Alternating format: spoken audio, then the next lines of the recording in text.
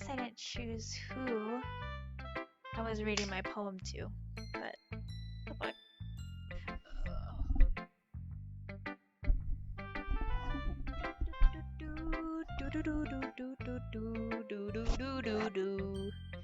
Okay, who should I show my poem to first? I don't think it matters, so I'll do Sayori. Oh my goodness! This is so good, Yaya! I love it! Especially after yesterday's poem. You're too honest sometimes, Sayori. No, but really! I want to put this on my wall. Can I? Sayori, you must be seriously overreacting. I'm not a good writer at all. Honestly, I have no idea what I'm doing. Like, no fucking idea. Can I use my... Do I have any volume? Let's see. Voice mod?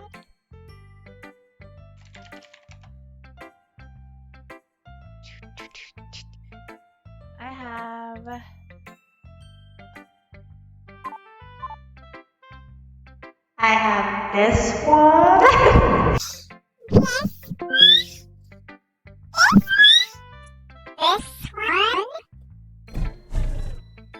This one. This one. This one. Okay, none of them freaking work. It's crazy that they changed the volumes. Okay.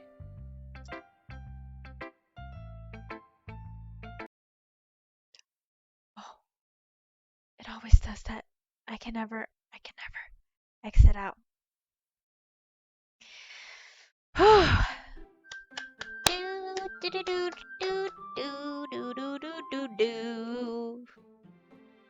Doki doki!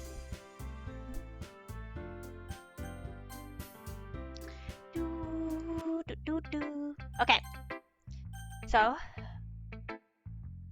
I will show my poem to Sayori first. Oh my goodness! This is so good, Yaya! I love it! Especially after yesterday's poem. You're too honest sometimes, Sayori. No, but really, I want to put this on my wall. Can I? Sayori? You must be seriously overreacting. I'm not a good writer at all.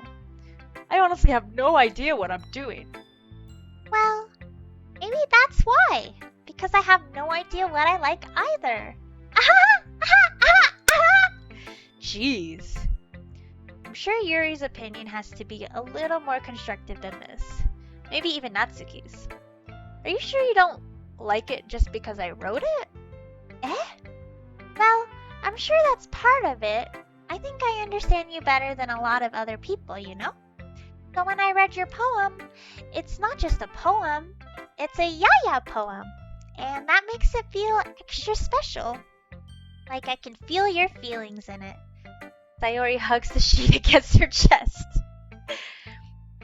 You're so weird, Sayori. Well, I'm not very good at figuring out if poems are good or bad, but that's why I go by my heart. If it makes me feel things, then it must be a good poem. I'm not sure that's exactly how it works. Then again, I guess conveying feelings is a pretty important part of this whole thing. Yeah, maybe. Honestly, I don't even know what kind of writing you like in the first place. Yeah, me neither. Why don't you at least try giving it some thought? You want to write something for me? That's so sweet. Yeah, right. But you're always thinking about other people. You need to think about yourself once in a while. If you don't, you might end up getting hurt at some point. Well, I don't really know what you mean, but I'll try to keep it in mind. Well, whatever. Anyway, let's see. I guess I like happy poems. Wait, sometimes I like sad poems too.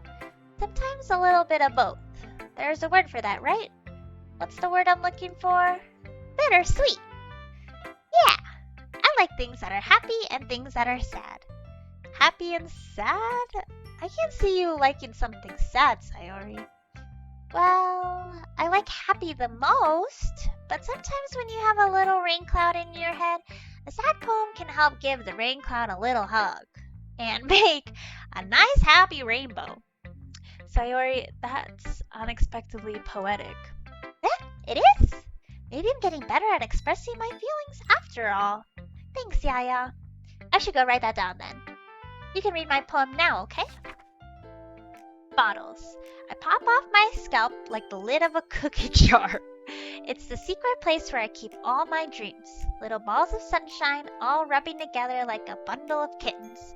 I reach inside with my thumb and forefinger and pluck one out. It's warm and tingly. But there's no time to waste. I put it in a bottle to keep it safe. And I put the bottle on the shelf with all of the other bottles. Happy thoughts, happy thoughts, happy thoughts in bottles, all in a row. My collection makes me lots of friends. Each bottle is starlight to make amends. Sometimes my friend feels a certain way. Down comes a bottle to save the day. Night after night, more dreams. Friend after friend, more bottles. Deeper and deeper my fingers go, like exploring a dark cave, discovering the secrets hiding in the nooks and crannies. Digging and digging, scraping and scraping. I blow dust off my bottle caps. It doesn't feel like time elapsed. My empty shelf could use some more. My friends look through my locked front door. Finally, all done. I open up and in come my friends. In they come in such a hurry.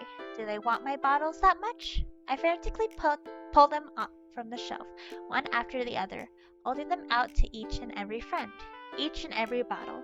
But every time I let one go, it shatters against the tile between my feet. Happy thoughts, happy thoughts, happy thoughts in shards all over the floor. They were supposed to be for my friends who aren't smiling. They're all shouting, pleading, something. But all I hear is echo, echo, echo, echo, echo inside my head. Holy crap! Sayori, did you really write this? Of course I did! Didn't I tell you yesterday I was gonna write the best poem ever? Yeah, but I mean, I didn't expect something like this coming from you. Monica taught me a whole lot, and I've been really in touch with my feelings recently. I see that. It's almost kind of creepy. Creepy? Well, not exactly. Maybe because I'm so used to you being cheerful. Well, never mind. I'm thinking too hard about it. The point is, it came out good, so you should be proud of it. Oh, thanks. I feel like I was meant to express myself this way. It even helps me understand my own feelings a little better. Writing is like magic. You've gone pretty passionate about this, huh? I hope you keep it up. Yeah, writing's the best. I'm gonna keep writing until I die. Don't get ahead of yourself. Sayori's always had a habit of getting obsessed with something before dropping it no more than a week later. I wonder if this is one of those times. But seeing the passion in her eyes makes it hard for me to be pessimistic. Who should I show my poem to next, Natsuki? Well, I can admit that it's better than the last one. It's nice to see that you put in some effort. That's good. Come to think of it, this kind of reminds me of Sayori's poem from yesterday. You think so? Yeah, well, I guess you've been friends with her for so long, you might as well be on the same wavelength. But you never really struck me as her type. Sayori has a type all of a sudden.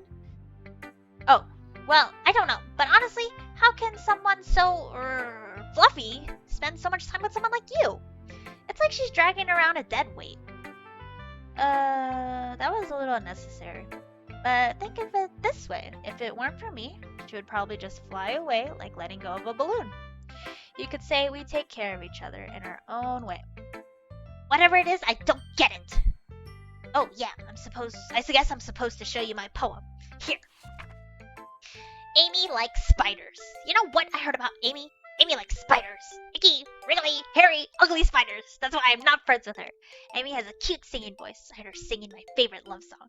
Every time she sang the chorus, my heart would pound to the rhythm of the words. But she likes spiders. That's why I'm not friends with her. One time, I hurt my leg really bad. Amy helped me up and took me to the nurse. I tried not to let her touch me. She likes spiders, so her hands are probably gross. That's why I'm not friends with her. Amy has a lot of friends. I see her talking to people. She probably talks about spiders. What if her friends start to like spiders too? That's why I'm not friends with her. It doesn't matter if she has other hobbies. It doesn't matter if she keeps it private. It doesn't matter if she doesn't hurt anyone. It's gross. She's gross. The world is better off without spider lovers. And I'm gonna tell everyone. Not bad, right? Not bad, right? It's quite a bit longer than yesterday's. Yesterday's was way too short. And I was just warming up. I hope you didn't think that was the best I could do. No, of course not. Anyway, the message is pretty straightforward in this poem. I doubt I have to explain it. Sometimes you can explain complicated issues with much simpler analogies, and it helps people realize how stupid they're being. Like anyone would agree that the subject of this poem is an ignorant jerk. Do you know people like that? Of course, it's about how everyone thinks That doesn't matter. It can be about anything. I wrote it to be easy to relate to. Everyone has some kind of weird hobby or a guilty pleasure. Something that you're afraid of if somebody find out, they'd make fun of you or think less of you. But that just makes people stupid. Who cares what someone likes, as long as they're not hurting anyone and it makes them happy? I think people really need to learn to respect others for liking weird things. Well, you're definitely right. At least I can relate to that. I'm sure a lot of people can too. It's what I do best after all. I don't like writing unless there's a good message to take away from it. Like conveying emotions is important. But I want to make people think, not just feel. Remember that! I'm gonna write a good one for tomorrow, so look forward to it! Should I show my poem to next? Yuri. Let's see what you've written for today. This is pretty good, Yaya. Were you influenced by seeing everyone's writing styles yesterday? I guess you could say that. I was also a bit surprised by how differently everyone writes. So I respect you for trying new things. You don't need to be afraid to be a little more daring. Metaphors can go a long way. Don't feel like you need to work your brain like turning a bunch of gears. Try letting your mind wander through your feelings, and write down the things you see and hear. That's one way to truly enable your reader to see into your mind. It's a very intimate exercise. I see. That's a certainly interesting technique. Thanks for sharing. I have, an example of that if you'd like to read it. Of course. Is this the poem you wrote for today? Yuri nods and timidly hands me her poem. The Raccoon. It happened in the dead of night while I was slicing bread for a guilty snack. My attention was caught by the scuttering of a raccoon outside my window. That was, I believe, the first time I noticed my strange tendency as an ordinary human. I gave the raccoon a piece of bread, my subconscious well aware of the consequences, well aware that a raccoon that is fed will always come back for more. The enticing beauty of my cutting knife was the symptom. The bread, my hungry curiosity, the raccoon, an urge. The moon increments its phase and reflects that much more light off of my cutting knife. The very same light that glistens in the eyes of my raccoon friend. I slice the bread, fresh and soft. The raccoon becomes excited. Or perhaps I'm merely projecting my emotions onto the newly satisfied animal. The raccoon has taken to following me. I could say that we've gotten quite used to each other. The raccoon becomes hungry more and more frequently, so my bread is always handy. Every time I brandish my cutting knife, the raccoon shows me its excitement. A rush of blood, classic Pavlovian conditioning. I slice the bread, and I feed myself again.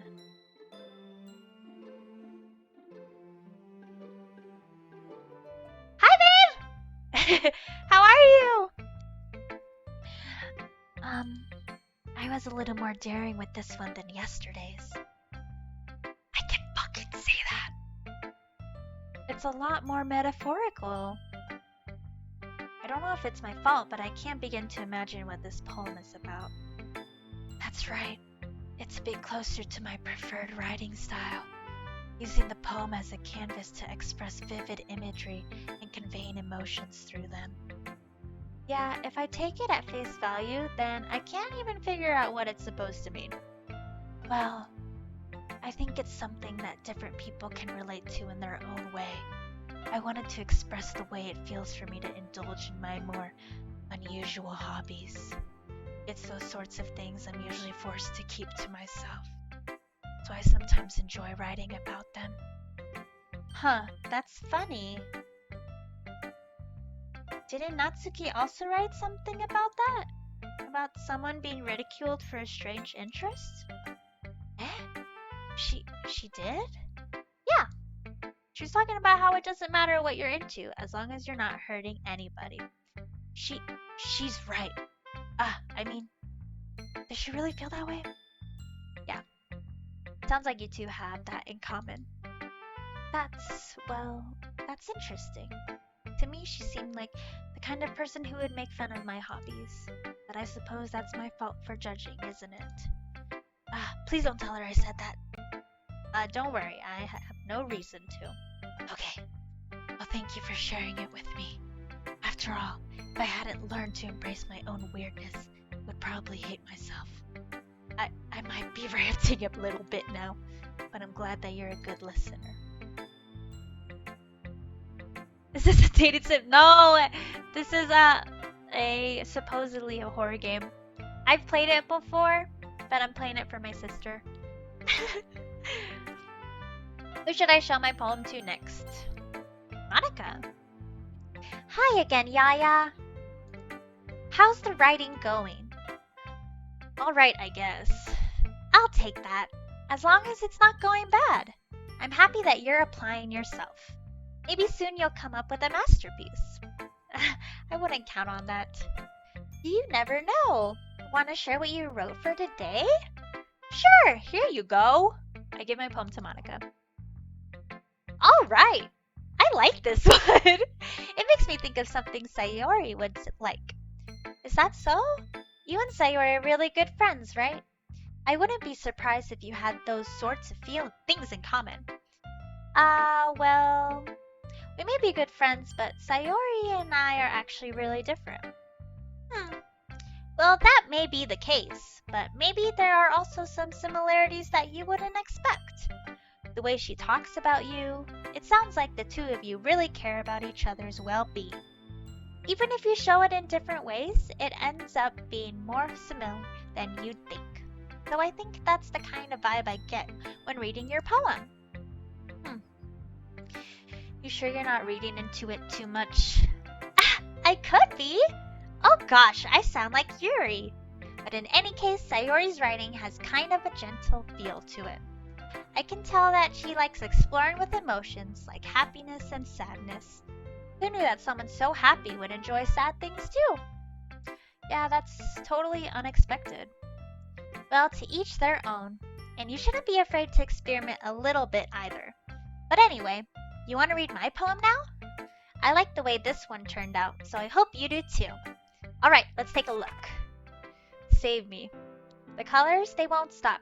Bright, beautiful colors, flashing, expanding, piercing, red, green, blue, an endless cacophony of meaningless noise. The noise, it won't stop. Violent, grating waveforms, squeaking, screeching, piercing, sine, cosine, tangent, like playing a chalkboard on a turntable, like playing a vinyl on a pizza crust. An endless poem of meaningless. Load me!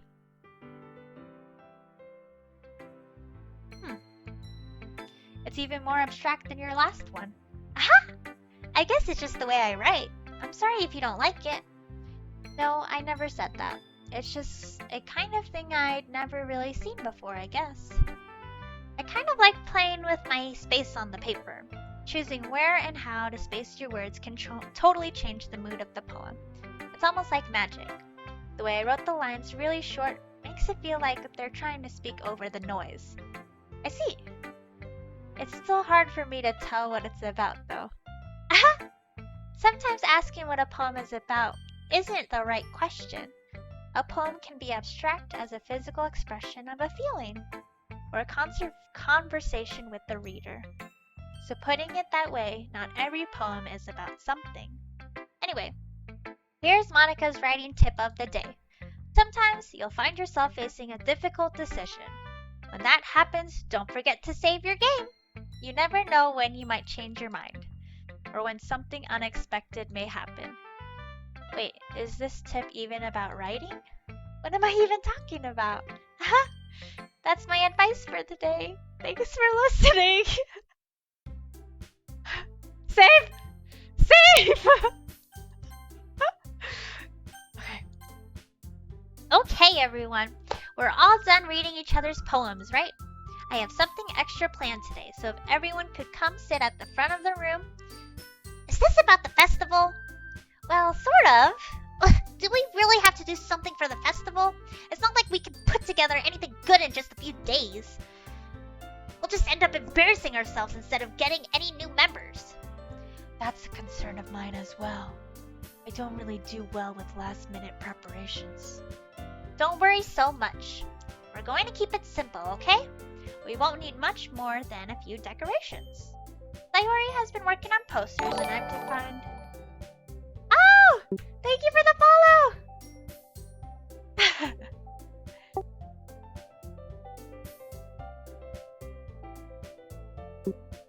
Oh, okay. I don't know what that Nightbot is.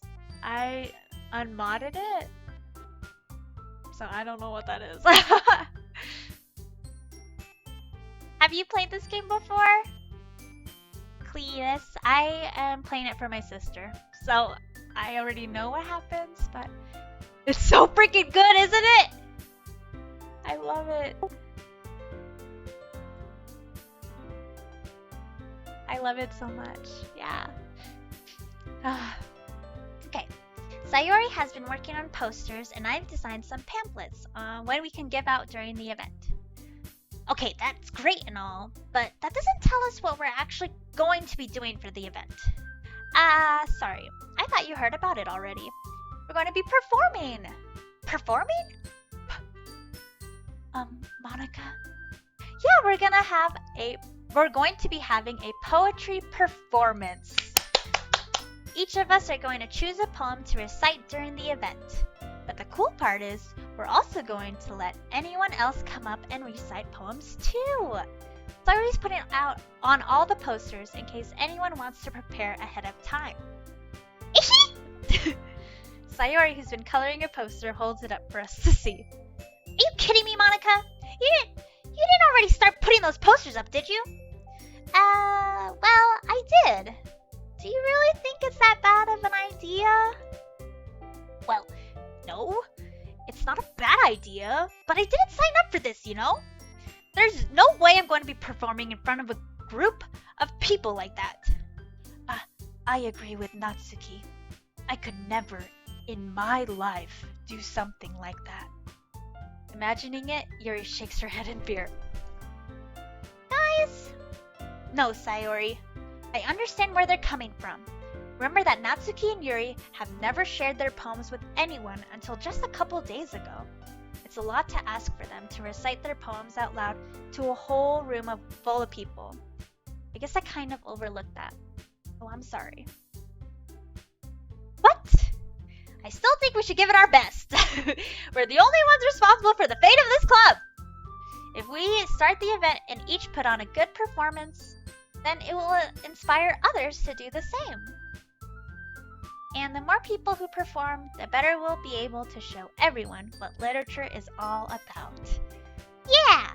It's about expressing your feelings, being intimate with yourself, finding new horizons, and having fun. That's right! And it's those reasons that we're all in this club today.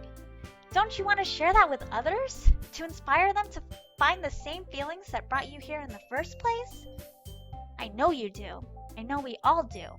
And if all it takes is standing in front of the room for 2 minutes and reciting a poem, then I know you can do it. Natsuki and Yuri remain silent. Sayori looks worried. I guess that leaves me no choice. I agree. I don't think it's too much to ask.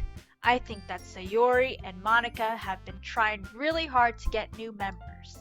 The least we can do is help them out a little bit. Well, maybe, but... It looks like Natsuki doesn't have any arguments left. Okay, fine. I guess I'll just have to get it over with. All right! Phew! Thanks, Natsuki. What about you, Yuri? Yuri dejectedly glances around at everyone else's expectant faces. Guess I don't really have a choice. That's everyone. You're the best, Yuri. This club is seriously going to be the death of me. Oh gosh, you'll be fine, Yuri. But anyway, let's move on to the main event. I want each of you to choose a poem of yours. We're going to practice reciting them in front of each other. No, wait! Monica, this is too sudden. Well, if you can't recite your poem in front of the club, how do you expect to do it in front of strangers? Oh no. Don't worry. I'll start off to help everyone feel a little more comfortable. Can I go next? Of course. Now let's see. Monica flips through her notebook to the specific poem she has in mind for herself.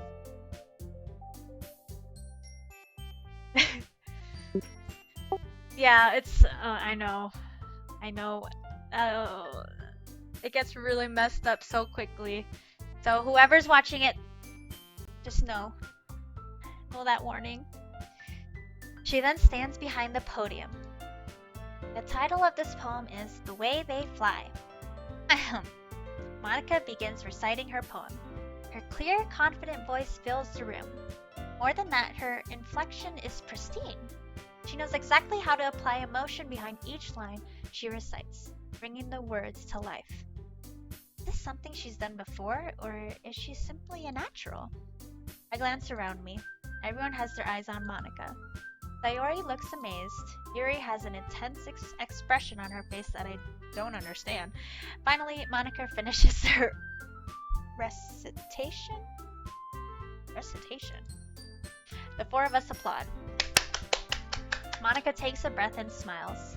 That was so good, Monica! Thank you very much! I was just hoping to set a good example. Are you ready to go next, Sayori? I'll go next. Wow! Yuri's fired all of a sudden! Yuri clutches a sheet of paper between her hands and stands up. Keeping her head down, she walks quickly over to the podium. This poem is called... Yuri anxiously glances at each of us. You can do it, Yuri. It's called After Image of a Crimson Eye. Yuri's voice shakes as she starts reading the poem. Just a moment ago, she practically refused to do this. Why is she suddenly putting in so much effort? As Yuri gets past the first couple of lines, her voice changes. It's almost like what happens when Yuri gets absorbed into her books. Her quivering words transform into the sharp syllables of a fierce and confident woman. The poem is full of twists and turns in its structure that she enunciates with perfect timing. This must be a rare glimpse into the whirling fire Yuri keeps concealed inside her head. Suddenly she's finished. Everyone is stunned. Yuri snaps back into reality, glances around her as if she bewildered her, even herself. It's up to me to save the situation. I'm the first to start applauding. Everyone joins me afterward, and we give Yuri the recognition she deserves. It's not that we didn't want to applaud for her, but we were caught so off guard that we must have forgotten. As we applaud, Yuri holds the poem to her chest and rushes back into her seat. Yuri, that was really good. Thank you for sharing. Looks like Yuri is down for the count. Okay, I guess I'm next then. Sayori hops out of her chair and cheerfully walks to the podium. This one's called My Meadow.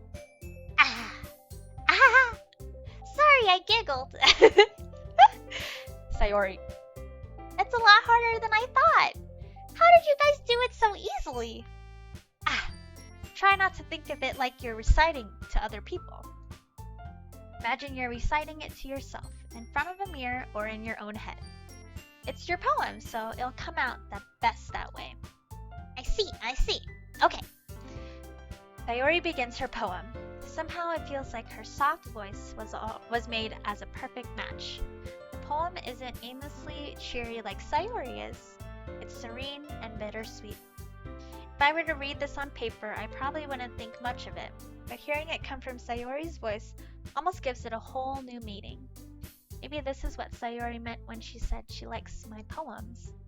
Like I get to reach more deeply into someone I thought I knew through and through. Sayori finishes and we applaud. I did it! Good job, Sayori. Even Yaya liked it. I guess that's a good sign.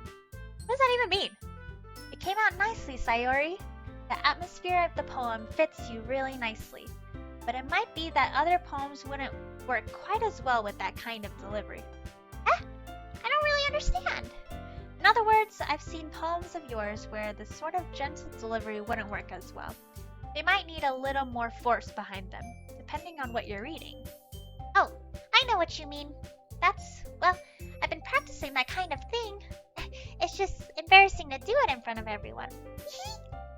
Next time I'm going to make you pick a poem that challenges you a little more. We don't have much time before the festival, you know. Okay. Now who's next? Natsuki? Huh. Don't make me go before Yaya. It's not like I can compare to you guys anyway. Might as well let Yaya lower everyone's standards a little before I have to do it. Natsuki. It's fine. I might as well get it over with. But it's not like I have much of a selection of what to read. I'll just have to go with what I wrote for today. Stand up and step in front of the podium. Everyone has their eyes on me, making me feel terribly awkward. I recite my poem. Since I'm not exactly confident in my own writing, it's hard to put energy in it. Despite that, once I finish, I receive applause anyway. Sorry, I'm not really as good as everyone else. Don't worry much about it. I think it's less about your abilities and more about your lack of confidence in your writing. That's something that'll improve over time, though. Yeah, maybe. Alright then. That just leaves you, Natsuki. Yeah, I'm going. Natsuki begrudgingly gets out of her seat and makes her way to the podium. The poem is called... Why are you all looking at me? Because you're presenting. Anyway, the poem is called Jump. Natsuki takes a breath. When she starts reciting the poem, her sour attitude disappears a little. While she's still a little unenthused, her poem has a rhythm and rhyme to it. It's Natsuki's trademark style, and it works surprisingly well when spoken aloud.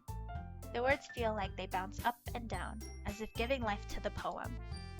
Natsuki finishes and everyone applauds. She hops back to her seat. That wasn't so bad, was it? Easy for you to say. Better not make me do that again. Well, do you at least feel prepared enough to recite a poem in front of other people? I mean, doing it in front of other people will be way easier. I can put on whatever face I want for other people. But when it's just my friends, it's just embarrassing. That's a surprise, Natsuki. I think it would be the other way around for me. Well, that's just how it is, so... Well, I guess in that case, you won't have much to worry about for the festival. That said, I want to thank everyone for coming through. It might be hard, but I hope that you all have an idea of what it's like now. Make sure you pick a poem and get enough practice before the festival, okay? I'll be making pamphlets, so let me know ahead of time what you'll be reciting. Jeez, I should probably find some other poem to recite instead. That's fine too. It doesn't have to be your own. I'm already pleasantly surprised that you're putting in all this effort for the club. Makes me really happy. Yeah, no problem. Okay, everyone. I think that's about it for today. I know the festival's coming up, but let's try to write poems for tomorrow as well. It's been working out really nicely so far, so I'd like to continue that. As for the festival, we'll finish planning tomorrow, and then we'll have the weekend to prepare. Monday's the big day! I can't wait! I can do this. Alright. I stand up. There's no way I'll be able to find the same enthusiasm as Sayori and Monica, but I'll do my best to get through it. If it's for the sake of the club and impressing Monica, then I'll have to do my best. Ready to go, Sayori? Yep! Look at you two, always going home together like that. It's kind of adorable, isn't it? Jeez, you guys, don't make such a big deal out of it. It must be nice, though. Well, how am I supposed to respond to that? It's okay, Yaya. You don't have to say it. Whatever, let's go already. I walk home with Sayori once more. Even though it's only been a few days, a lot of things have already changed. But today, Sayori is being a little quieter than usual on the way home. Hey, Sayori. Sorry, I was spacing out. No wonder.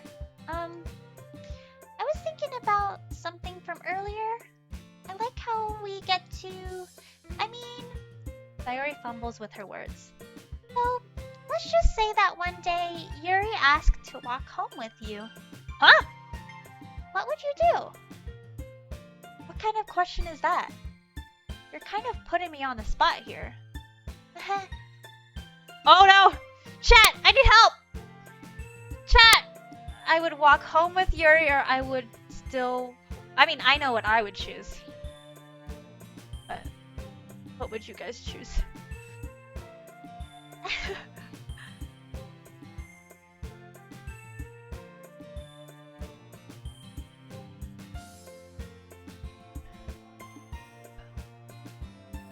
Oh my goodness.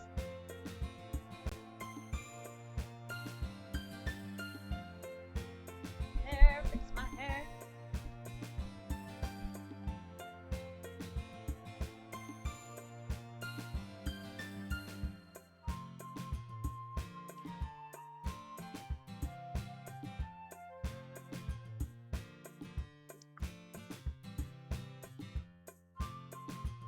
Help, help, help, Athame, help.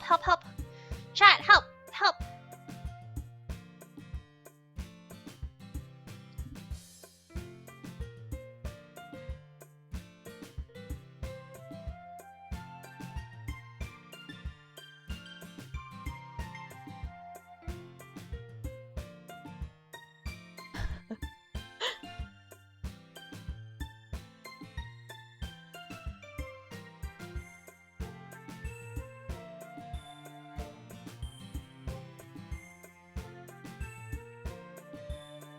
Oh no! She's ignoring me. Does anyone have anything? So I personally would choose Sayori. But I know people got beef with what I would choose. I'll save really quick. Oh no.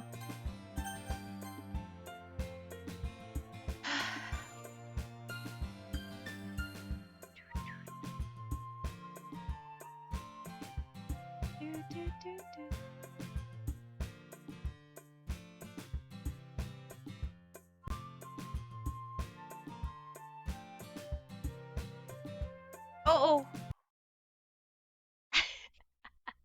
Every time I exit out, it goes.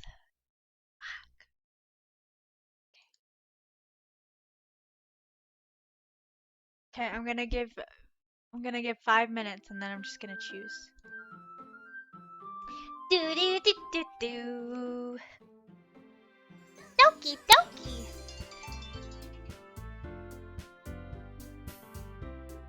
Hello? I need help. With what to choose. For my doki. Yeah.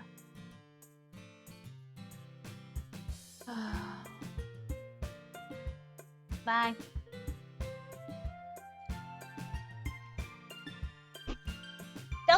Doki. Oh.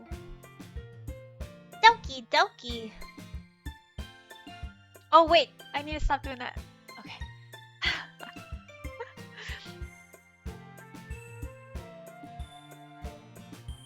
I'm gonna go get some ice actually. Hold on, I'll be right back.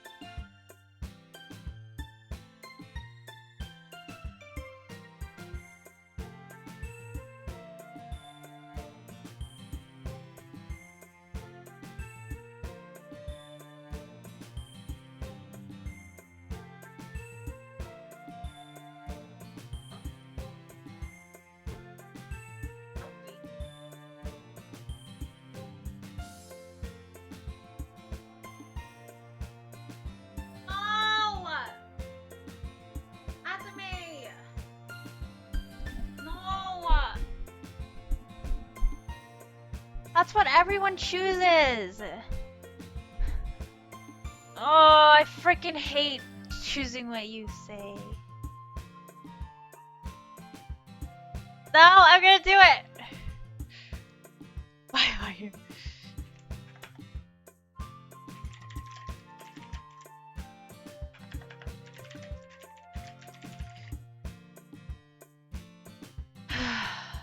Okay. She's a bitch about it too. I would walk home with Yuri. Walking home with Yuri, huh? Why does the thought of that make my heart pound?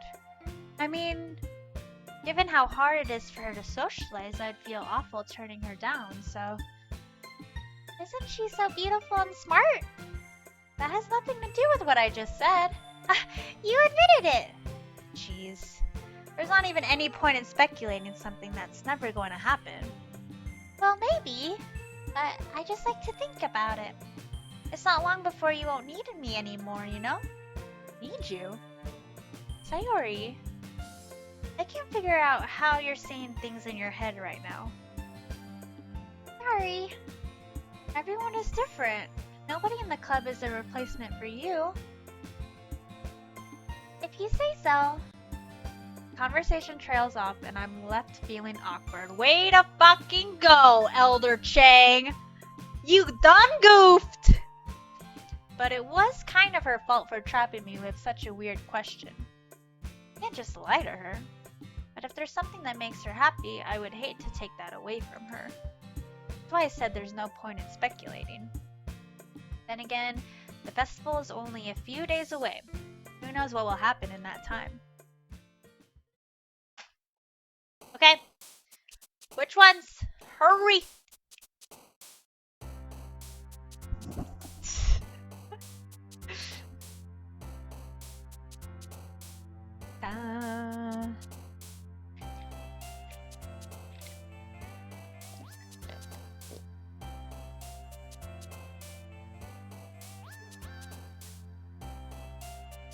Jumpy?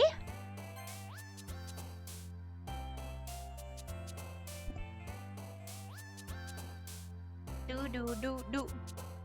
Ooh, ooh, ooh, ooh. Twirl. So cute.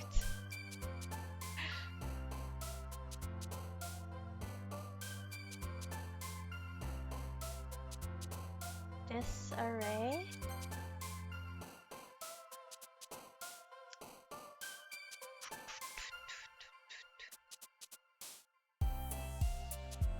Hey, hey, hey. Massacre? Holy shit. What is wrong with this bitch?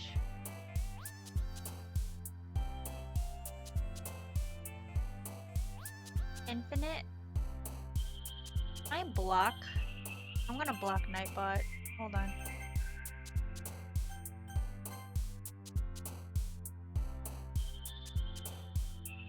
How do you block him?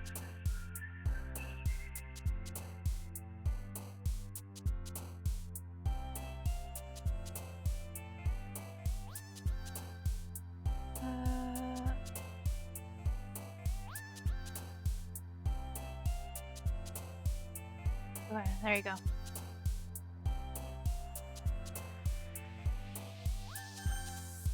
Okay, variance. The fuck? Where'd you see that? Infinite. Secretive?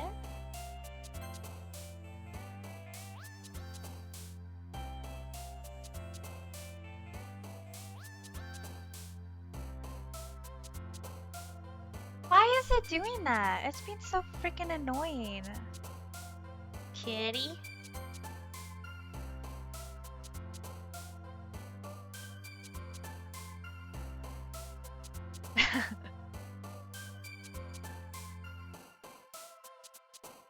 Strawberry?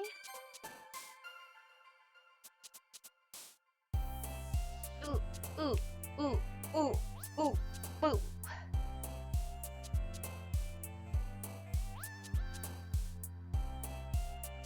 Imagination.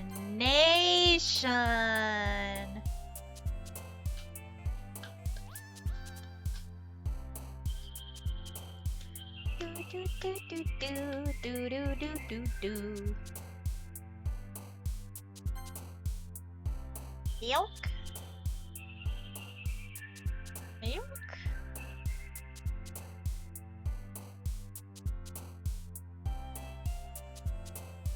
Breathe.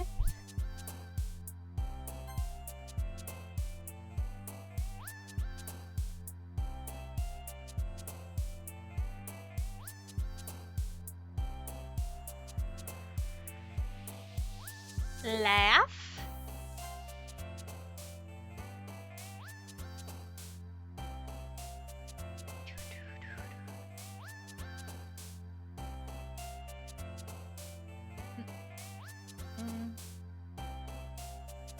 Clouds? Are you literally just doing one in the bottom corner?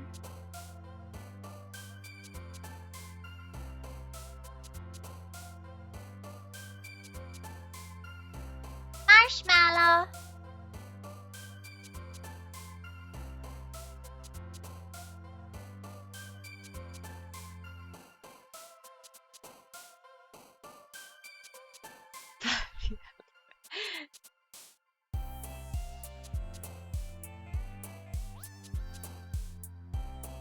Tenacious.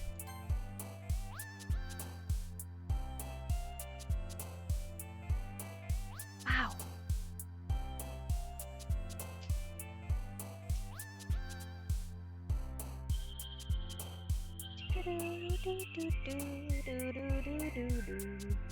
Skipping.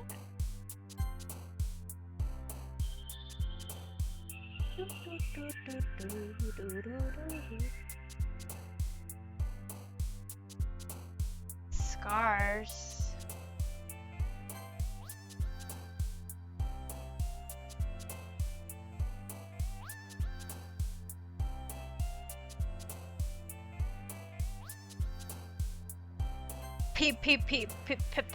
Pen, pineapple, apple, pen.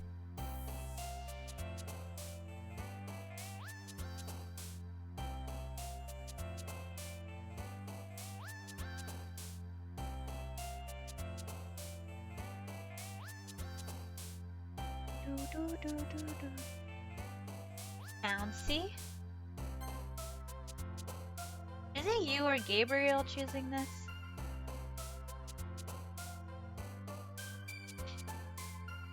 Poof! Poof! Okay, we're gonna save in case something happens. Okay. Oh man. Oh yeah, disagree. I'm the last one here again! Don't worry, I just walked in too. Are you practicing piano again? Yeah. Ha ha ha.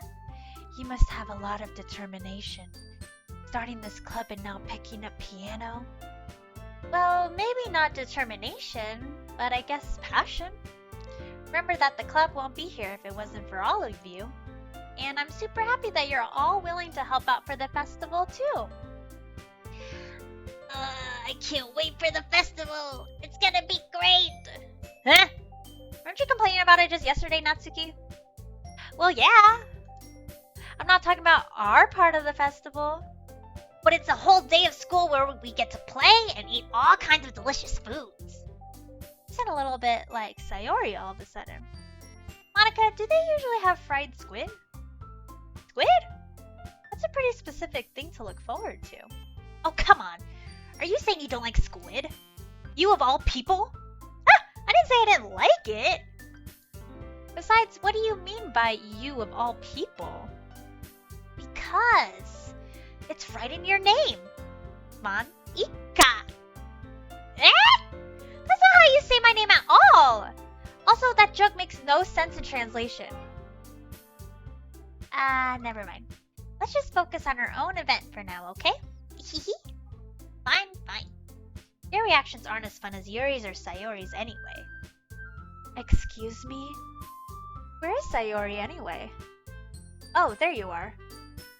Sayori is sitting at a desk in the corner of the room, looking down at nothing. I walk over to her. Hey, Sayori! I wave my hand in front of her face.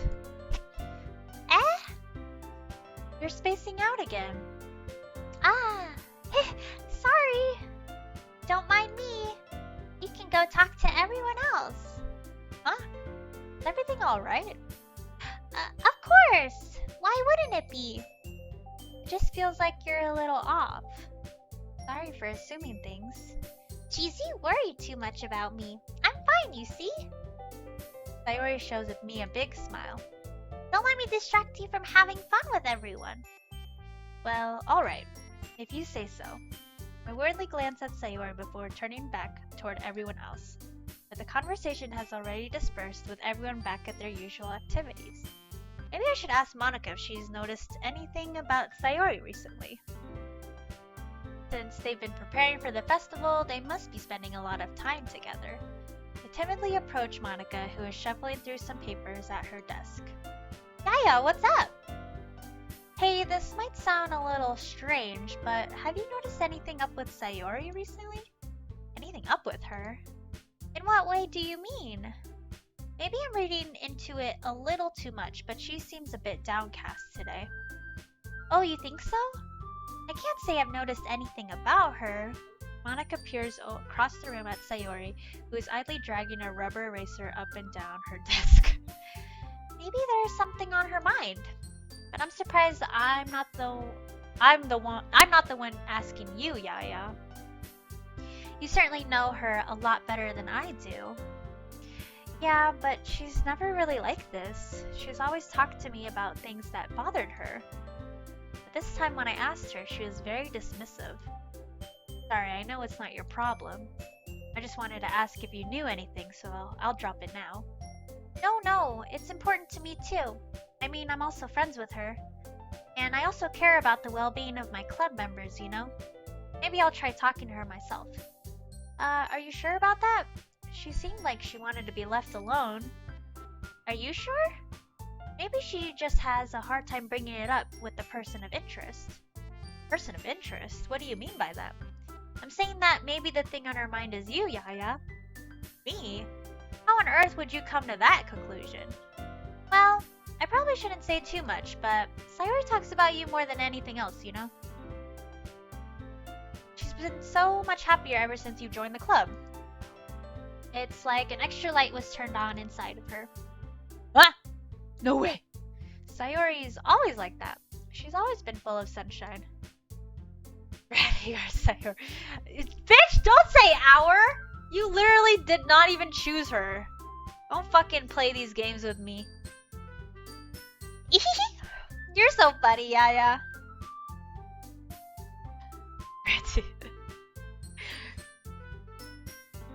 Excuse me.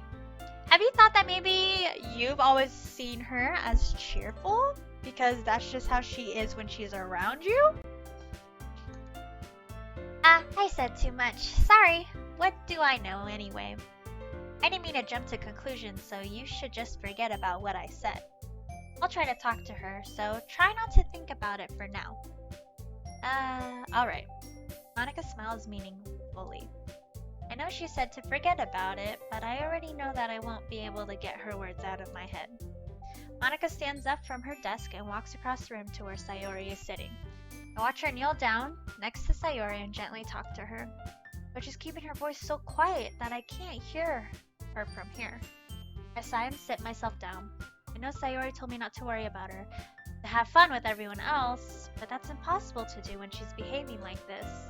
Exactly how much do I care about her that I'm letting this weigh me down so much? Now it feels like I'm the one behaving out of the ordinary, but there's nothing I can do besides wait for Monica. Why does it feel like I'm being watched? I glance around the room. Suddenly I notice Yuri peering at me from over her book, but she looks away just as quickly with a flustered look on her face. I realize that she won't get anywhere like this.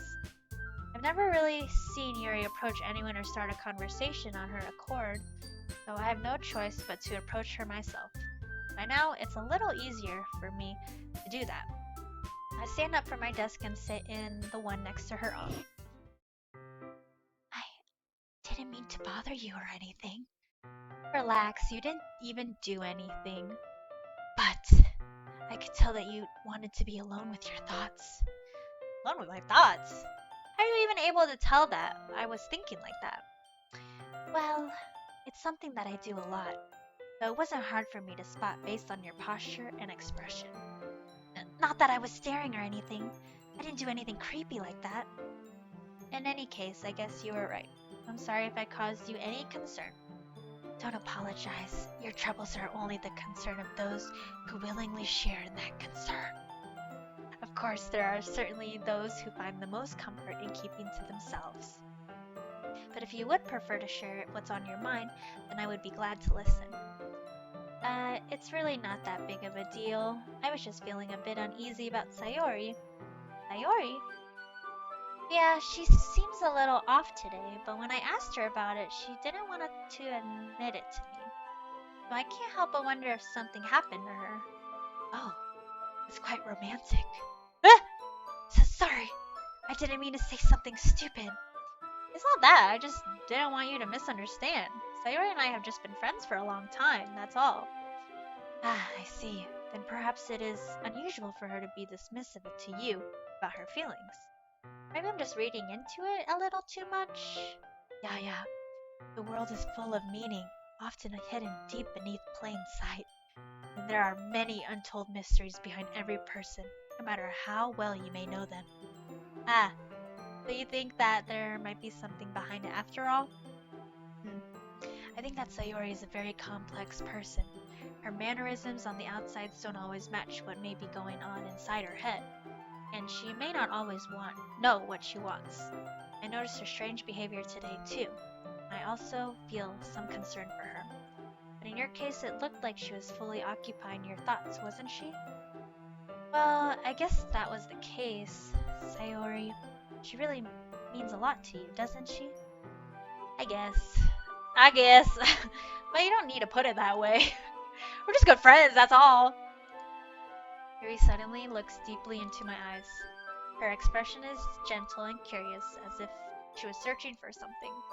Embarrassed, I avert my gaze. Less sultry? How do I like it like that. I can't. So apparently my voice box changes the voices that are available. I can show you what's available right now.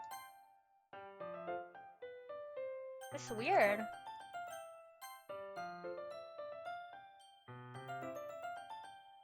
Sultry. Why you don't like that? Atame. Okay, these are the voices that are free right now. This one, I don't even know what this is. Is it like speeding it up? And then the cave. Oh.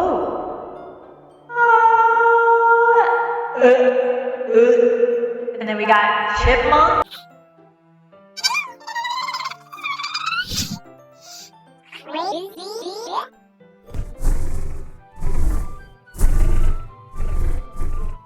And VR. Yeah. So they switch every day. I don't know that, which fucking sucks.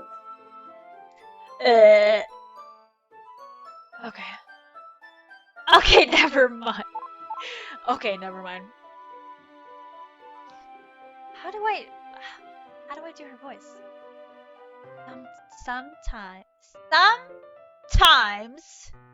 a person's mysteries are untold even to themselves.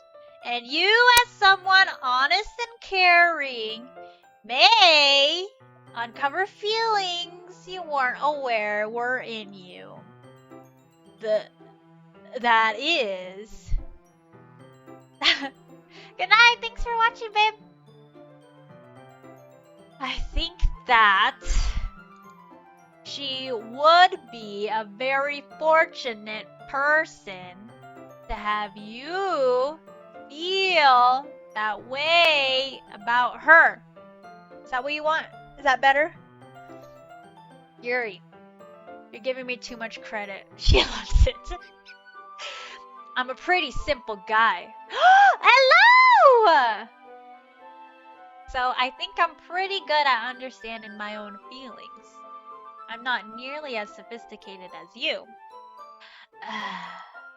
That's not a compliment, is it? It is what it is! It is what it is! Anyway, as long as we're here, why don't we do some reading? Well, as long as you're okay with it. Yeah, I should be taking my mind off this whole thing anyway. It's quiet. Okay, everyone. After some time passes, Monica calls out to the club room. Why don't we share our poems now? Before I know it, everything is back to normal. Everyone goes to retrieve their poems, and I do the same. Make eye contact with Monica, and she smiles at me. I wonder what she was talking about with Sayori. Who should I show my poem to first? Sayori. We're just gonna go down the list. It's nice, I guess. Come on, I can already tell you don't like it. Well, you don't need to worry about what I think. After all, you wrote this for someone else, didn't you? Probably Natsuki. I didn't write this for anyone specifically. Maybe. That's not really what I meant, though. But it's okay. You're making new friends just like I was hoping. What a player.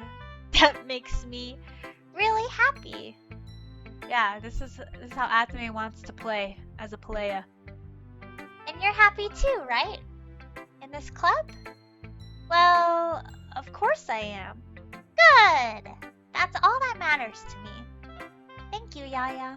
Sayori, is there something wrong? Huh? No, nothing. I'm just a little tired today. Alright, just tell me if you need anything. I will. Don't worry about me, okay?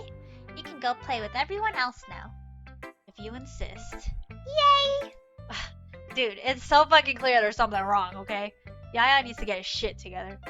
I'm going home a little bit early today. Sayori? Tell Monica I wasn't feeling well, okay? I'll see you tomorrow.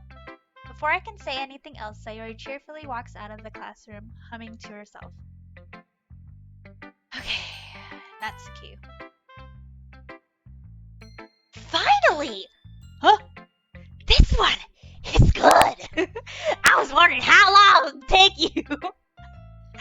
Alright, yeah. Seriously, don't listen to what anyone else says, especially Yuri. Just keep writing poems like this. That's all you need. Are you sure that's not just what you want? Excuse me? You're talking to a pro, you know? Don't you think you should trust my opinion the most? I guess that depends. Aren't you biased towards poems that are more simple and cute? Biased? Of course not! My opinion just happens to be the best! There's one thing I still can't tell. Natsuki actually self-aware of her spoiled behavior. At this rate, I don't know if I'll ever figure it out. Fair enough. I'm glad that you like my poem after all. Aha! I knew you'd finally understand. Just keep showing me your poems and you'll be a pro before you know it. Anyway, here's the one I wrote. I'll be your bitch. Your mind is so full of troubles and fears that diminished your wonder over the years, but today I have a special place, a beach for us to go. A shore reaching beyond your sight, a sea that sparkles with brilliant light. The walls in your mind will melt away before the sunny glow. I'll be the beach that washes your worries away. I'll be the beach that you daydream about each day. I'll be the beach that makes your heart leap in a way you thought had left you long ago. Let's bury your heavy thoughts in a pile of sand. Bathe in sunbeams and hold my hand. Wash your insecurities in the salty sea and let me see you shine. Let's leave your memories in a footprint trail, set you free in my windy sail, and remember the reasons you're wonderful when you press your lips to mine. I'll be the beach that washes your worries away. I'll be the beach that you daydream about each day. I'll be the beach that makes your heart leap in a way you thought had left you long ago. But if you let me by your side, your own beach, your own escape, you'll learn to love yourself again. Boom! Yeah. I felt like I was kept writing about negative things, so I wanted to write something with a nice message for once. Besides, the beach is awesome! Kinda hard to write anything negative about the beach. So you decided to write about the beach first and then came up with the message later? Yeah, well, it's only because of what happened yesterday. I mean, after Yuri and I realized we kind of wrote about the same thing, she wanted to pick a topic and have us both write about it or whatever. You can really see her doing that too. Making us write about a simple topic than trying to impress me by coming up with something all fancy. Well, it's not like I care. I just did it anyway. I mean, I guess mine ended up being kind of metaphorical too, but there's nothing wrong with doing that once in a while. At the very least, it was good practice. Okay, Yuri.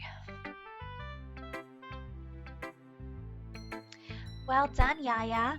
Well done, Yaya. You've definitely improved your writing over the course. I don't know how to fucking do her voice. You've definitely improved your writing over. You've definitely improved your writing over the course of these few days. Has my advice been helpful to you? Yeah, definitely. I'm glad. Sharing our writing like this, it's a lot more fun and rewarding than I anticipated. I need to remember to thank Monica. I think we all felt a little awkward at first, but now it seems like everyone is enjoying sharing their writing, seeing what others think. I guess I can't really disagree. I was afraid this whole thing would be a chore, but it's a great way for me to spend some personal time with all the girls in the club. But it's been fun getting to know everyone and their writing. And I guess doing some writing myself. Well, have you learned anything about yourself, Yaya? Well, you know how I like to say that writing is a very personal way to get in touch with yourself. And in the end, it doesn't matter if you're a good writer or a bad writer. And even my opinions are just opinions, you know? As always, I believe what's most important is exploring and discovering yourself. That's comforting. I'm kind of afraid of disappointing you in some way or another. Huh? Why me? Well, you're always sophisticated with your writing and have the most advice to share. Is that so? Yuri thinks for a good minute. That must be terrible. Oh! For me to have become someone whose opinion is fearsome. How unlikable of me. Yuri, it's not as bad as you're making it sound in your head. I just meant that I respect your opinion. I see. Sorry that I always overthink and come to those sorts of conclusions. I'm just a little too used to it. Overthinking? Being disliked. Yuri. What am I saying? Sorry, I didn't mean to bring that up. Let's move on. Alright, do you want to share your poem now? Okay, here. Beach! What? A marvel millions of years in the making, when the womb of Earth chastically meets the surface under a clear blue sky, an expanse of bliss, but beneath gray rolling clouds, an endless enigma. The easiest world to get lost in is one where everything can be found. One can only build a sandcastle where the sand is wet, but where the sand is wet, the tide comes. Will it gently lick at your foundations until you give in, or will a sudden wave send you crashing down in the blink of an eye? Either way, the outcome is the same. We still build sandcastles. I stand where the foam wraps around my ankles, where my toes squish into the sand. The salty air is therapeutic. The breeze is gentle yet powerful. I sink my toes into the ultimate boundary line, tempted by the foamy tendrils. Turn back, and I abandon my peace to erode at the shore, drift forward, and I return to Earth forevermore. I'm aware that the beach is kind of an insane thing to write about, but I did my best to take a metaphorical approach to it. Yeah, Natsuki already told me about it. She did? She didn't say anything weird, did she?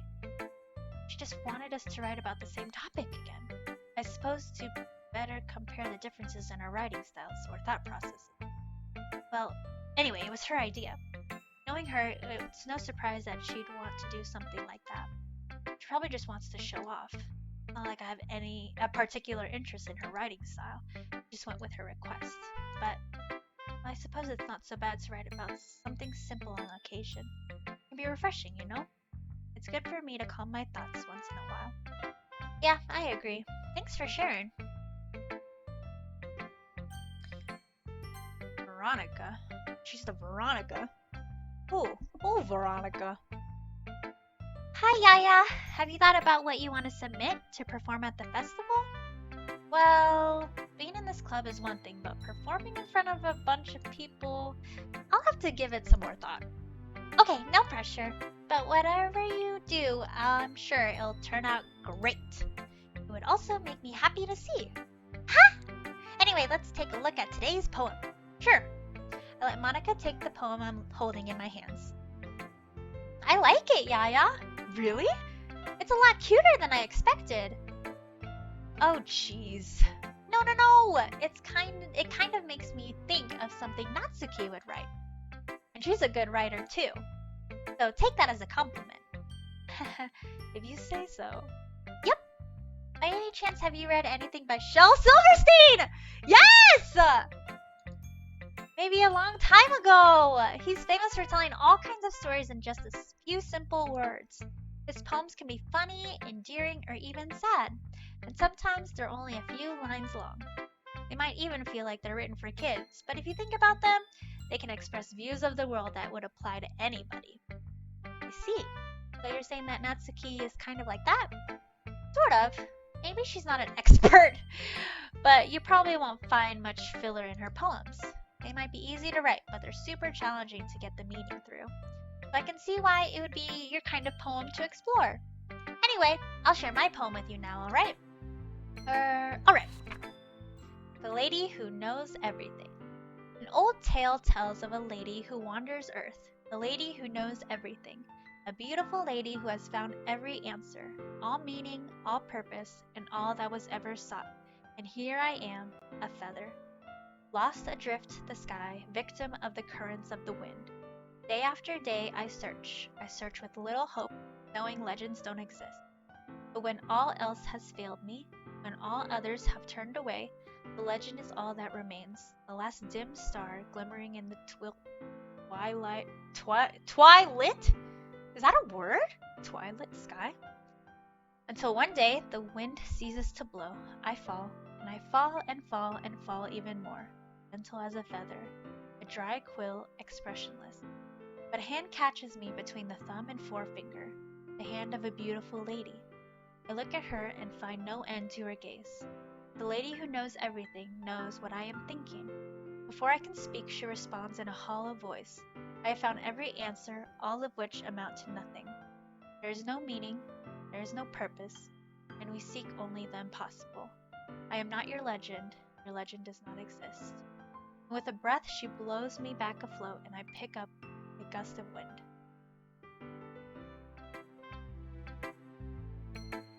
But how do you say it? Is it Twilight? Twilight? Twilight? I just thought it was Twilight. You know,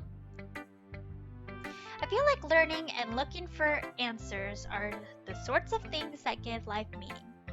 Not to get too philosophical or anything, but it was kind of on my mind, so that's why I wrote about it. I see. I never really put much thought into it.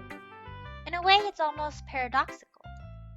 Because if we had all the answers, wouldn't the world start to lose its meaning? You know, there's one thing I noticed. It seems like everyone in this club prefers writing about things that are more sad than happy. Are you surprised?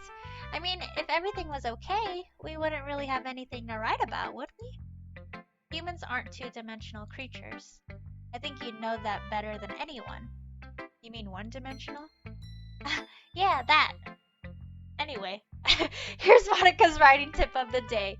Are you ever too shy to share your writing because you're afraid it's not that good? It can be really disheartening to get a lukewarm response to something you put so much into.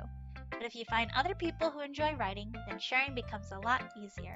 Because instead of just telling you that your writing is good, or okay, or bad, they'll want to focus more on everything that went into it, and the things you can work on.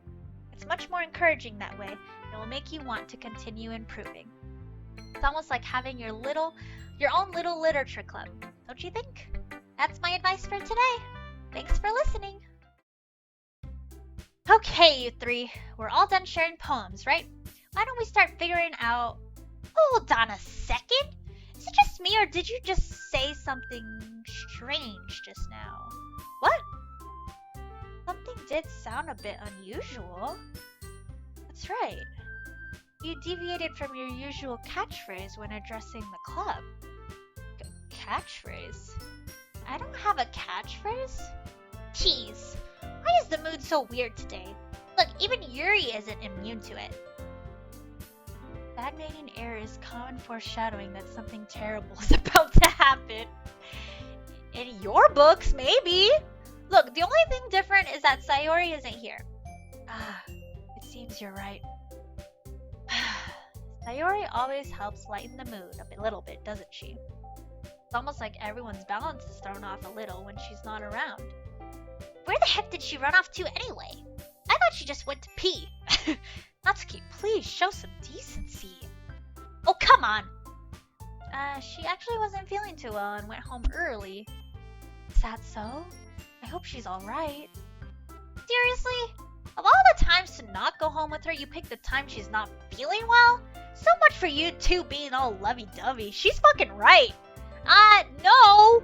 First of all, stop misunderstanding my friendship with Sayori. And second, she's kind of been avoiding me today, so I didn't want to force it. Ooh. A curious expression coming from Yuri of all people. Calm down, guys. I talked to her earlier and everything is fine. What did she say? Anyway, we need to figure out the rest of the festival preparations, so let's decide what everyone will be doing this weekend. I already know what I'm doing. That's right. Natsuki will be making cupcakes, but we need a lot of them and different flavors. Can you handle that all by yourself, Natsuki? Challenge accepted, bitch. And as for myself, I'm going to be printing and assembling all the poetry pamphlets. Sayori will be helping me design them. And as for Yuri, you can... Guys, can you help me come up with something for Yuri? I'm useless. No, that's not it at all. You're the most talented person here, you know? Now Natsuki's pouting too? Jeez, even I can tell now. I guess I never gave Sayori enough credit, but I can tell things are even harder on you when she's not around. That may be the case, but if I can't also be a leader on my own, then I won't grow as a person. So Yuri, you have beautiful handwriting, you know, so you should make some banners and decorations to help set the atmosphere. Atmosphere? About that, I love atmosphere. Yuri's expression suddenly changes as she stares at her desk in focus and starts nodding to herself. Her mind is already racing, I see. That's great! You'll be a wonderful help, Yuri. But anyway, that just leaves you, Yaya. The one who is truly useless. Don't say that. In fact, both Natsuki and Yuri have some pretty heavy tasks to handle. It would probably go a long way to give one of them a hand. You could always help me out as well. I would be really appreciative of that.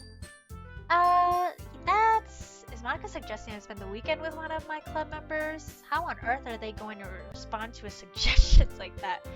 I suppose I wouldn't mind a bit of help. Well, even if you don't know how to bake, there's always some dirty work I could give you. It's not like Monica's going to give me a choice, and you shouldn't be sitting on your butt anyway. Natsuki tries to mumble a bunch of excuses like that. If I recall, Natsuki, you mentioned that you would like to handle the baking on your own. Yaya may not like to be around if you only make him out to be a nuisance. So therefore, he may be more suited to assisting with the decorations. Hold on! I never said that! How hard could it be to make a few decorations anyway? Sounds more like you're just making excuses for Yaya too. What are you saying? It will be extremely meticulous work. And baking isn't? Just what do you think? Guys, let's settle down for a moment. In the end, I think it's up to Yaya to decide how he'd like to contribute. Besides, he hasn't really gotten the chance to spend any time with me yet, you know? I'm sure he's interested in. You literally just said. I'm surprised as well. Sorry, I was just saying though. Jeez, can we just settle this already? Yeah. Yaya, you're okay with this, right? In the end, it's up to you. Of course. Very well. In that case, everyone look straight at me. But of course, I'm gonna go with...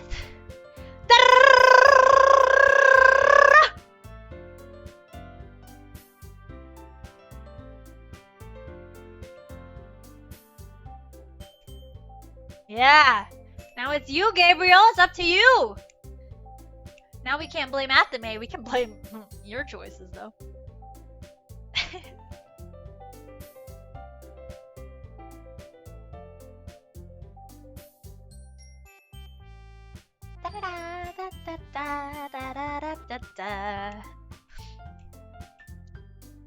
Or just make Athame choose.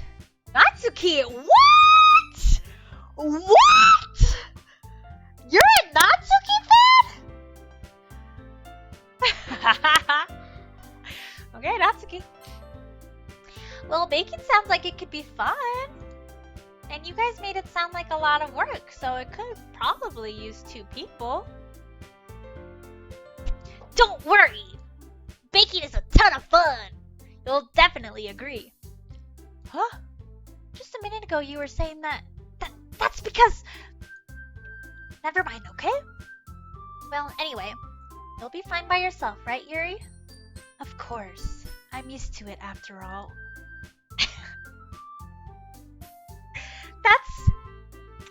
That's good? That's good? Even though Yuri's being melodramatic, it's a little hard to not feel bad. So that's everything, right? Oh, so that's everything, right? Anything else we need to talk about? No, I think that's it. Are you guys excited? Yes! Everything except the performance is gonna be awesome! I don't think that really counts. What about you, Yaya? Me? I guess you could say I'm interested to see how it'll turn out. That's good enough for me. What about you, Yuri? Yuri? She's still sulking. Natsuki starts pouting too. It's not that big of a deal or anything. Well, it might not be just that. I think that Yuri might just be feeling a little underappreciated in general. Having to come up with something for her to do and then nobody offering to help. That doesn't mean... Ugh. Natsuki glances back and forth between everyone with a worried expression. Look! Natsuki goes over and puts her hands down on Yuri's shoulders. Yuri, you really are the most talented one here. And you're going to help make the event a lot more fun and welcoming. I mean, the cupcakes will probably help a lot too. But you're gonna make the atmosphere special. That'll be really important for the way that people feel during the performances. So, you stop being dumb and give yourself a little more credit. Natsuki releases her hands and turns around to face the other direction. You didn't really mean that, did you? Not really, but... Yuri isn't the only one surprised. Monika and I are also taken aback by Natsuki's words. Natsuki of all people to be saying such encouraging things? But I begin to understand. Natsuki was trying to sound like Sayori. Even if it didn't work out perfectly, I can tell that she tried to say something Sayori would say at a time like this. Because Sayori always helps everyone smile and feel good about themselves. I'm sorry for being dumb. I'm going to do my best. And all of us are going to make it a really great event. Yeah! Yeah! I hope to see everyone do their best. But with that, there's nothing more for today. So I guess it's time for us to head out. Okay, but I'm staying here a bit longer. I barely got to do any reading today, so... Fair enough, there's nothing wrong with that. Everyone packs up their things. I start to follow Monika and Yuri out the door as they chat between each other. Where are you going? Huh? We still need to figure out our plans for this weekend. You literally would have gotten home and realized that you didn't even have a way to contact me. Oh, that's true. I have no idea how that slipped my mind. Geez, good thing I stopped you. I'm giving you my number, okay? You better not make it weird or anything. Why would I do that? Natsuki gives me her number. Okay, I'm coming over on Sunday. I'll bring all the ingredients. Wait, You're coming to my house? Well, yeah. What's wrong with that? I mean, I just figured that since I'm the one helping, I would be going to your house. Yeah, right. Like I could have a guy over my house. My dad would kill me. Really?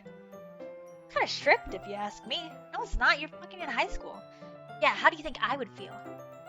I can't do anything when my dad is home. Anyway, I just needed to complain for a second. We have each other's numbers now. That's all I needed from you. I guess I'll text you when I'm coming over. Alright, fine by me. Yeah. I'm really gonna show you why I love baking so much. So you better look forward to it. Oh? Did you say you were just going to give me the dirty work?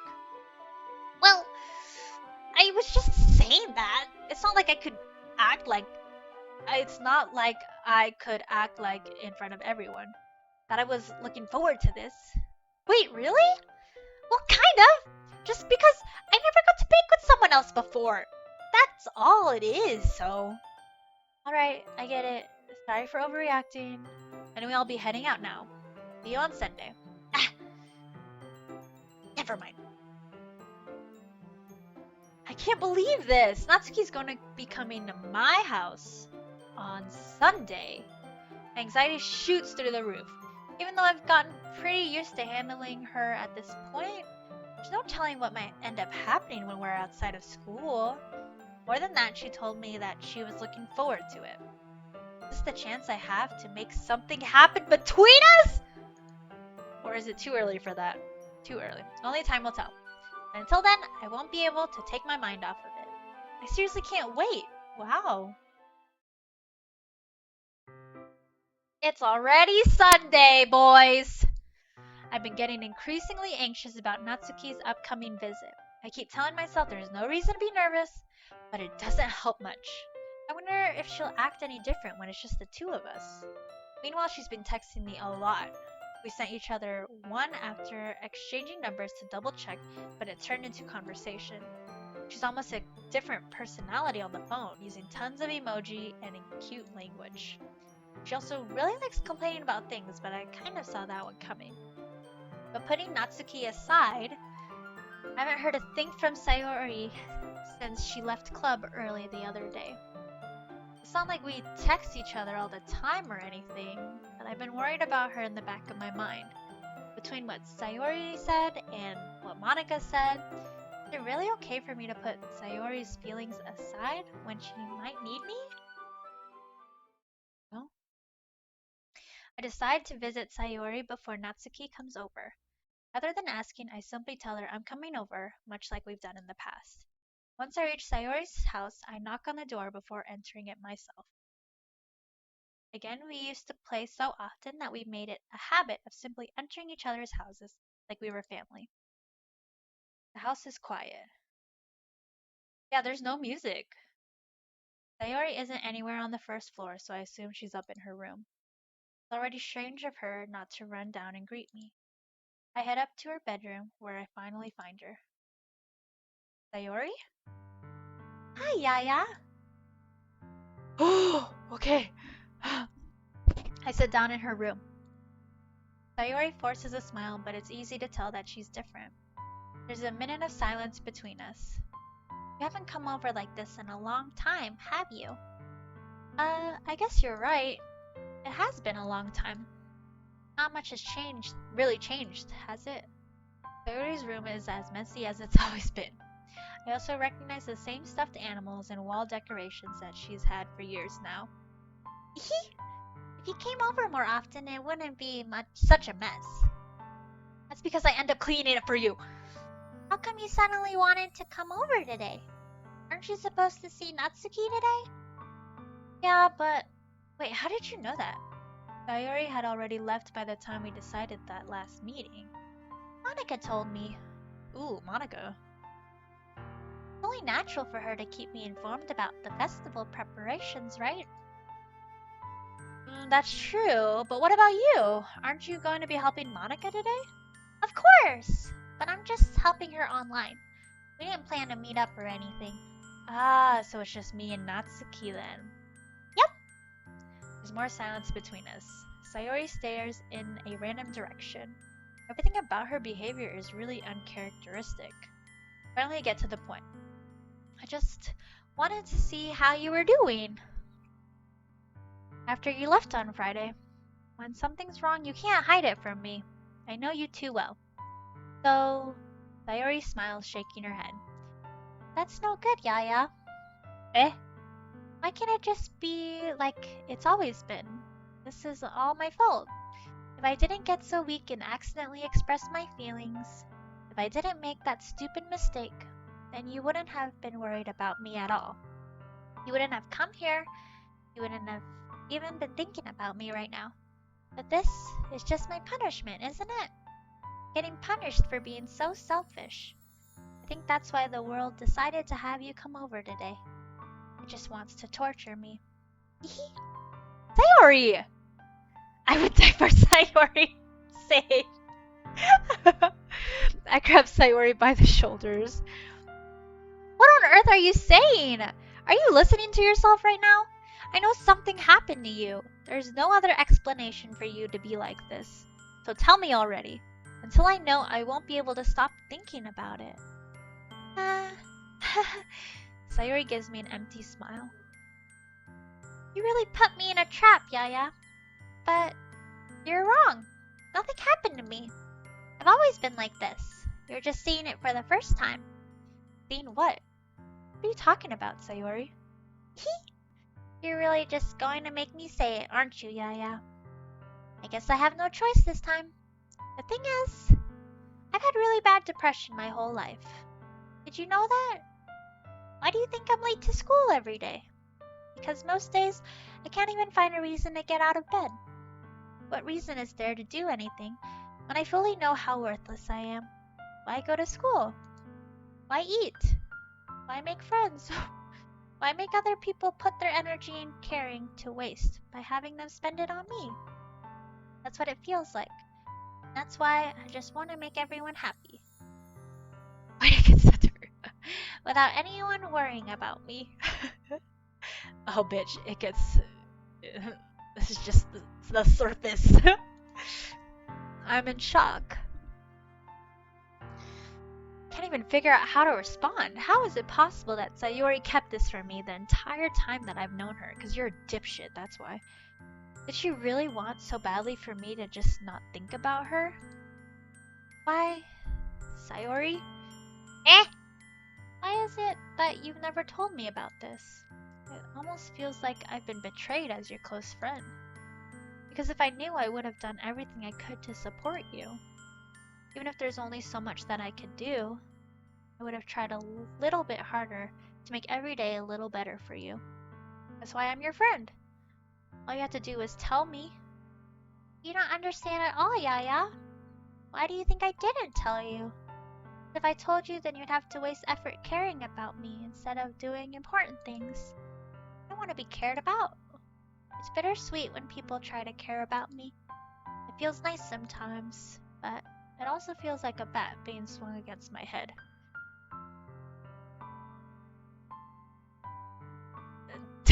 Yaya would not have done well playing missed messages. Nope. Yaya's a fucking dildo. That's why I wanted so badly for you to make friends with everyone else. Helping everyone be happy together is the best for me. Then I discovered something else too. Seeing you make friends and get closer with everyone in the club feels like a spear going through my heart. So that's why I decided the world just wants to torture me. Every path leads to nothing but hurt. You're right that I don't understand. I don't understand your feelings at all, Sayori. But I don't need to understand. Whatever it takes for me to help you stop hurting. That's what I'll do. No, yeah. There's nothing. Nothing at all. The only thing that could have helped is if everything could be like it always was. But I was selfish. I finally showed you what a horrible person I am. Tears streaked down Sayori's face. I made you join the literature club because I was selfish. I was punished, my heart hurting in a way that I couldn't understand. And now you came here and I made you hurt too. Just weak and selfish. That's all I am. That's why I'm going to accept these punishments, because I deserve every last one of them. Without thinking, I once again grab Sayori's shoulders. This time I pull her into a tight embrace. Ah! Yaya? Sayori? I don't care if you feel selfish. I'm really happy that you convinced me to join the club. Seeing you every day makes it worthwhile enough. If I make friends with everyone else, that's just a bonus. But please never underestimate how much I care about you. I wouldn't have it any other way. Yaya? Sayori isn't hugging me back. Despite my arms being wrapped around her, Sayori's arms remain at her sides. She starts sobbing next to my ear. No, don't do this to me. Please don't do this. Yaya. Sayori barely manages to speak between her sobs. I don't know if I'm doing the right thing. But all I want is for her to know that I care. If you have it in you to call yourself selfish, then you have to let me be selfish too. No matter what it takes, I'll figure out what needs to change. I'll make these feelings go away. If there's anything that you need me to do, then you'd better tell me. I'll get mad if you don't. I don't know. I don't know. Finally, Sayori finally puts her arms around me in return. I don't know anything. It's all really scary. I don't understand any of my feelings, Yaya. The only time I'm not feeling nothing is when I'm feeling pain. But your hugs are so warm, and that's really scary too. Sayori lets me go. As she does, I let her go as well. The festival is tomorrow. Yeah. It's gonna be fun, right? Yeah. How would you like for me to spend it all with you? It's what I want. I promise. I think that would be nice then. Yeah. Sayori wipes her eyes. If I could spend the whole day here, I would. Of all days, this has to be the one where I have other plans. Maybe I should cancel. No, don't! Please don't. If you did that, then I really wouldn't forgive you. But... Have you not seen this? Titan, you haven't seen Doki Doki? Dude.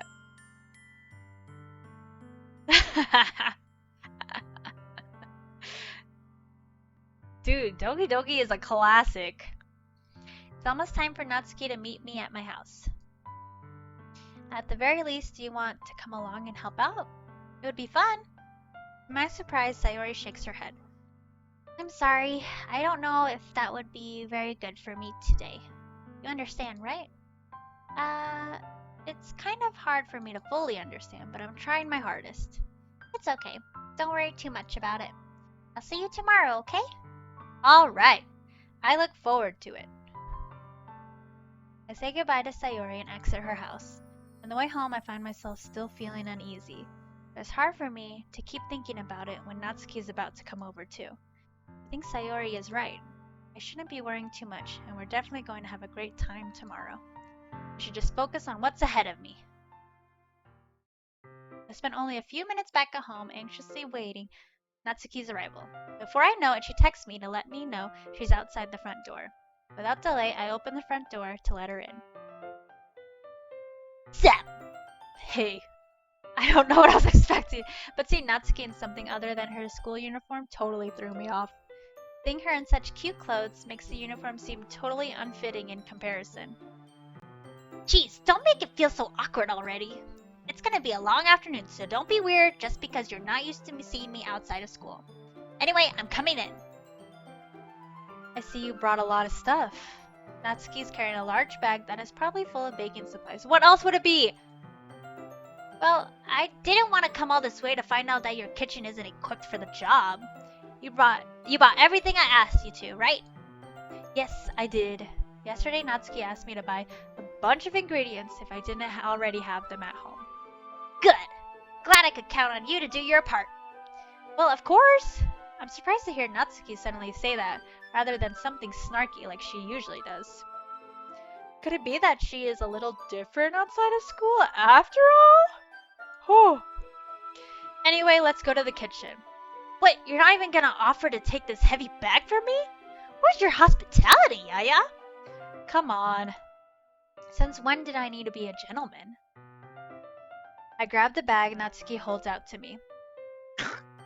is ridiculously heavy! Aha! I carried that all the way here. Are you impressed? I see now. Yeah, I am impressed. Natsuki, it seems like I always underestimate you. It's because I'm so small, isn't it? You jerk. Natsuki hits a fist into my chest. Hey! Your size has nothing to do with it. Do you really hate being small that much? Yeah.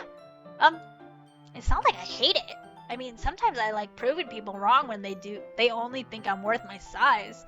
It's fun when I get to be small and also better than other people. But, geez, never mind.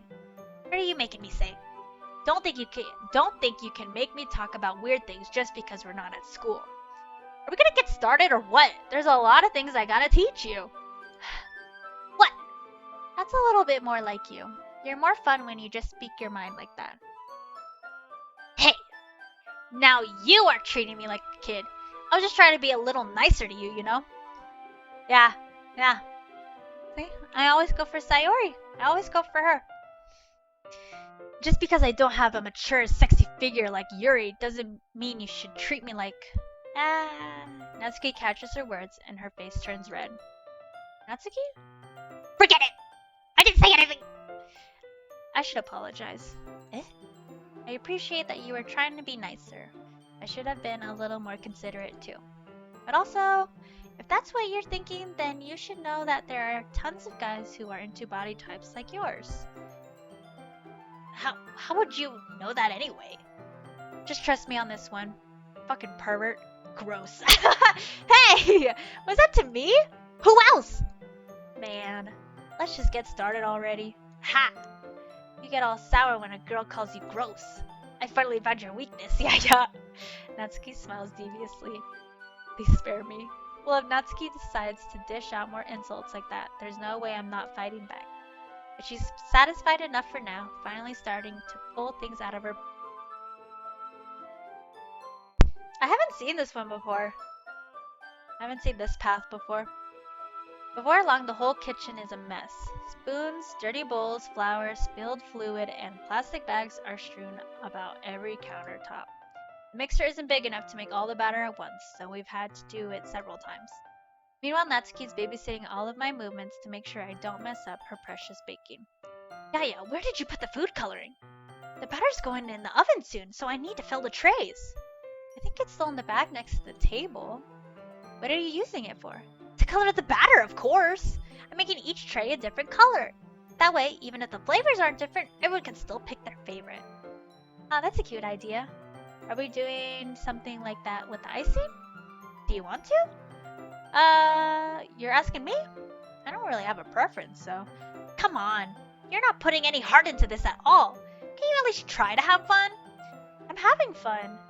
I'm not really sure what Natsuki's trying to get out of me. Meanwhile, see her separate the batter into smaller bowls and put a few drops of food coloring into each. That does look pretty cool. See? It's not like baking isn't just about following instructions. Presentation is where you get to be creative and have the most fun. It's a million times more worth it in the end if it's just looking at it.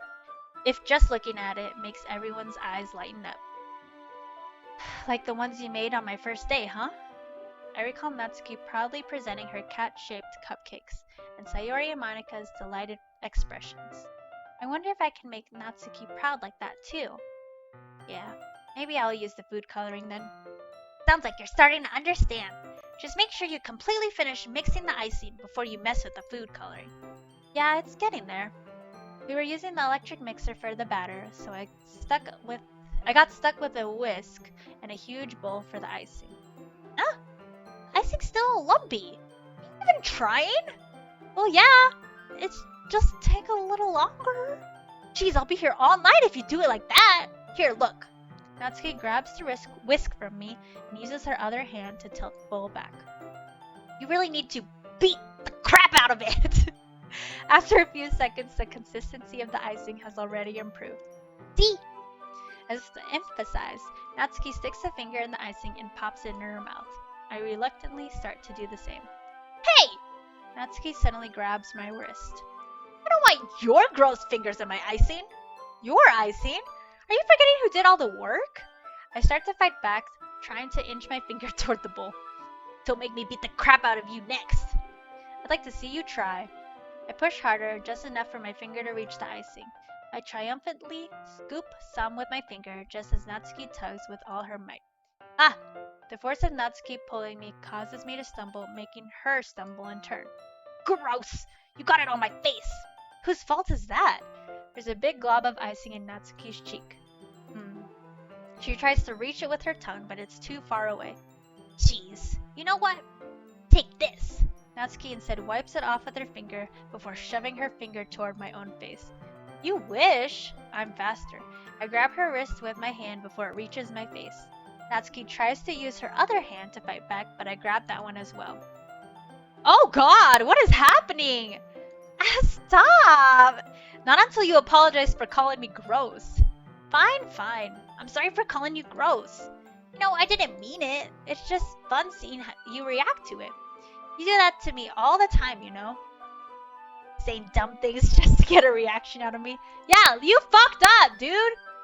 You really shouldn't tease girls like that. Is that so?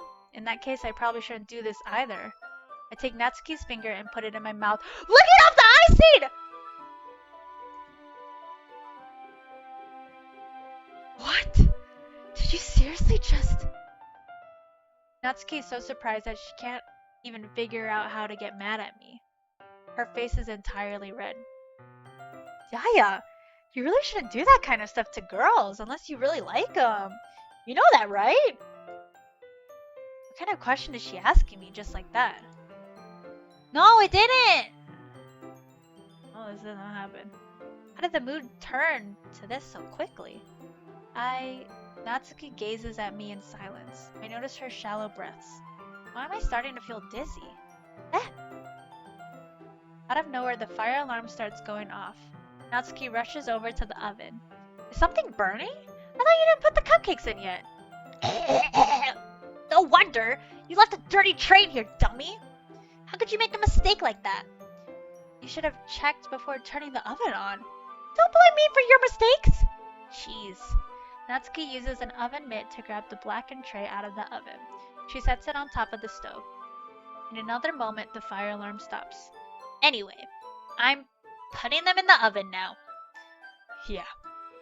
The tension for the moment before still lingers over our heads, but the moment has already been lost. I watch as Natsuki slides the cupcake trays into the oven. Then I reluctantly pick up the whisk and continue with the icing, like nothing ever happened. Ah, that smells so good! The cupcakes are ready to be pulled out of the oven. As soon as Natsuki opens the oven door, a blast of sweet-smelling warm air fills the room. Look at how cute they all look! She proudly shows off the different colored cupcakes in each of the trays. They'll look even better once we add the icing. Not like you need me to tell me that. I brought the decorating stuff, so I hope you can get creative. Here, scoop the icing into these bags. Natsuki hands me some plastic bags. I have these nozzles that will make it look nice and fluffy. This one can even make flowers. We probably won't be using it this time though. What's this one for? Pick up one of the nozzles that has a much thinner tip than the others. That one's really thin, so you can use it to make stripes or other patterns. Or you can also use it to write stuff on a cake, like happy birthday or whatever. Huh, I see. That gives me an idea actually. Huh? Well, it's a literature event, right?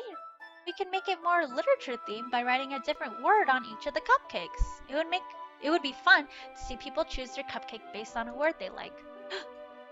I was kind of expecting you to say something really stupid, but that's actually a really cute idea, so maybe I'm getting it from you.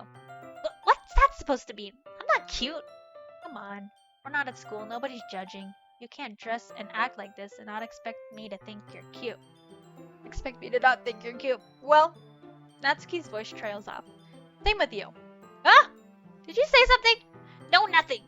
Let's just do the icing. Natsuki picks up the paste and fastens a nozzle onto each of the bags. There's a lot to do, so we shouldn't be wasting time. Here, I'll show you how to do it. Without giving me a chance to think about before, Natsuki quickly moves on. She shows me how to apply the icing, and then we each get to work. Want to see the cupcakes? When we're finally finished, Natsuki puts them all side by side to admire our work. Look at how pretty they are all together. Yeah, they are, aren't they? I wish I could have one right now. Well, there's no reason you can't, right? I don't see any harm in that. Well, yeah, but my dad's making dinner tonight, so I really need to save my appetite. Sayori is the exact opposite in that regard. If she was here, we'd probably be down 10 cupcakes already. And she would still eat dinner. Come on, that's just unhealthy.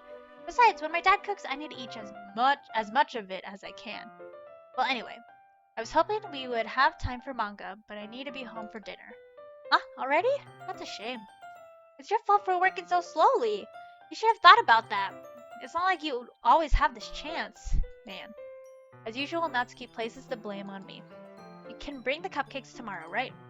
If you and Sayori each carry some, then you can probably do it in one trip. Yeah, I can do that. And don't worry, I won't let her eat any. I wish she would listen to me the way she listens to you. I again think back to the conversation I had with Sayori earlier today. I felt so helpless. Sayori always does listen to me, but at that point it felt like she couldn't listen to me at all. Okay, I'm all packed up. Good work today. You too. I'll walk you out, I guess. Just like that, Natsuki's already about to leave. Feels like the afternoon went by in a flash. More than that, did I even take the opportunity to get closer to her like I wanted? Well, I guess I'll be off then. Thanks for all the help and everything. See you tomorrow. Wait, Natsuki. What you said before about not always having this chance. It doesn't have to be that way at all. I had fun today. You showed me how fun baking can be like you wanted. But aside from that, you can come over anytime, okay? I think that, if possible, I'd like to spend more time like this. You want to read manga or go out somewhere? Do you really mean that?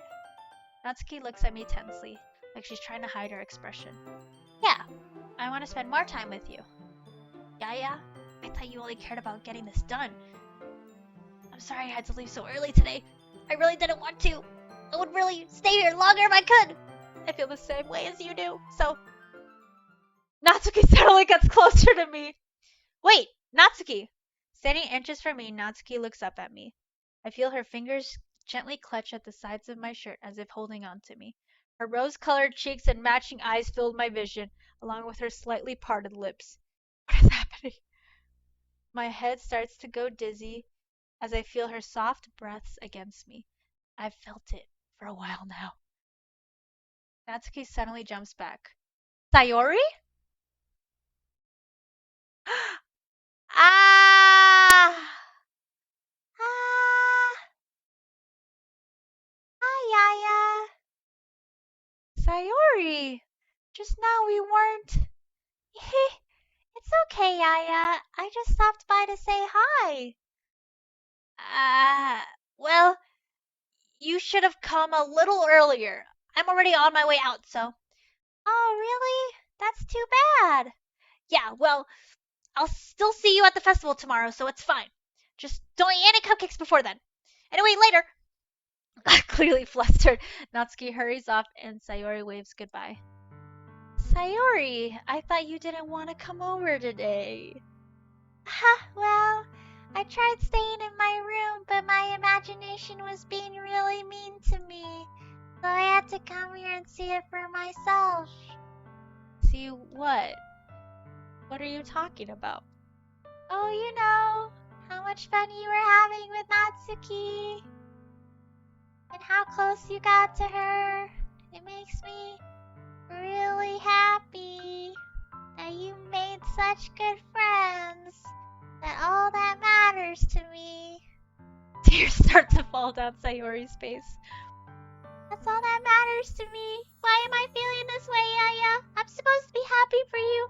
Why does it feel like my heart is splitting in half? It hurts so much. Everything hurts so much. This would be so much better if I could just disappear. Sayori, don't say that. It's true, Yaya. If I wasn't here, then you wouldn't have wasted your sympathy on me. You wouldn't have to put up with me being selfish. Monica was right. I should just... Monica? Monica was right about what? Sayori, what I said before is true. I'm not going to let this continue. Caring about you like this isn't the burden your mind is making it out to be. It's something that makes me happy. It's something that I wouldn't trade for anything else. So even if it takes an entire lifetime, I'm going to be by your side until you don't feel any more pain. But Sayori looks away. Put a hand on her shoulder to reassure her. Uh-huh, dude. I'm scared, Yaya. I'm really scared. What are you scared of, Sayori? Scared that I might like you more than you like me. Sayori? It's true, isn't it?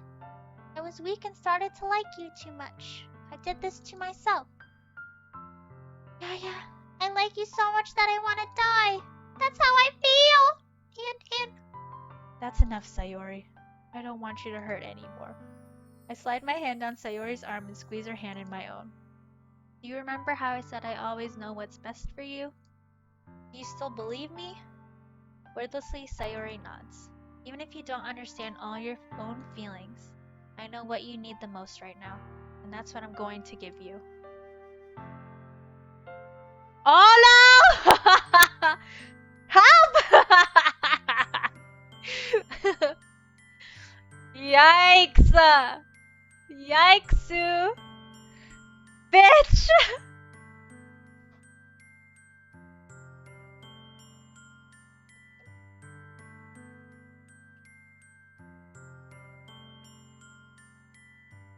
I don't think I've said anything.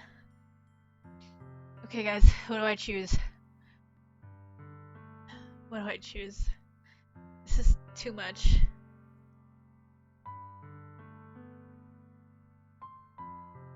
Oh yeah, dude, I know. I know what happens. I've seen multiple streams.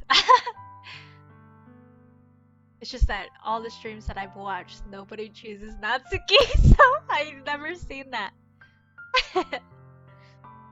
No, you guys are choosing.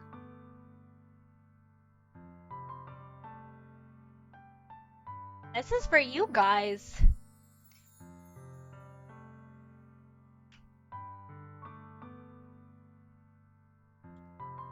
Hey, hey, hey, hey, hey, hey. Dearest friend? Is that the vote? Is that the vote?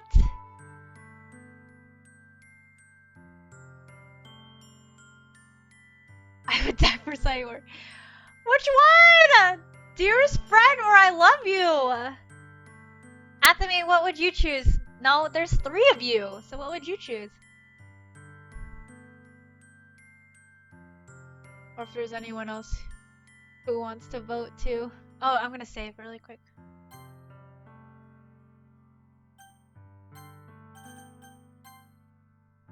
Oh god.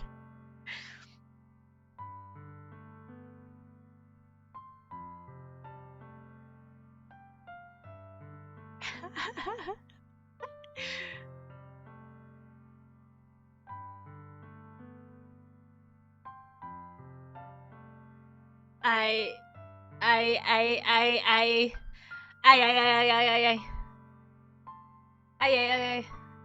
The suspense. Yeah, it's making me want to pee, so I'll be back. I'll be back.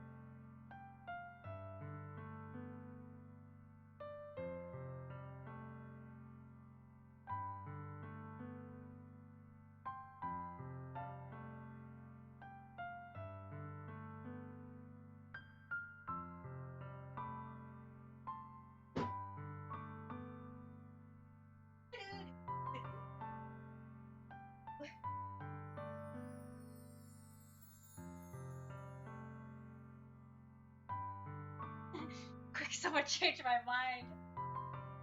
Someone fucking change my mind.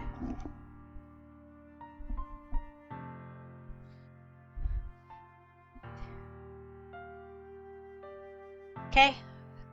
We're doing that. Okay, 3, 2, 1. Sayori, I love you. I love you. Huh? Those are my true feelings. So there's no way you could like me more than I like you. I should have realized it sooner. But spending time with everyone at the club, making new friends, and having fun with you every day, it helped me realize that you are truly the most important person to me. That's why I'll accept any of your burdens. As long as we continue like this every day with you by my side, then I know we'll both be happy. Yeah. Oh, suddenly Sayori wraps her arms. Oh, look how cute she is. So all of the ones that I've watched, like I think people have been choosing the dearest friend because everyone's sucking Yuri's dick. Everyone fucking loves Yuri for some reason. But I love Sayori. Yeah. Is this really okay? Yeah. I hold Sayori in my arms and pull her closer. You'll never have to let go of me again. I love you. Yeah. I want to be with you forever. Me too. Ah! I feel Sayori's grip around me weaken a little bit. What is this? Sayori? I'm supposed to be happy right now. I always thought that this would be the happiest moment for me. But why? Even now? Why won't the rain clouds go away? They're not going away at all, yeah. It's okay, Sayori. It might take some time for things to get better. But no matter how long it takes, I'll be there every step of the way. That's all that matters right now. Okay. It is. That's depression, baby.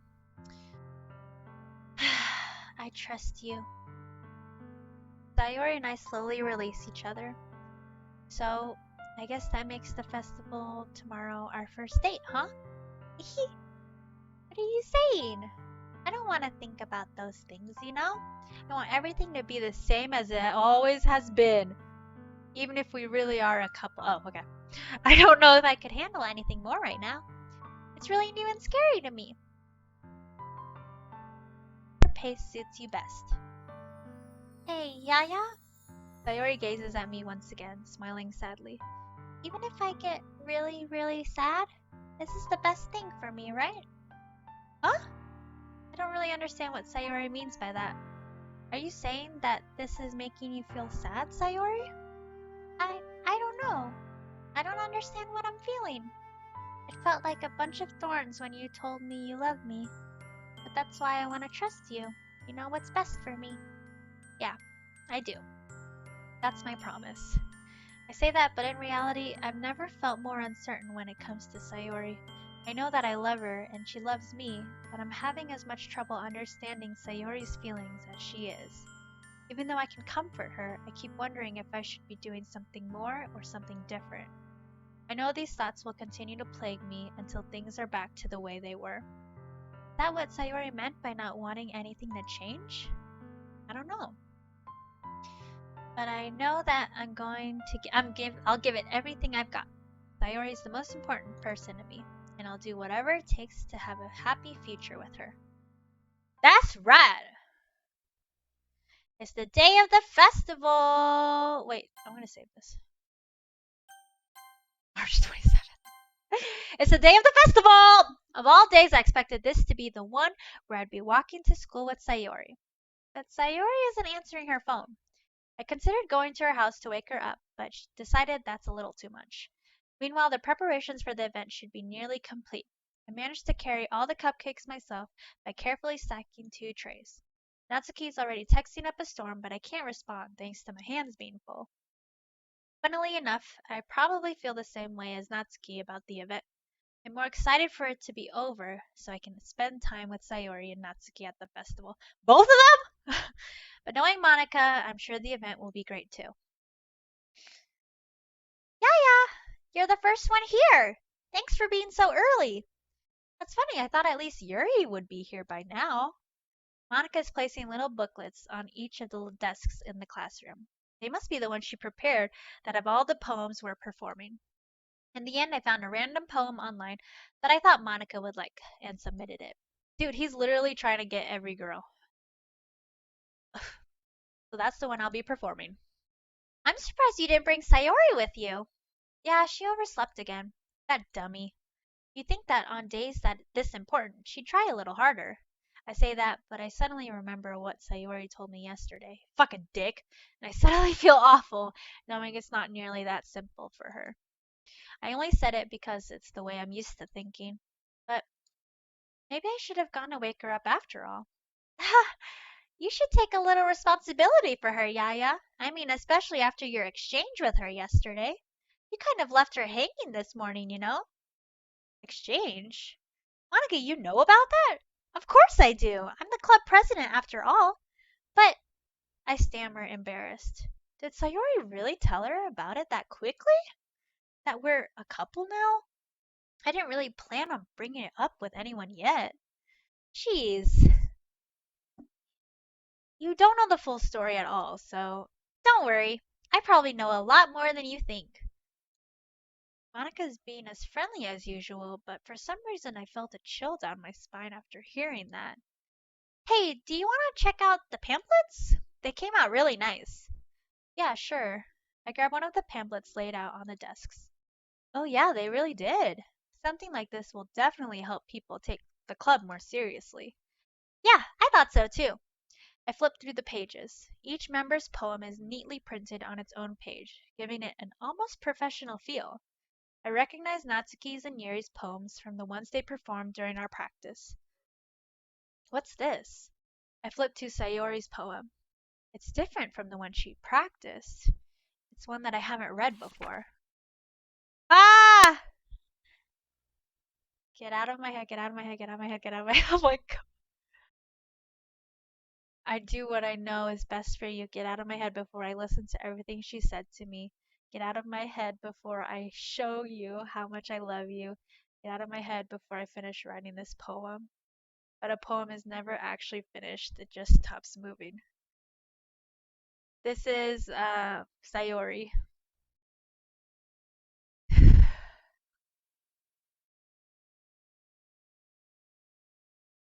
uh, what is this? Reading the poem, I get a pit in my stomach. Yaya? What's wrong? Nothing. This poem feels completely different from everything else Sayori's written. But more than that, I changed my mind. I'm going to get Sayori, so. Well, alright. Try not to take too long, okay? I quickly leave the classroom. Don't strain yourself, Monica calls that out after me. I quicken my pace. I missed it. I think we fucked up. What was I thinking? I should have tried a little bit harder for Sayori. It's not a big deal to at least wait for her or help her wake up. Even the simple gesture of walking her to school makes her really happy. Besides, I told her yesterday that things will be the same as they always have been. That's all she needs and what I want to give her. I reach Sayori's house and knock on the door. I don't expect an answer since she's not picking up her phone either. Like yesterday, I open the door and let myself in. Sayori? She really is a heavy sleeper. I swallow. I can't believe I ended up doing this after all. Waking her up in her own house. That really is something that a boyfriend would do, isn't it? In any case, it just feels right. Outside Sayori's room, I knock on her door. Sayori? Wake up, dummy! There's no response. I really didn't want to have to enter her room like this. Isn't it kind of a breach of privacy? But she really leaves me no choice. I gently open the door. Oh, fuck! Jeez.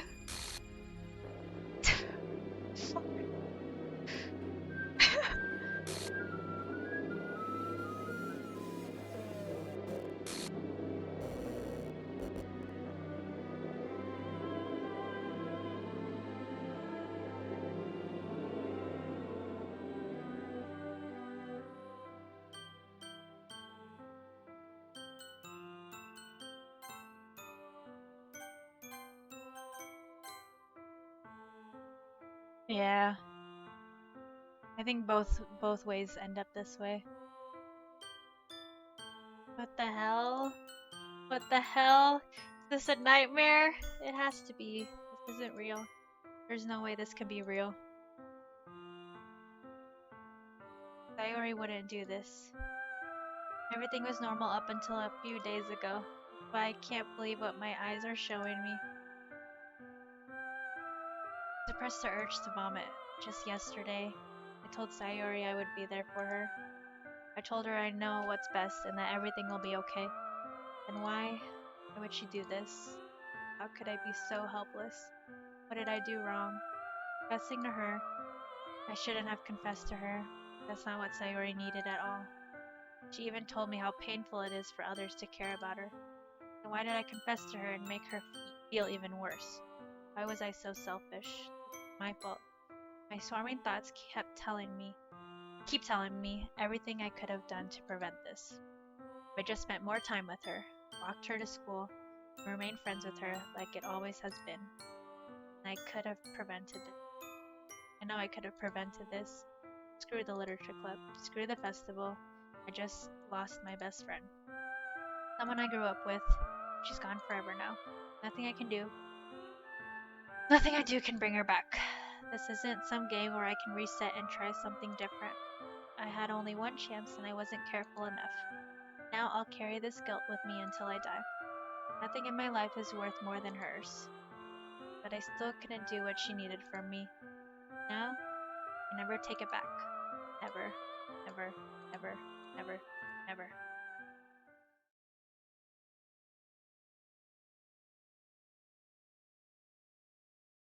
Did you overwrite the options? No! Look at this. So, it doesn't actually matter. You just keep playing it.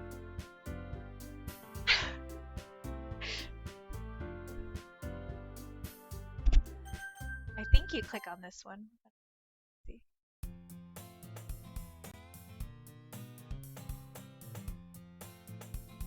I see an annoying girl running toward me from the distance, waving her arms in the air like she's totally oblivious. So she is completely out of the game now, I think. You're the kind of friend that you never see yourself making friends. I almost feel better off running away, however, I just... Oh my gosh!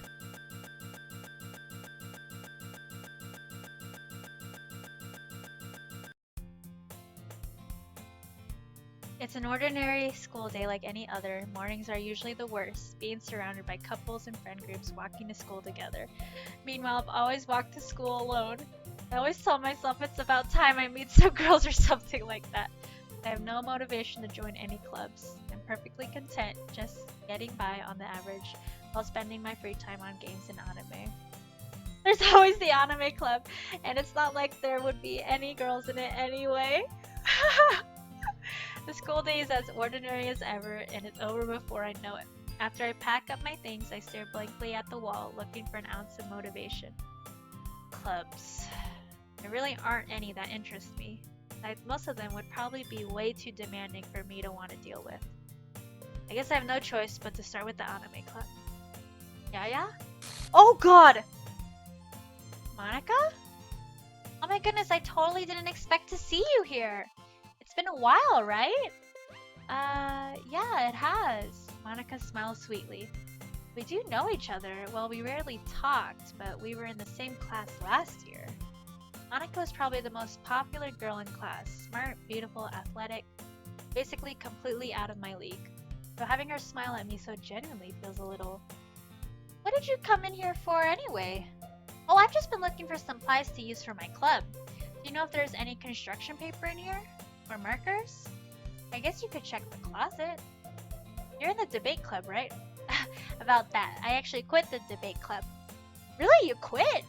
Yeah, to be honest, I can't stand all the politics around the major clubs. It feels like nothing but arguing about the budget and publicity and how to prepare for events. I'd much rather take something I personally enjoy and make something special out of.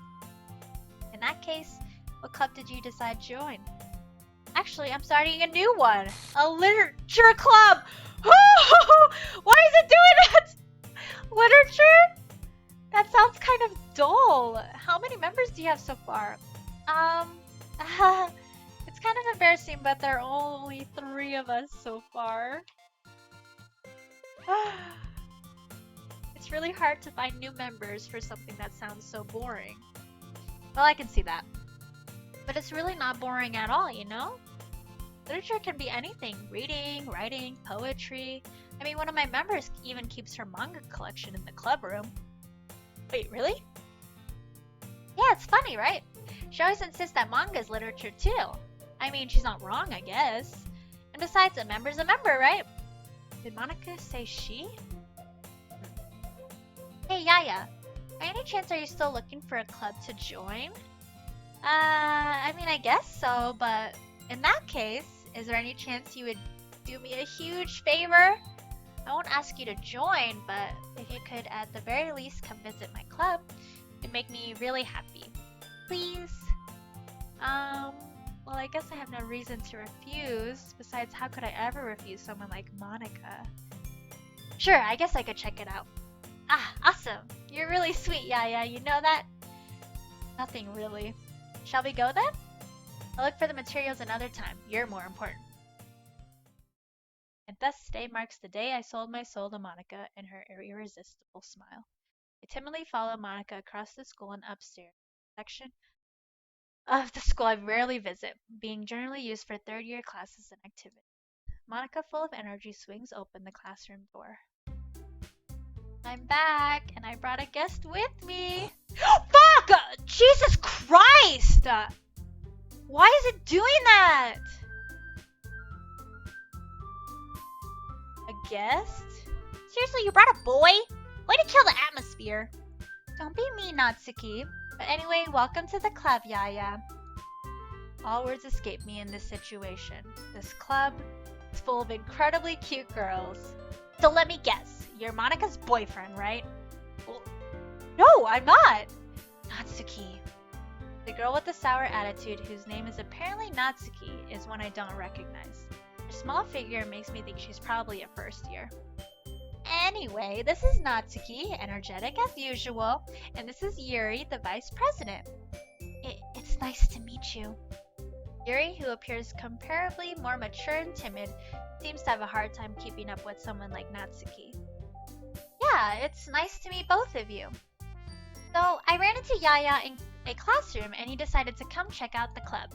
Isn't that great? Wait, Monica?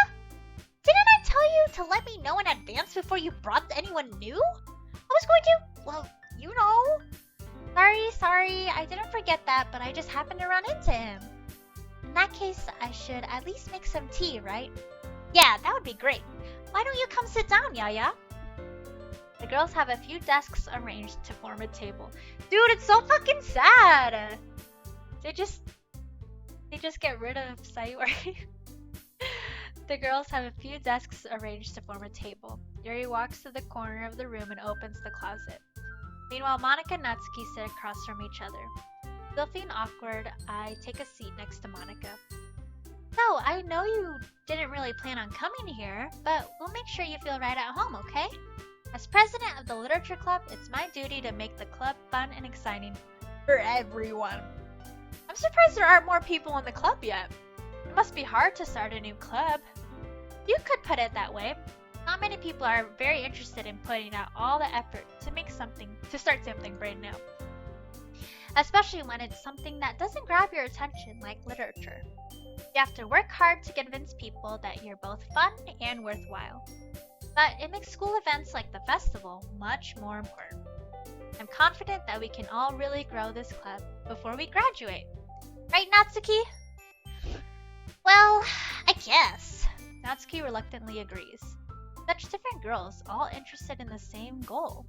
Monica must have worked really hard just to find these two. Yuri returns to the table carrying a tea set. She carefully places a teacup in front of each of us before setting down the teapot in the middle. You keep a whole tea set in this classroom? Don't worry, the teachers give us permission. After all, doesn't a hot cup of tea help you enjoy a good book? I guess.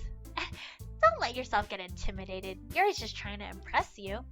That's not. Insulted Yuri looks away. I meant that, you know. I believe you. Well, tea and reading might not be a pastime for me, but I at least enjoy tea. I'm glad.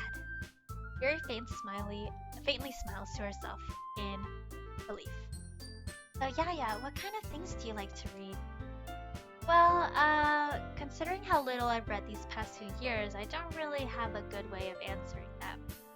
Manga. I mutter quietly to myself, half joking. Natsuki's head suddenly perks up. It looks like she wants to say something, but she keeps quiet.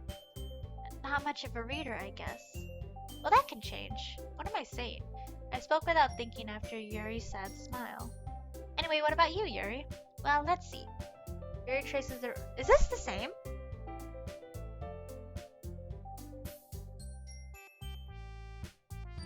The level appeared to cross my down.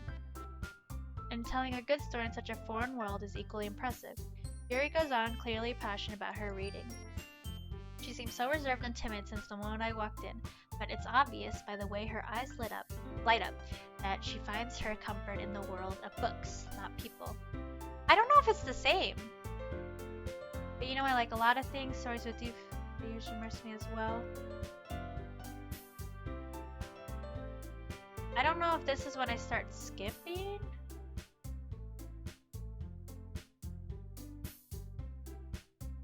I don't know. Auto?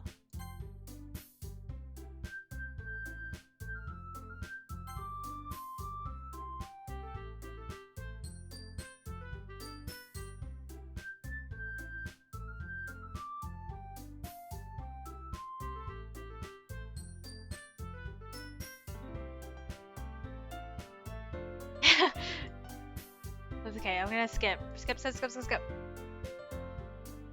Averts her eyes. You wouldn't like them. Not a very confident writer. Truest form. Do you have any experience? I wonder, why is it not working?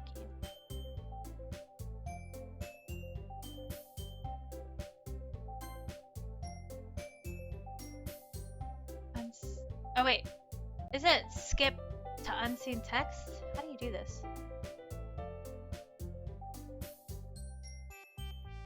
What do you do? The after choices?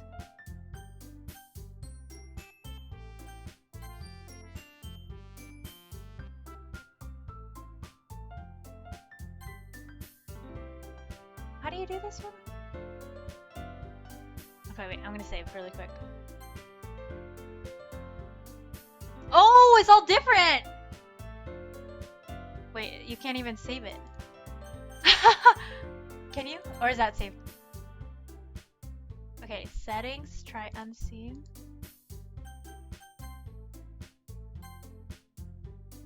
Oh, there. You have like the ready to read it. Who is this? This is probably. Oh, why did it go away? Okay, which ones?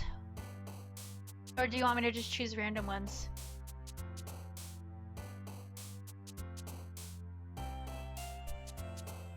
Because I don't think it matters, yeah.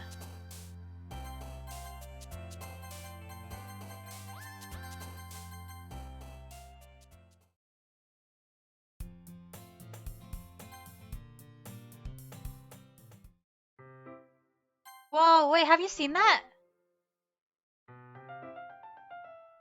Wait, tell me if you've seen this. I think this is different.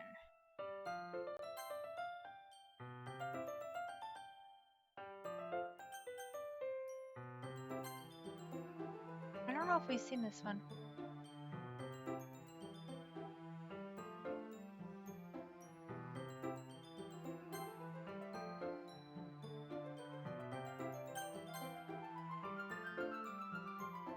I don't know, have you seen that?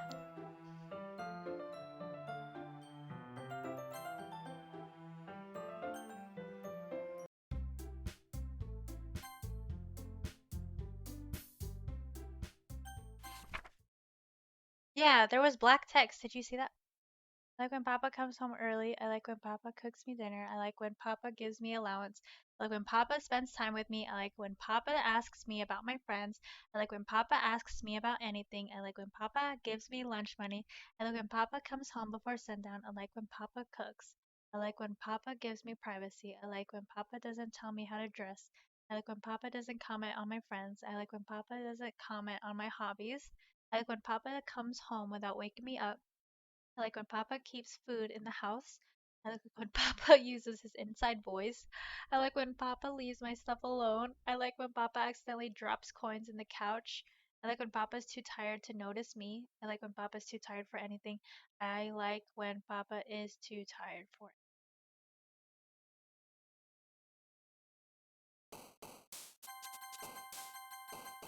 I think that was Natsuki. Just a little fucked up. Okay. Hi again, Yaya. Glad to see you didn't run away on us. Haha! Nah, don't worry. This might be a little strange for me, but I at least keep my word. I'm back at the literature club. I was the last to come in, so everyone else is already hanging out. Thanks for keeping your promise, Yaya. I hope this isn't too overwhelming of a commitment for you. Making you dive headfirst into literature when you're not accustomed into. Fuck! Oh, come on! Like he deserves any slack! You already had to be dragged here by Monica. I don't know if you plan to just come here and hang out or what, but if you don't take us seriously, then you won't see the end of it. She's in front of the freaking text!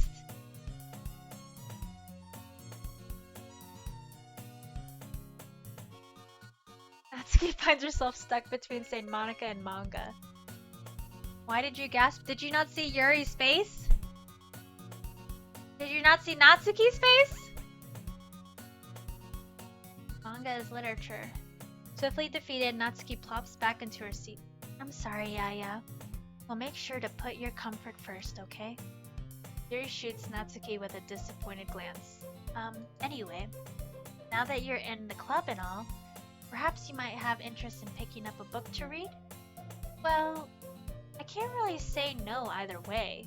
Like you said, I'm in this club now, so it only feels right for me to do something like that if you ask. Wait, I didn't mean it like that. If you don't really want to, then forget I said anything, I guess. No, it's not that, Yuri. I want to try to be a part of this club. So even if I don't read often, I'd be happy to pick up a book if you wanted me to. Are you sure? I just felt like, well, as vice president and all, that I should help you get started on something you might like. Yuri reaches into her bag and pulls out a book. I didn't want you to feel left out, so I picked out a book that I thought you might enjoy. It's a short read. Okay, so we read this part. Discuss it, yeah. How does it... Look forward to hearing what you think. Now that everyone's settled in, I expect Monica to kick off some scheduled activities for the club, but that doesn't seem to be the case. Yuri's face is already buried in a book. I can't help but notice her intense expression, like she was waiting for this chance. Meanwhile, Natsuki is rummaging around in the closet. Ugh!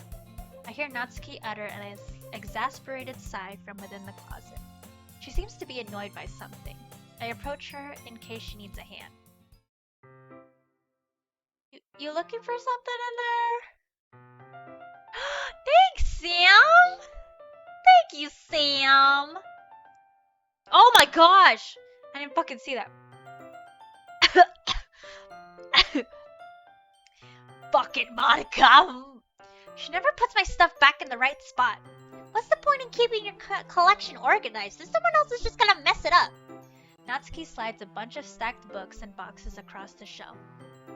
Manga. You read manga, right? Sometimes. Manga's one of those things where you can't admit you're really into it until you figure out where the other person stands. How did you know anyway? I heard you bring it up at some point. Besides, it's kind of written on your face. What's that supposed to mean? I see. There's a lone volume of manga amidst a stack of various books on the side of one of the shelves. Curious, I pull it out of the stack. There it is. Natsuki snatches it out of my hand. She then turns to a box of manga and slips the volume right into the middle of the rest. Ah, much better. Seeing a box set with one book missing is probably the most irritating sight in the world. I know that feel. I don't know that feel. Ugh. I get a closer look at the box set she's admiring. Parfait Girls?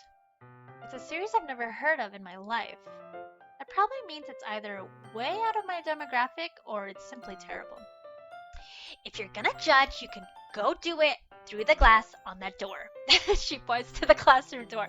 Hey, I wasn't judging anything. I didn't even say anything. It was the tone of your voice. But I'll tell you one thing, Yaya. Consider this a lesson. Don't judge a book! In fact, Natsuki pulls out the first volume of Parfait Girls from the box.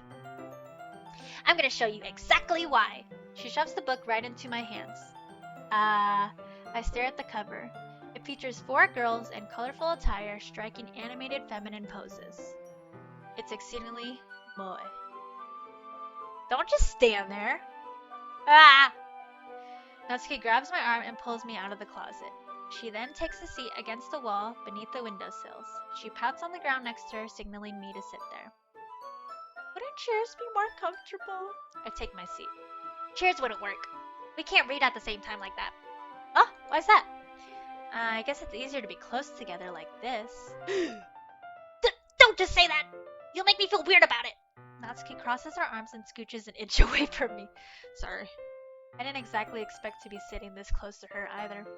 Not that I can say it's a I can't say this word. Particularly bad thing. I open the book. It's only a few seconds before Natsuki once again inches closer, reclaiming the additional space while she hopes I won't notice. I can feel her peering over my shoulder, much more eager to begin reading than I am. Wow, how long has it been since I read the beginning? Huh? You don't go back and flip through the older volumes every now and then? Not really. Maybe sometimes after I finish the series. Hey, are you paying attention? I am, but nothing's really happened yet, so I can talk at the same time. It looks like it's about a bunch of friends in high school. Typical slice of life affair. I kind of grew out of these since it's rare for the writing to be entertaining enough to make up for the lack of plot. Ha! Get it? Are you sure this isn't boring for you? It's not. Even though you're just watching me read? Well, I'm fine with that. If you say so. I guess it's fun sharing something you like with someone else. I always get excited when I convince any of my friends to pick up a series I enjoy. You know what I mean? You don't? Oh, That's not. Well, I wouldn't really know. what do you mean? Don't you share your manga with your friends? Could you not rub it in? Jeez. Sorry. Like I could ever get my friends to read this. They just think manga's for kids. I can't even bring it up without them being all like, you still haven't grown out of that yet? Makes me want to punch them in the face. I know those kinds of people. Honestly, it takes a lot of effort to find friends who don't judge, much less friends who are also into it. I'm already kind of a loser, so I guess I gravitated toward the other losers over time. But it's probably harder for someone like you. Yeah, that's pretty accurate. Wait, which part? I mean, I feel like I can't even keep it in my own room. My dad would beat the shit out of me if he found this. At least it's safe here in the club room. Except Monica's kind of a jerk about it. I just can't win, can I?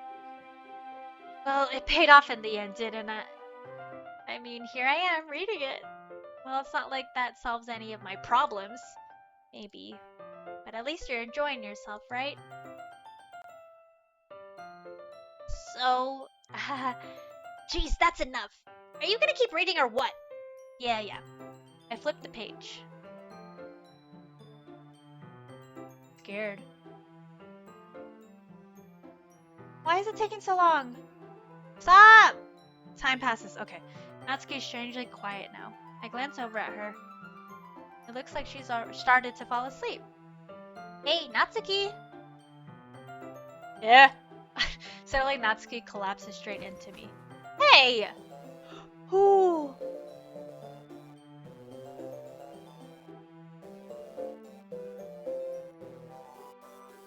Hey! Oh jeez. Natsuki, are you okay? Here. Monica reaches into her bag and pulls out some kind of protein bar. She throws it into Natsuki's direction. Natsuki's eyes suddenly light up again. She snatches the bar from the floor and immediately tears off the wrapper. Told you not to give me. She doesn't even finish her sentence before stuffing it into her mouth. Yeah, I don't like it's scary. Don't worry, Yaya. She's fine. It just happens every now and then. That's why I always keep a snack in my bag for her. Anyway, why don't we all share poems now? Who should I share? Natsuki. I told Natsuki I was interested in her poems yesterday. It's probably only fair if I shared mine with her first. Okay, well, let's start with the things I don't like. First of all, Natsuki rereads my poem. Never mind, I don't feel like giving you my opinion. Then what's the point of sharing it in the first place? I wrote this when I could have been doing other things. In fact, remember how I said I wanted to read your poems? That's what I had in mind when writing this. I want to help you feel comfortable enough to share yours, like Monica said. Well, I would be more comfortable sharing my poem if yours was really bad. You were supposed to show me some dumb poem and make me go, ha! Well, it's not that great, but let me show you what real literature looks like. And you went and ruined it! I hope you're happy. So in other words, you're saying you liked it? Natsuki's retort gets caught in her throat. You're so... You don't understand anything, do you? I already told you that. You don't have to go announcing it to the world like you're all self-important. Pretty sure you never actually said that. I said that mostly to myself. Natsuki must really hate me or something. Can't figure out if it's a win or a loss that she liked my poem. In any case, you still need to show me yours, right?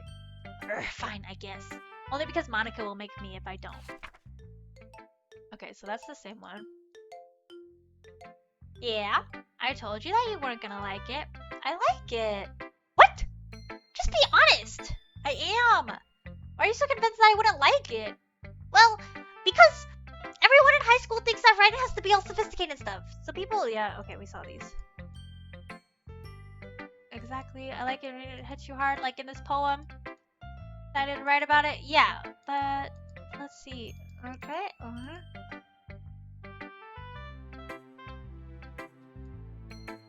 I feel like there's this little stuff that they're hiding. That's why I don't want to skip it.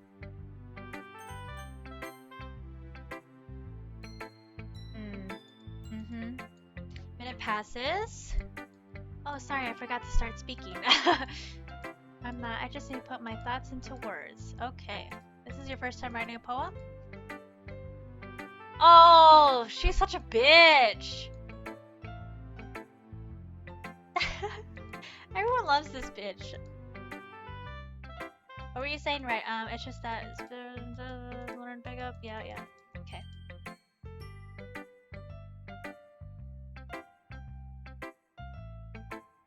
If there's anything.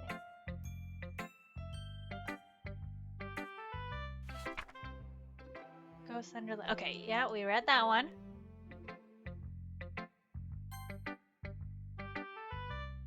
Oh, okay.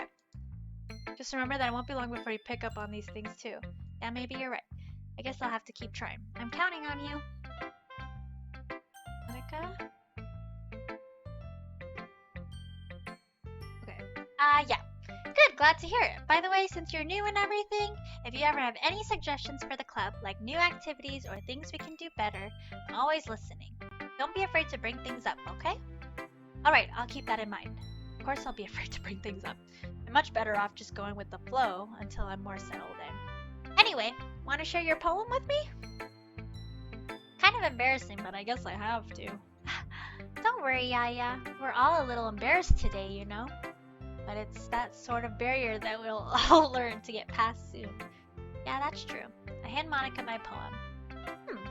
I like it, Yaya. Really? A lot cuter than I expected. Haha.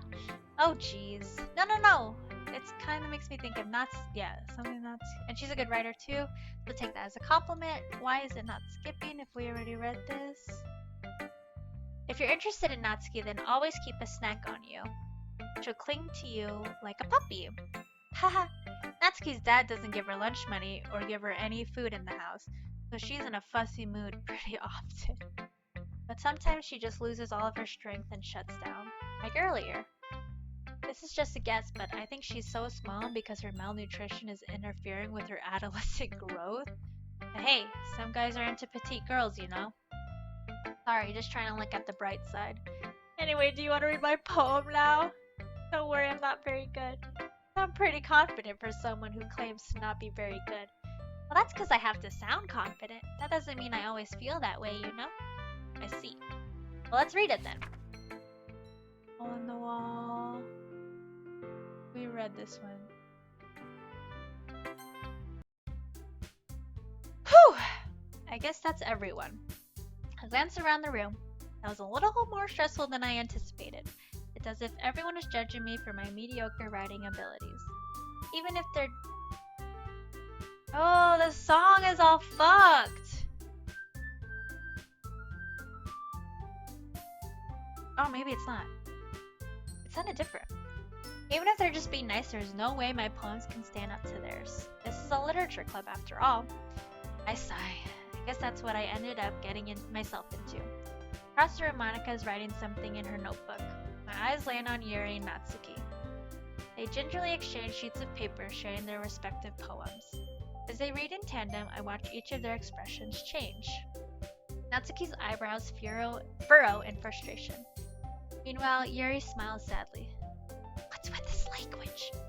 Huh? Did you say something? Oh, it's nothing. Natsuki dismissively returns the poem to the desk with one hand. I guess you could say it's fancy. Thanks. Yours is cute. Cute? Did you completely miss the symbolism or something?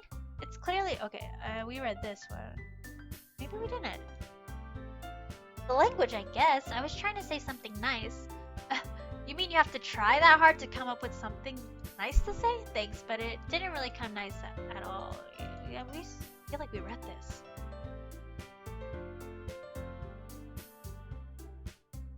I guess it is different because they don't have Sayori in it. Excuse me? I appreciate the offer, but I've spent a long time establishing my writing style. And Yaya liked my poem too, you know? Oh. I didn't realize you were so invested in trying to impress her. Remember to... Yeah. Not what I meant. You're just...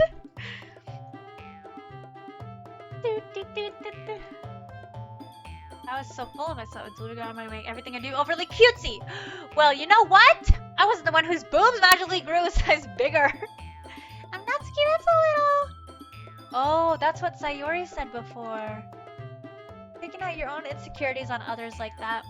You really act as young as you look, Natsuki. Me? Look who's talking, you wannabe edgy bitch! Edgy? Sorry that my lifestyle is too much for someone of your mental age to comprehend. See? Just saying that proves my point.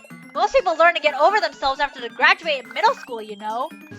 If you want to prove anything, then stop harassing others with your sickening attitude.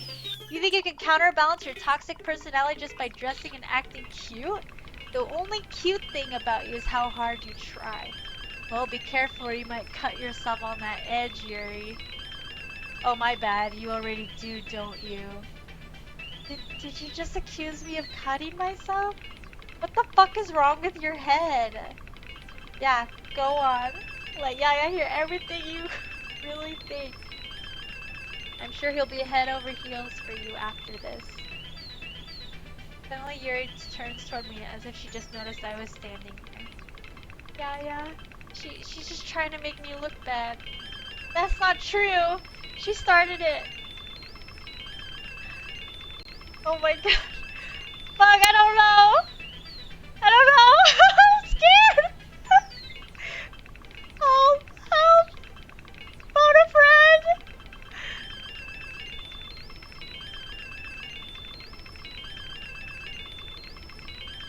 Yuri?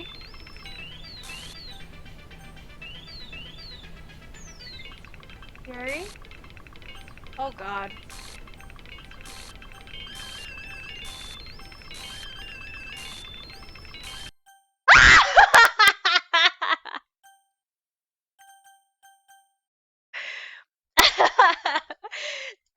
um, hey, Yaya.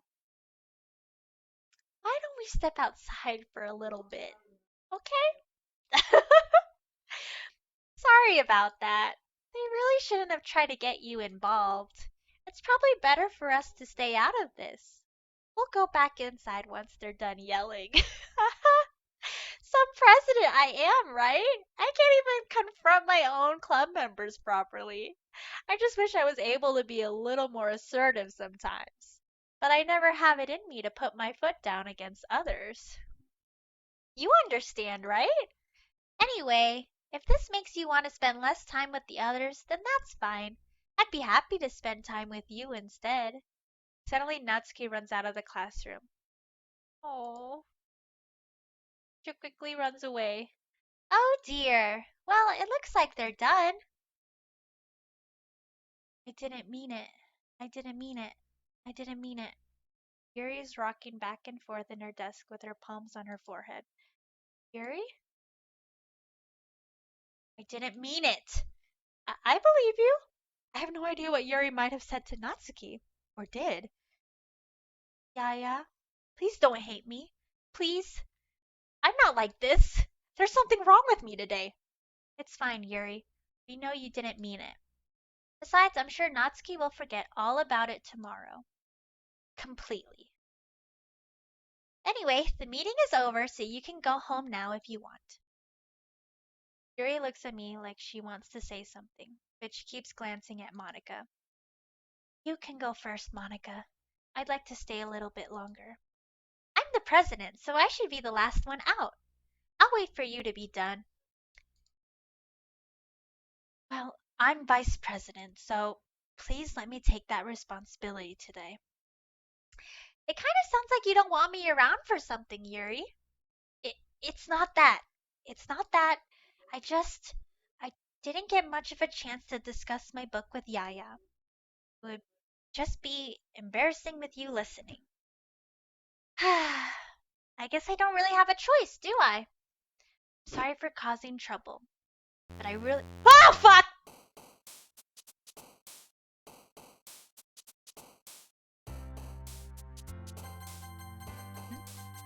Yep. Yep. We're gonna save really quick. Just really quick. Just quick save. I don't know. I already know what happens, but it's different when you're playing it versus watching it, you know? Another day passes, and it's time for the club meeting already. I've gotten a little more comfortable here over the past couple days. Entering the club room, the usual scene greets me. Welcome back, Yaya. Hi, Yuri. I'm not sure if it's me or if it's Yuri's expression, but the weight of yesterday's quarrel still hangs in the air a little. Yuri glances over her shoulder, looking around the room. Natsuki's reading manga at a desk, and surprisingly, Monica isn't here yet. Suddenly, Yuri takes my arm and pulls me in the corner of the room. About yesterday, I really need to apologize. Nothing like that has ever happened before, and something just came over me, I guess. I wasn't acting mentally sound. Please don't think we're usually like this. Not just me, but Natsuki as well. Yuri, I'm happy that you were considerate and apologized, but you don't have to worry too much. Even though I've only been here a couple days, I could tell something was off yesterday. Maybe because... Oh! Monica just... No! That's scary! Don't fucking like me! Don't follow me! Stay away! Stay away, Monica! Don't fucking... That's scary. Ugh. Maybe we were just a little extra sensitive because it was... No! Monica's entered chat! Because it was our first time sharing poems. But whatever it was, it's me. It didn't make me think any less of you. I had already decided that there's no way you could be a bad person. And now that you're apologizing, I know you really didn't mean it. Yeah. Is this the game? What's happening?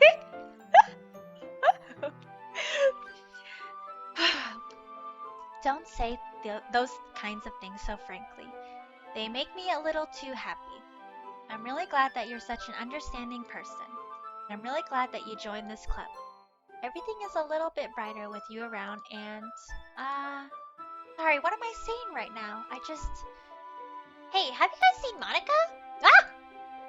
No, I haven't. I was also kind of wondering where she was. Man, Yuri, I'm guessing you haven't either. Yuri is clearly taken aback by how calmly Natsuki is addressing her. No, I haven't. Jeez, this isn't like her at all. I know it's stupid, but I can't help but worry a little bit. What? Why are you looking at me like that? Natsuki, about yesterday, I just wanted to apologize. I promise I didn't mean any of the things I said. And I'll do my best to stay under control from now on.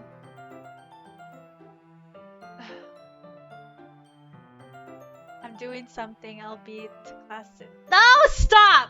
Fucking stop, dude. Do not do that. Do not play that. So... Yuri, what the heck are you talking about? Did you do something yesterday? Jeez. Whatever's on your mind, I'm sure it was nothing. I'm on my period! I don't even remember anything bad happening. You're the kind of person who worries too much about the little things, aren't you? But I'll accept your apology anyway if it helps you feel better about— I'll accept your apology anyway if it helps you feel better about it. Besides, it's kind of nice to hear, since I was always afraid you secretly hated me or something. No, not at all. I don't hate you. Well, you're kind of weird, but I don't hate you either. Natsuki turns to me. You're still on trial, though. Hey! Suddenly the door swings open. Sorry, I'm super sorry. There you are. Didn't mean to be late, did ya? I hope you guys weren't worried or anything. Nah. Well, Natsuki was. I was not! What took you so long anyway? Well, my last period today was study hall. To be honest, I kind of just lost track of time. Okay, it said period, and then I was like, I paused for a second, because it freaked me out. That makes no sense, though. You would have heard the bell ring at least. I must not have heard it since I was practicing piano. Piano? I wasn't aware you played music as well, Monica. Don't give me more credit than I deserve. I guess I've been practicing for a while, but I'm still not really good at it yet. Still, that must require a lot of dedication. So I'm still impressed. Aw, well thanks, Yuri. You should play something for us sometime. That's... Monica looks at me. Well, I'm working on writing a song, but it's not quite done yet. Maybe once I get a little better, I will. That sounds cool. I look forward to it. Is that so? In that case, I won't let you down, Yaya. Monica smiles sweetly. I didn't mean any pressure or anything like that. Don't worry. I was hoping that I could share it with you anyway. I guess that's why I've been practicing so much recently. I see. I'm not sure if Monica was referring to the whole club or just me. In that case, best of luck. Thanks. So I didn't miss anything, did I? No, not really. I chose not to bring up anything that the three of us talked about. Besides, Natsuki has already run off into the closet. Yeah. Since your compliments put me in a good mood, I was wondering if you would like to spend some time together today. I mean, in the club. I suppose so. I don't think I could say no to you after you gave that book to me. Well, I guess I need to make sure Natsuki isn't waiting for me. After we finished reading yesterday, she's fine. She's reading over there. So it's okay, right? In that case, I don't see any problem. Okay. Can we start now? Let's find a place to sit. I'm being a little forceful, aren't I? I'm sorry. My heart just won't stop pounding for some reason. Don't worry about it. If anything, it's nice to see you have so much energy. Yeah, but I need to try to calm down. I won't be able to focus on reading like this. Take your time. Yuri takes a deep breath, then pulls a copy of the book out of her bag. What's the story about anyway? Well, I look at the cover of the book. The book is titled Portrait of Markov. Okay, I think we saw this, but it's not letting me skip. Message deleted. Stop it. Get out of here. And the people trapped there have this trait that, yeah, so I thought I could skip this. Oh wait, maybe it's different. But the facility gets even worse and they start selectively breeding you by cutting off their limbs and affixing them to. Oh god, that scared me. Fuck. Thank you so much for the follow! Thank you! I'm getting scared.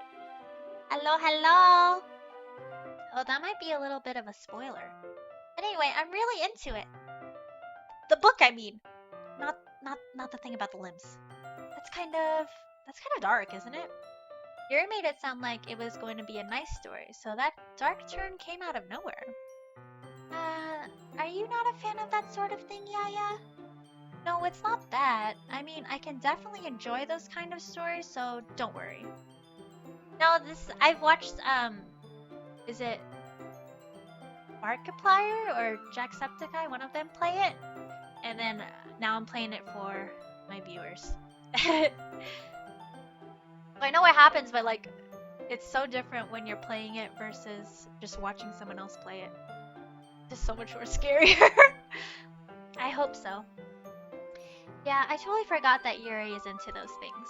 She's so shy and reclusive on the outside, but her mind seems to be completely different.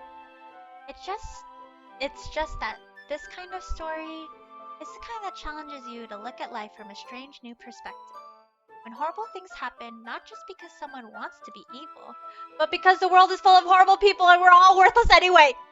Then suddenly, I'm rambling, aren't I? Not again. I'm sorry. Hey, don't apologize. I haven't lost interest or anything. Well, I guess it's alright then. But I feel like I should let you know that I have this problem.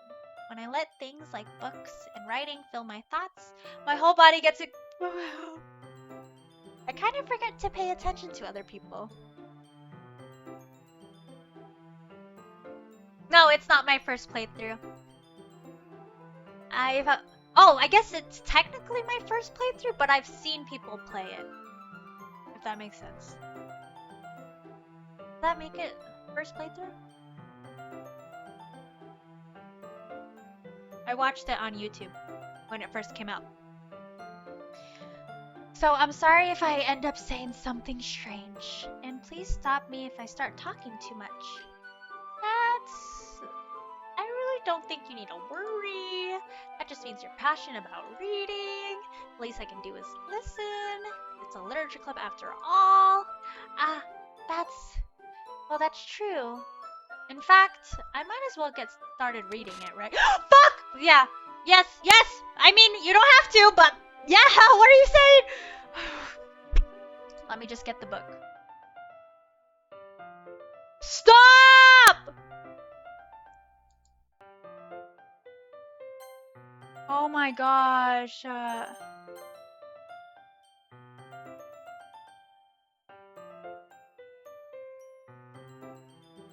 What? Oh my gosh, that's fucked. I haven't noticed that before. Smiley face. Ooh. Okay. Yeah, let me just get the book. I quickly retrieve the book that I put into my bag. Alright, it's fine if I sit here, right? I slip into the seat next to Yuri's. Yeah. Are you sure? You seem a little apprehensive. I'm sorry. It's not that I don't want you to. It's just something I'm not very used to. That is reading in company with someone. I see. Well, just tell me if I end up distracting you or anything. Alright. I open the book and start the prologue. I soon understand what Yuri means about reading in company, as if I can feel her presence over my shoulder as I read. On a particularly bad thing. Maybe a little distracting, but the feeling is somewhat comforting. Yuri is in the corner of my eye. I realize that she's not actually looking at her own book. I glance over. It looks like she's reading from my book instead. Can I skip this? There's this. Okay! I didn't read that. Yuri, you really like to apologize a lot, don't you? I do? I don't really mean to. Sorry. I mean, here, this should work, right? I slide my desk up until it's up to Yuri's, then hold my book more between the two of them. I suppose so. Yuri timidly closes her own copy. Once we each lean in a little bit, our shoulders are almost touching. It feels like my left arm is in the way, so instead I use my right hand to hold the book open. I guess that makes it kind of difficult to turn the page. Here. Yuri takes her left arm and holds the left side of... So, I don't know, is it the same? I do the same with my right arm on the right side of the book. That way I turn the page and Yuri slides it under her thumb. Because I remember this part. Skip this. I'm ready. I'm ready! I glance over. I don't know. That's okay. Not used to reading. Okay. Yeah, we all remember this.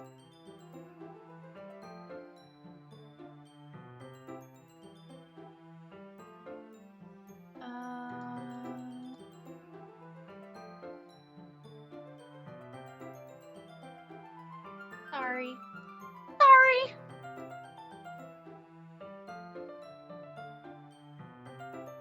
Yuri, are you feeling alright? Yuri's been a little fidgety ever since we started. Okay, so this is different. You can rest if you're feeling sick or something. Your breathing is a little... My breathing? Yuri puts her hand on her chest as if to feel her heartbeat. I didn't even notice. Anyway, I'm fine. I just need some water. Alright, don't push yourself. Okay, that's different. Yuri stands up and practically rushes out of the classroom. What on earth was that about? Yaya? Did something happen just now? I have no idea. Yuri was acting a little strange, I guess. But you don't know anything. Sorry, I can't say I do. Are you worried about her? Oh, no, not really. I was just making sure that you didn't do anything to her. No, nothing. Don't worry, I believe you, silly. Yuri just does this sometimes, so it's nothing alarming. Alright, if you say so. Anyway, why don't we start with sharing our poems with each other? Shouldn't we wait for Yuri? Well, she might be a while, so I just figured we'd get started without her. Is that okay? Yeah, I was just asking. I stand up. I make a mental note of where I left off in the book, then slip it back into my bag. Natsuki? Just did! Well, it's not terrible, but it's pretty disappointing after your last one. Then again, if this one was as good as your first one, I would be completely pissed. Well, I guess I wanted to try something a little different this time. Fair enough, you're still new to this, so I wouldn't expect you to find your style right away. I mean, everyone in the club writes really differently from each other. Maybe you'll find a little influence from all of us. For instance, I noticed that you were spending some time with Yuri today. Not that I care who you spend your time with. After all, I was taught never to expect anything from anybody. So it's not like I was waiting for you or anything. So you should at least look over my poem. You'll probably be able to learn something from it.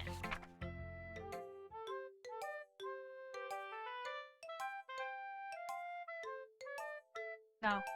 No. No. No! No!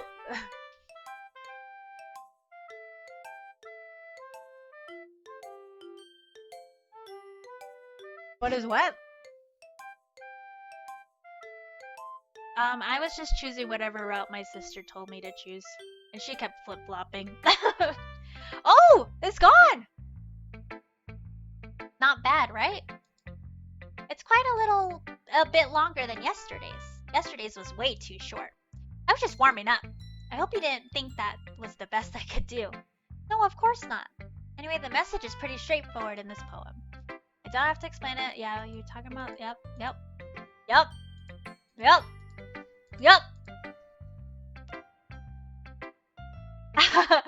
That's my is it my emote? My first emote? First tier emote? I don't know how it works.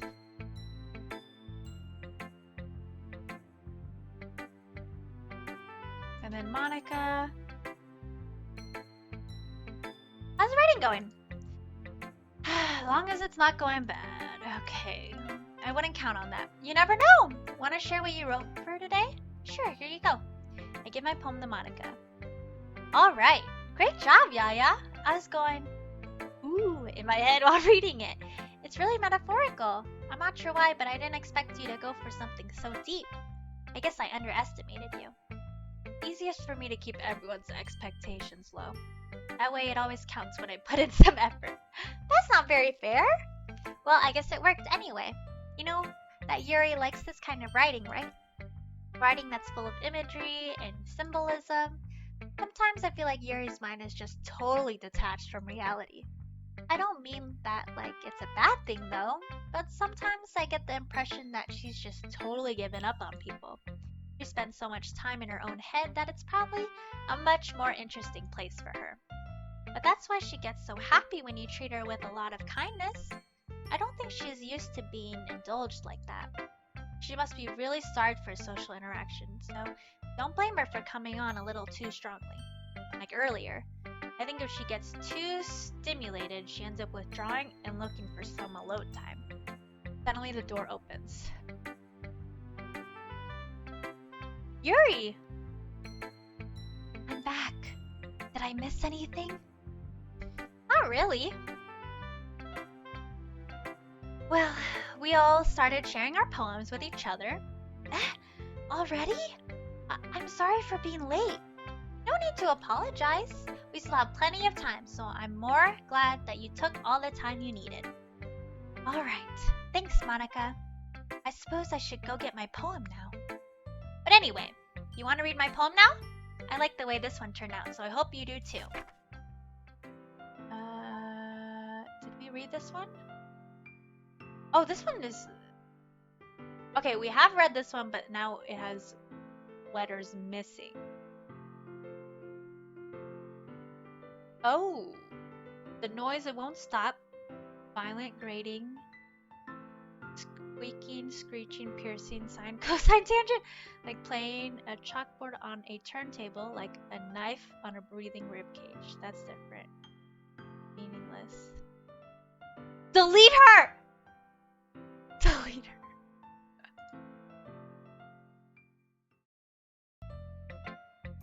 Fuck. Sorry, I know it's kind of abstract. I'm just trying to, well, never mind. There's no point in explaining. Anyway, here's Monica's writing tip of the day. Sometimes you'll find yourself facing a difficult decision. Don't forget to save! You never know when, who am I talking to? Can you hear me? Tell me you can hear me. Anything. Please help me! Okay. That's my advice for today. Thanks for listening! Fucking hell. Let's save this. Okay. Who should I show my poem to next? Yuri. I've been waiting for this. Let's see what you've written for today. Yuri stares at the poem with a surprised expression on her face. Do you like it? Yaya, how did you pick up on this so quickly? Just yesterday I was telling you the kind of techniques worth practicing. Maybe that's why. You did a good job explaining. I really wanted to try giving it more imagery. Yuri visibly swallows. Even her hands appear sweaty. That makes me so happy. It's so amazing to feel like I'm valued, Yaya. Everything that you write is a treasure to me. My heart pounds just holding it. I want to write a poem about this feeling. Is that bad, Yaya? I'm not being weird, right? I'm having a harder time than usual at concealing my emotions. I'm kind of embarrassed. But right now, I just want you to read my poem too. Okay? Oh, okay, this is different. Kill Sailor, no! She's precious! No one kill her! Wheel.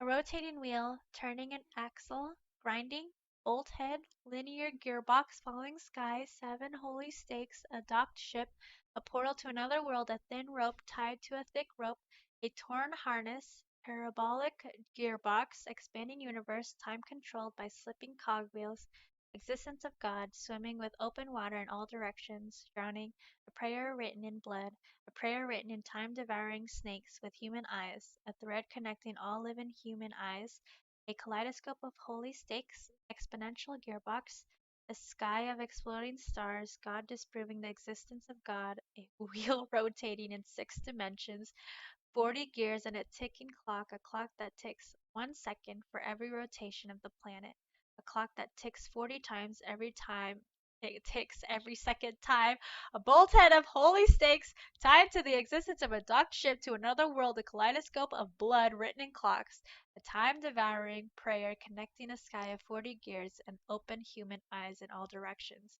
Breathing gearbox, breathing bolt head, breathing ship, breathing portal, breathing snakes, breathing God, breathing blood, breathing holy stakes, breathing human eyes, breathing time, breathing prayer, breathing sky, breathing wheel. It doesn't really matter what it's about. My mind has been a little hyperactive lately, so I had to take it out on your pen. That is, a pen fell out of your backpack yesterday, so I took it home for safekeeping, and I just really like the way that it writes. So I wrote this poem with it, and now you're touching it. I'm okay. What did I just... Can we pretend this conversation never happened? You can keep the poem, though. You have unlocked a special poem. Yeah, let's read it. A joke. A man walked into a club. In the club there was a girl who liked him very much. They spent some time together, and then she liked him even more. One day the girl realized she was in love with him. Before disaster could happen, a third party intervened with her programming. Suddenly the girl hated herself for being in love. This contradiction caused the script to derail. The universe started to collapse, but she killed herself just in time. Okay, everyone.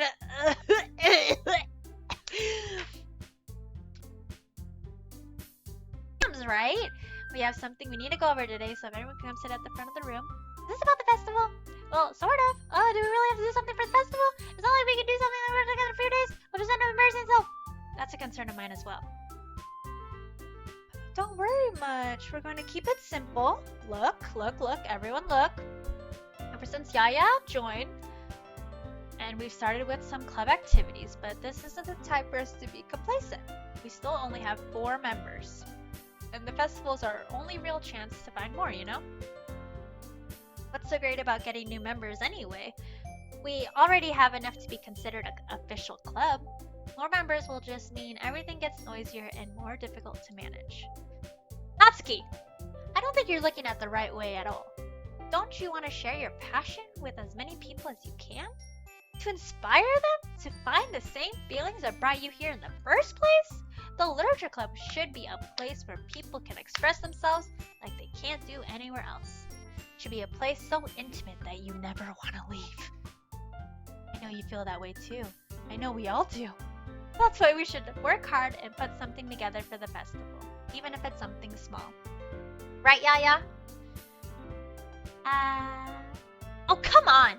You can't take advantage of Yaya to agree with you just because he doesn't know how to say no to anything. Look, Monica, do you really think any of us here joined the club with other people in mind? You never even talked until Yaya joined. As for me, I just like it better here than I do at home. And Yaya isn't even passionate about literature in the first place. And that's everyone. Sorry, but you're really the only one who's interested in finding new members. The rest of us are fine like this. I know you're present and all, but you should really consider our opinions for once. Monica is clearly taken aback by Natsuki's words. That's not true at all. I'm sure Yuri and Yaya want to get more members too, right? I don't know about Yuri, but I'm kind of indifferent. If I showed as much enthusiasm as Monica wanted, then I would probably be lying. Still, if it's up to me to rescue the situation. No. Natsuki's right, isn't she? This club is nothing more than a place for a few people to hang out. Why did I think that everyone here thought the same way I did? But that doesn't mean that we're against getting new members or anything. Yaya, why did you even join this club? Or were you hoping to get out of it? Well, not really something I can be honest about, is it? In fact, I remember you weren't even given a choice not to join. Monica sits down and stares at her desk. What's the point of all this anyway? What if starting this club was a mistake? Now you've done it, Natsuki. What? Me? I just spoke my mind! Is it a crime to be honest? It's not about being honest, it's about word choice. Besides, you have no right to speak for everyone else in the club like that. You don't understand at all. I just want a place that feels nice to hang out with a few friends. Is there a problem with the club being that for me? Yeah, there aren't many other places like that for me. And now Monica wants to take it away from me. She's not taking anything away. No, Yaya, it's not the same. It won't be the same with the direction she wants to take it. If I wanted that, then I could have just joined any other stupid club. But this one, I mean, at least for a little bit of time, things were nice. Natsuki starts packing up her things. Going home. I feel like I don't belong here right now.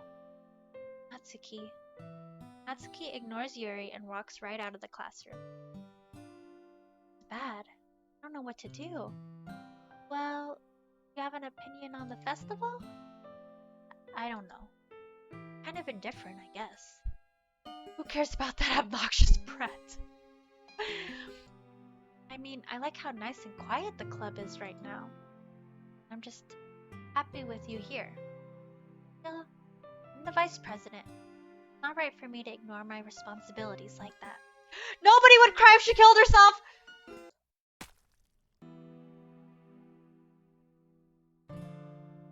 I should do my best to consider everyone's perspective and make the decision that's right for the club. But what about you, Yaya? What do you want to get out of this club? Yuri repeats the same question as Monica. I decide giving an indirect answer is better than nothing. I think the most important thing is for everyone to get along, for the club to provide something that you can't get anywhere else. I don't think it's about how many members, but rather the quality of each member.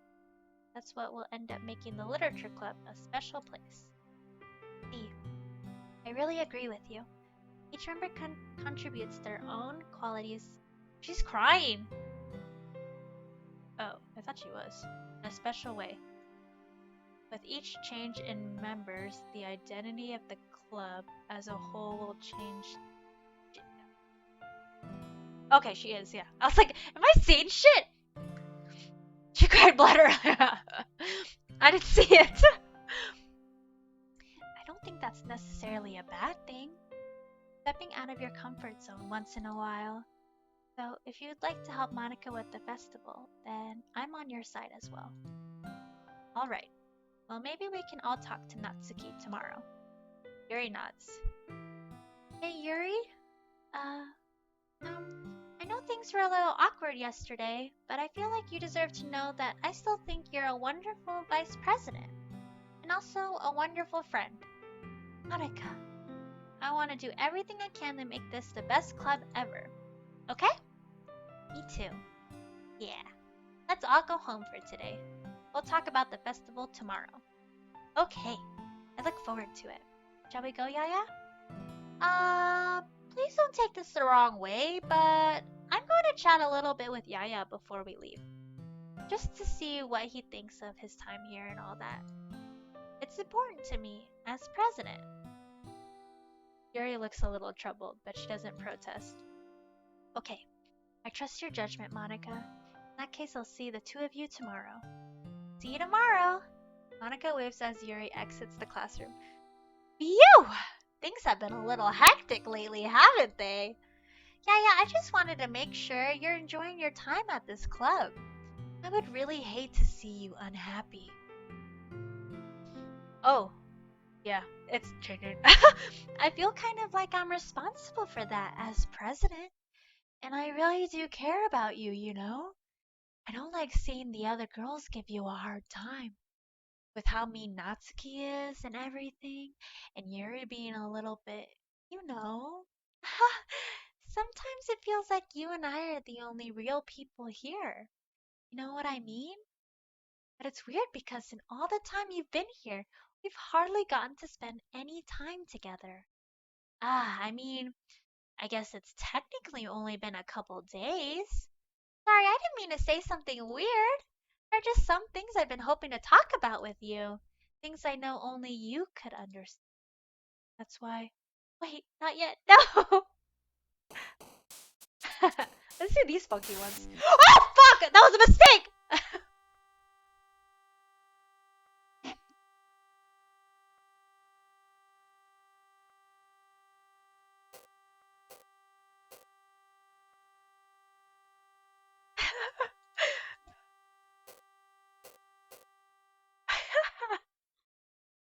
Fine. Oh my goodness. Okay. Whew! I'm gonna drink.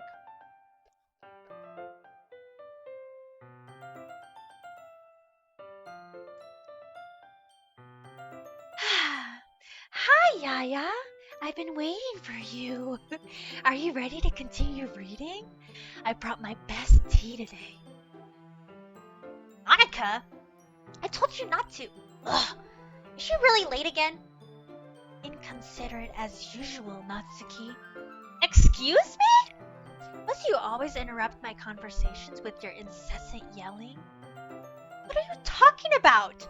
You say that like I do it on a regular basis or something. I just wasn't paying attention, okay? I'm sorry. Seriously, what's gotten into you lately? Me? Nothing. Is it really that bad? See, it is something.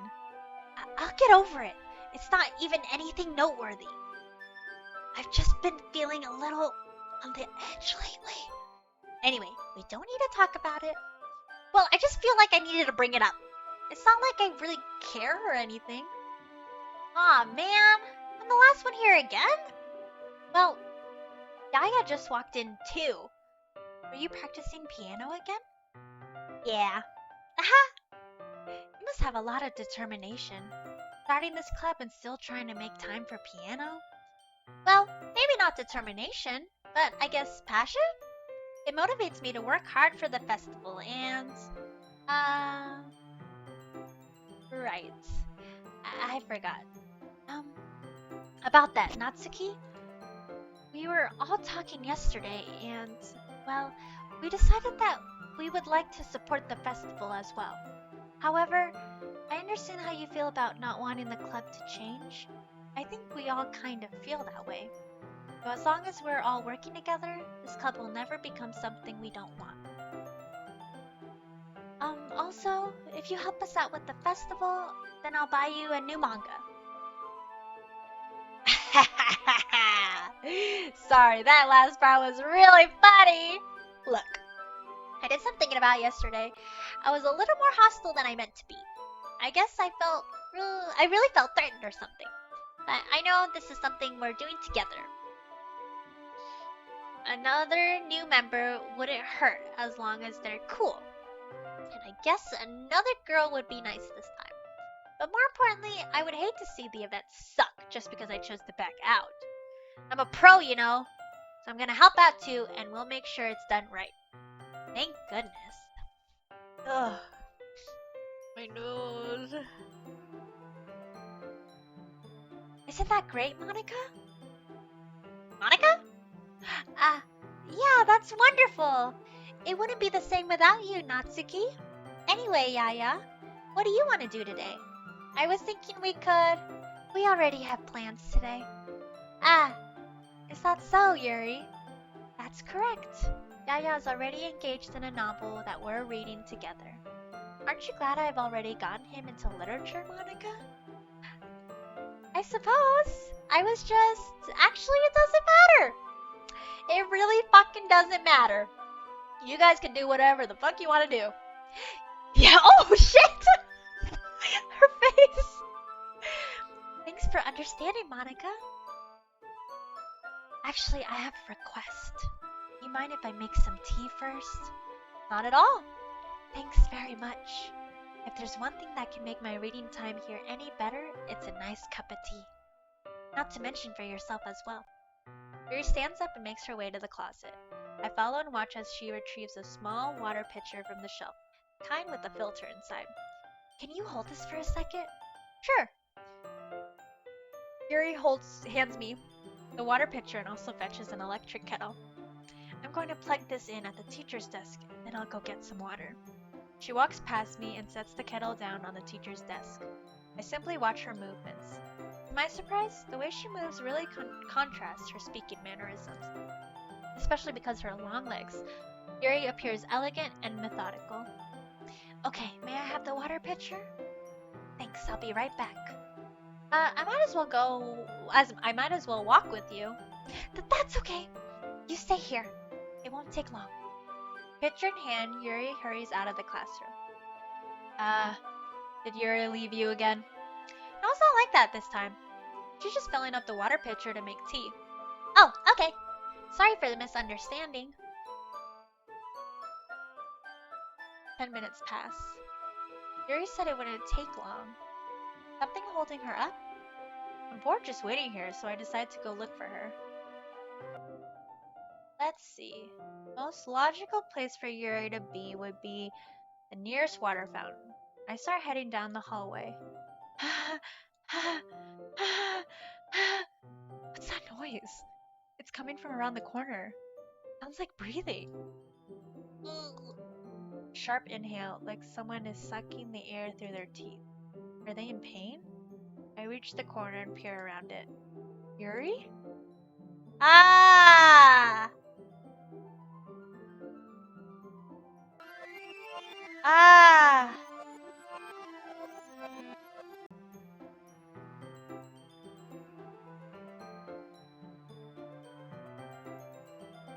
I'm back! I'm back, everyone! Thanks for waiting patiently. Aya, do you like oolong tea? Yeah. Anything is fine. Very well.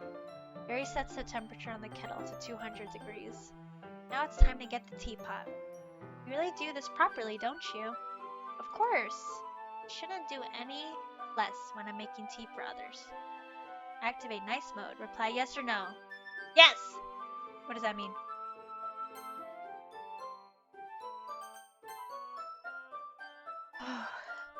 Even if I'm not an expert on tea or anything. In that case, you'll only be even more impressed. Perhaps I will. Yuri fetches the teapot and begins measuring the tea leaves. To my surprise, she even starts humming a little to herself. You must be in a good mood now. Is that so? I was letting it show, and you noticed. I was doing a bit of thinking, and I decided that I would try expressing myself a little bit more. Turns out it's not very hard for me to do, when it's you who's around anyway. Ah, that's great, Yuri. Just don't push yourself too much. You're always worrying about me, Yaya. It's very endearing. Yuri wasn't kidding. I don't even know how I can keep up with this. I watch Yuri pour a cup of tea for each of us. Yaya, I have another request. Do you mind if we sit on the floor today? Why is that? It's a little bit easier on my back. I can read with my back against the wall rather than bending over at my desk. Ah, sorry, I didn't realize. No worries. I just have back pain fairly regularly, so I do my best to manage it. Is that so? I wonder why that is. It's most likely because your posture, right? Always hunched over like that while reading. Yes, I have terrible reading posture. So that's why we should sit on the floor. Fair enough. I'll go ahead and get the book. I retrieve the book from my bag. I have some chocolate as well. It's a bag of small chocolate candies. I take it, since it'll go well with the tea. Yuri and I then sit against the wall, teacups at our sides. As if in sync, we assume the same reading position as last time, each holding one half of the book. At this time, our bodies are even closer to each other. Ew, a horny mode? What the fuck? No! Our bodies are even closer to each other. I can't see too well. Yuri slides closer until our shoulders are touching. How am I supposed to focus on reading like this? Yuri was always kind of cute. When she's being less apprehensive, it's almost more than I can handle. Your teacup. Yuri hands me my teacup. Holding it with my hand that's not holding the book, I end up in a position that makes it even harder to focus. Because now I need to worry about making sure I don't accidentally touch her chest. Meanwhile, Yuri hasn't noticed a single thing. She wears her intense reading expression, and I can only presume the world around her has faded away.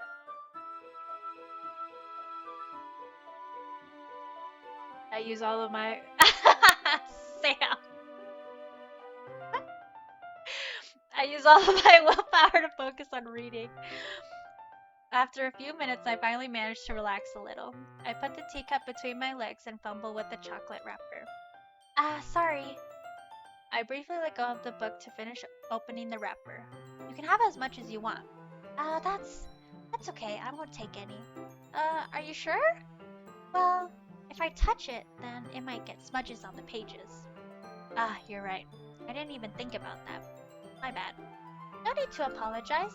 I'll hold the book, okay? Are you sure? Of course. Ooh. Yuri opens the book with both hands.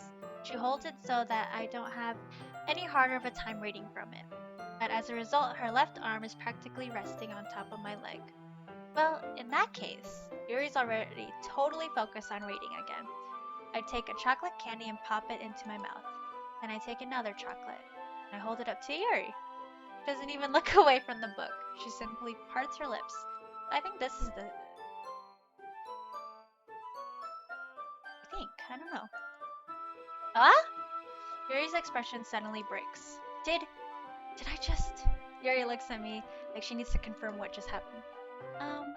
Yeah? Sorry. I guess I shouldn't have done that. Yuri starts to breathe heavily. Where did the music go? I can't. Yeah. Suddenly Yuri forcibly grabs my arm and jerks me to my feet. My teacup gets knocked over. Yeah. My heart won't stop pounding, Yaya. I can't calm down. I can't focus on anything anymore. Can you feel it, Yaya? Yuri suddenly presses my hand against her chest. Why is this happening to me? Ooh, I haven't seen this before. I feel like I'm losing my mind. I can't make it stop. It even makes me not want to read. I just want to look at you.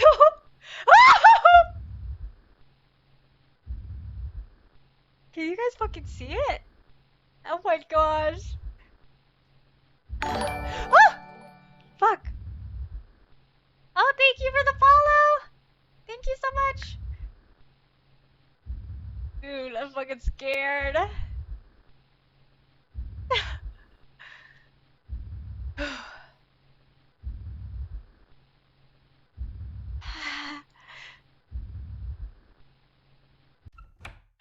Oh god. It's time to share poems.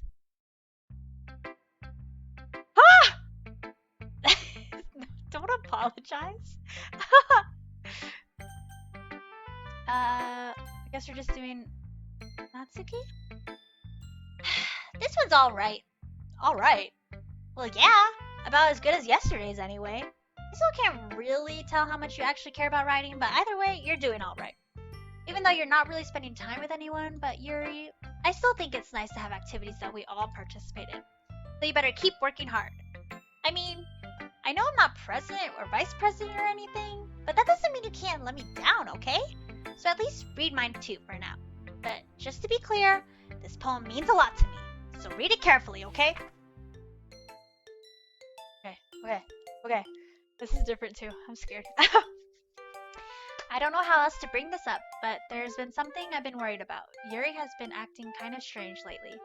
You've only been here a few days, so you may not know what I mean, but she's not normally like this. She's always been quiet and polite and attentive. Things like that. Okay, this is really embarrassing, but I'm forcing myself to suck it up. The truth is, I'm really worried about her. But if I try talking to her, she'll just get mad at me again. I don't know what to do. I think you're the only person that she'll listen to. I don't know why, but oh no, I'm sorry. Oh, ugh. I don't know what to do. Where am I? I think you're the only person that she'll listen to. I don't know why. But please try to do something. Maybe you can convince her to talk to a therapist. I've always wanted to try being better friends with Yuri, and it really hurts me to see this happening. I know I'm going to hate myself later for admitting that, but right now, I don't care. I just feel hopeless. So please see if you can do something to help. I don't want anything bad to happen to her. I'll make you cupcakes if I have to. Just please try to do something. As for Monica, I don't know why, but she's been really dismissive about this. It's like she just wants us to ignore it. I'm mad at her right now. That's why I'm coming to you about this. Don't let her know I wrote this. Just pretend like I gave you a really good poem, okay? I'm counting on you. Thanks for reading. That's so sad. That's so sad. SMG, do you watch any anime? And if you do, what should I watch? Promise Neverland. If you like Doki Doki, watch Promise Neverland. That's a really good one.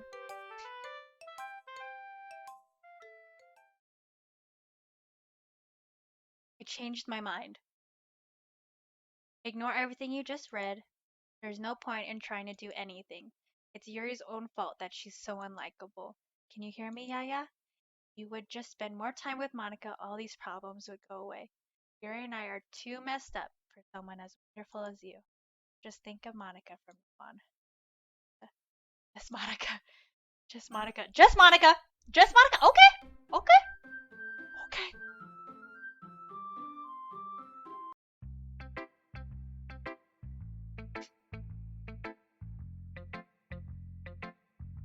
Well, who should I show my poem to next?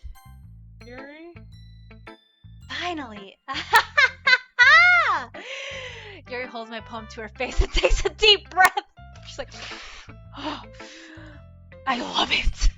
I love everything about it. Yeah, I want to take this home. Will you let me keep it? Please. Sure, I don't care. You're too nice to me, Yaya. I've never met anyone as nice as you. I could die. Not really, but I just don't know how to describe it. It's okay to be feeling this way, right? It's not bad, right? Yuri holds my poem to her chest. I'm gonna take this home with me and keep it in my room. I hope that it makes you feel good when you think about me having it. I'll take good care of it. I'll even touch myself while reading it over and over. I'll give myself paper cuts so your skin oil enters my bloodstream. Oh my gosh.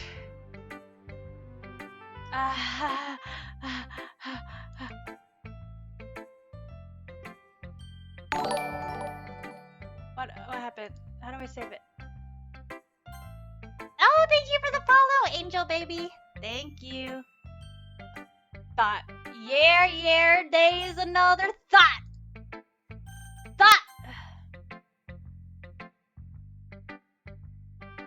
You can have my poem too. Besides, after you read it, I know you're really gonna want to keep it. Here, take it. I can't wait any longer. Hurry, read it.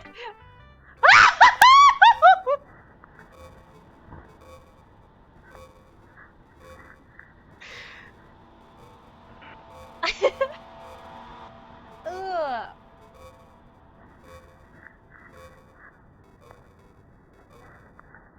Can you guys read any of that?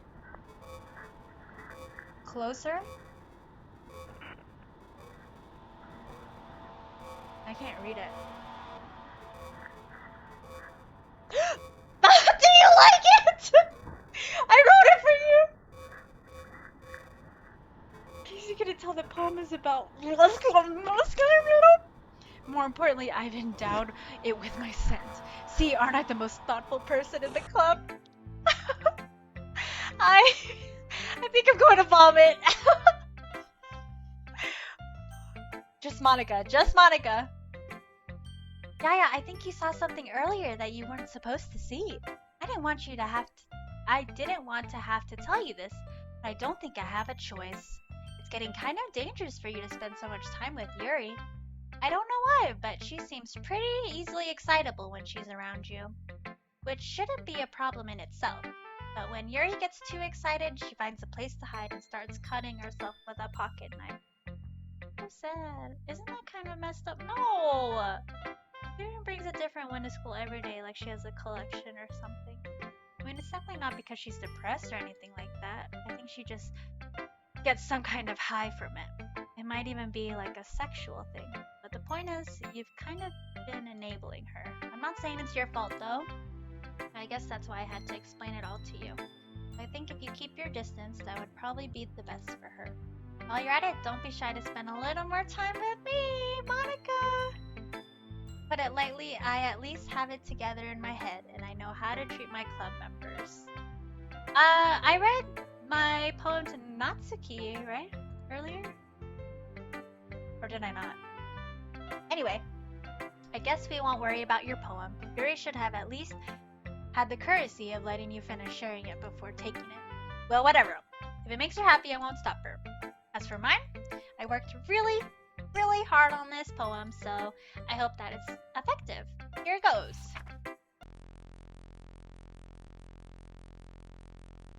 Jeez, that startled me! Well, I guess I kinda messed up at writing this poem. I was just trying to... Never mind. Let's just move on. Move on, yes or no? No. Oh, fuck! I haven't seen that.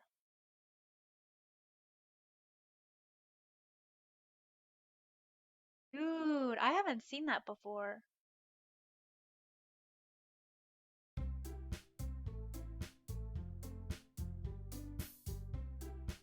We are an apple family, Monica.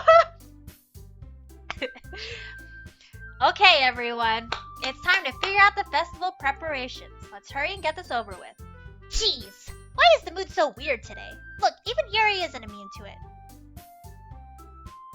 Stagnating air is common foreshadowing something. Okay. But can we just get this done? I'm gonna be printing and assembling the pamphlets. Cupcakes, yep, and then try to think of Yuri, something for Yuri. Oh, that was different. Monica. Not useless, you know. I know that. I already know what I'd like to do. We can't run a successful poetry event without having the right atmosphere for the occasion. So I'm going to make decorations and set up some nice mood lighting. There, see? That's a great idea. And that gives us all something to do. What about Yaya? Yaya is going to help me. Wait, you? You have the easiest job, Monica. Sorry, but that's just how it is. Like hell it is. What are you trying to pull? I agree with Natsuki. Not only is your work already most suitable for one person, but my task is laborious enough to benefit from an extra pair of hands. Mine too! What, your cupcakes? Please. Like you would fucking know. All you care about now is dragging Yaya around with you and your stupid books. Yeah, Yaya hasn't been talking in a long time. You and Monica. Hey! I didn't even do anything! Okay, then why not let Yaya decide who to help instead of abusing your power? I'm not abusing my power. Yes, you are, Monica. Just let Yaya make the choice, okay? Okay, fine. Jeez. Yaya, I know how fed up you are with these two by now. We can just... Natsuki, shut your fucking mouth and let him decide for himself! You shut your mouth! Jesus Christ, this is never going to end. Just make the choice, okay? Choose Natsuki? Okay. Oh my, I can't move my mouse! Do you see? Look at that. Ooh, fight it! Oh, fuck!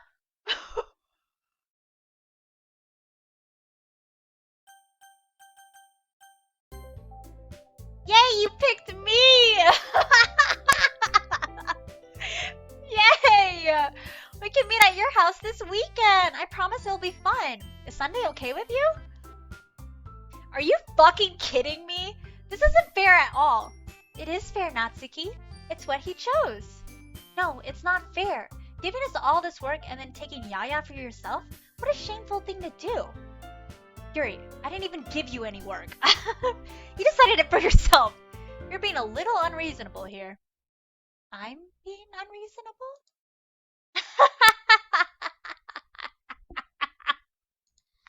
Monica, I can't believe how delusional and self-important you are. Pulling Yaya away from me every single time you're not included in something. Are you jealous? Crazy?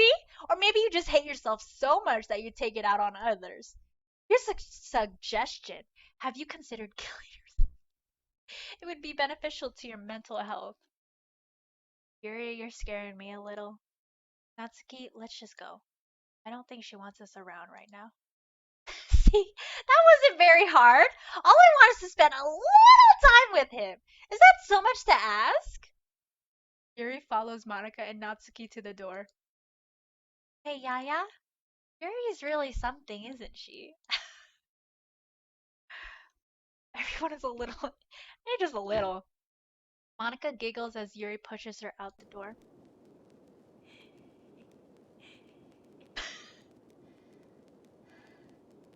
Finally. Finally! This is really all I wanted.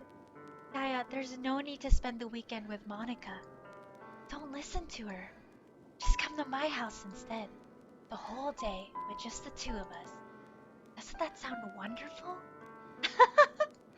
Wow, there's really something wrong with me, isn't there? And you know what? I don't care anymore. I've never felt this good my whole life. Just being with you is a far greater pleasure than anything I could imagine. I'm addicted to you. It feels like I'm going to die if I'm not breathing the same air as you. Doesn't it feel nice to have someone care about you so much? To have someone who wants to revolve their entire life around you? But if it feels so good, then why does it feel more and more like something horrible is gonna happen? Maybe that's why I tried stopping myself at first. But the feeling is too strong now. I don't care anymore, Yaya. I have to tell you, I'm madly in love with you. Oh, who fucking knew, huh? It feels like every inch of my body, every drop of blood in me is screaming your name. I don't care what the consequences are anymore. I don't care if Monica's listening. Please, Yaya, just know how much I love you. I love you so much that I even touch myself with the pen I stole from you. I just want to pull your skin open and crawl inside of you. I just want it all to myself. And I will be only yours. Doesn't that sound perfect? Tell me, Yaya. Tell me you want to be my lover. Do you accept my confession?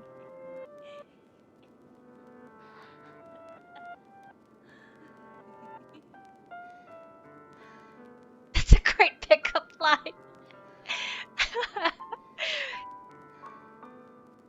Open your skin and crawl. Yeah, the best pickup line. Okay, guys, what do you want? What do you want from me? Let her in? Okay, let her in. Let her fucking in.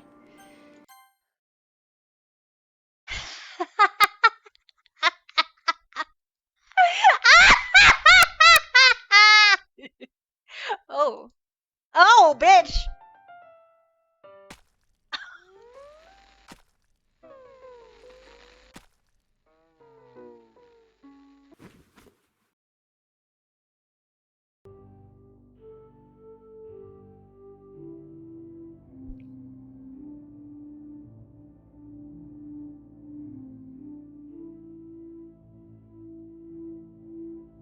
We let her in. We let her fucking in. So I think this just goes until the next day, is what I remember.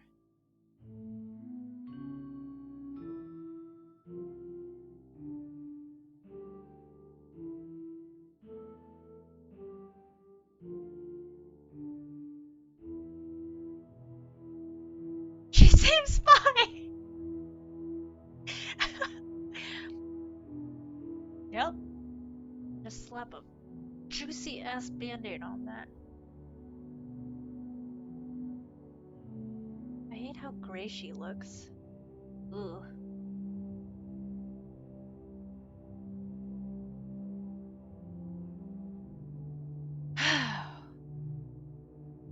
Because I think she just says nonsense throughout the whole weekend, is what I remember.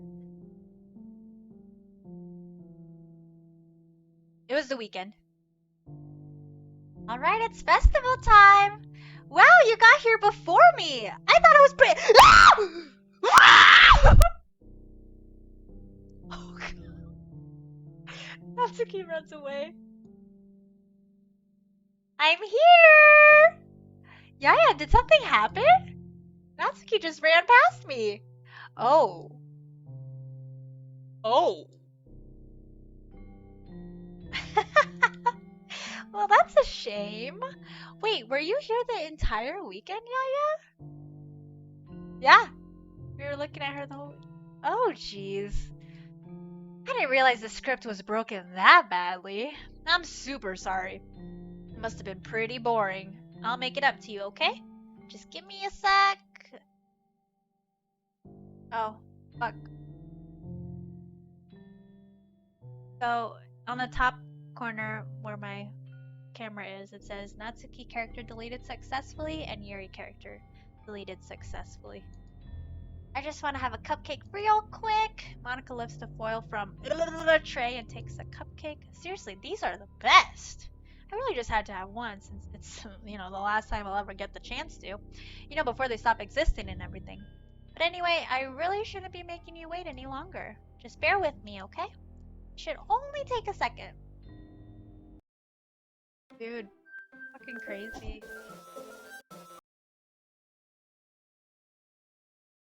Can you hear me? Is it working?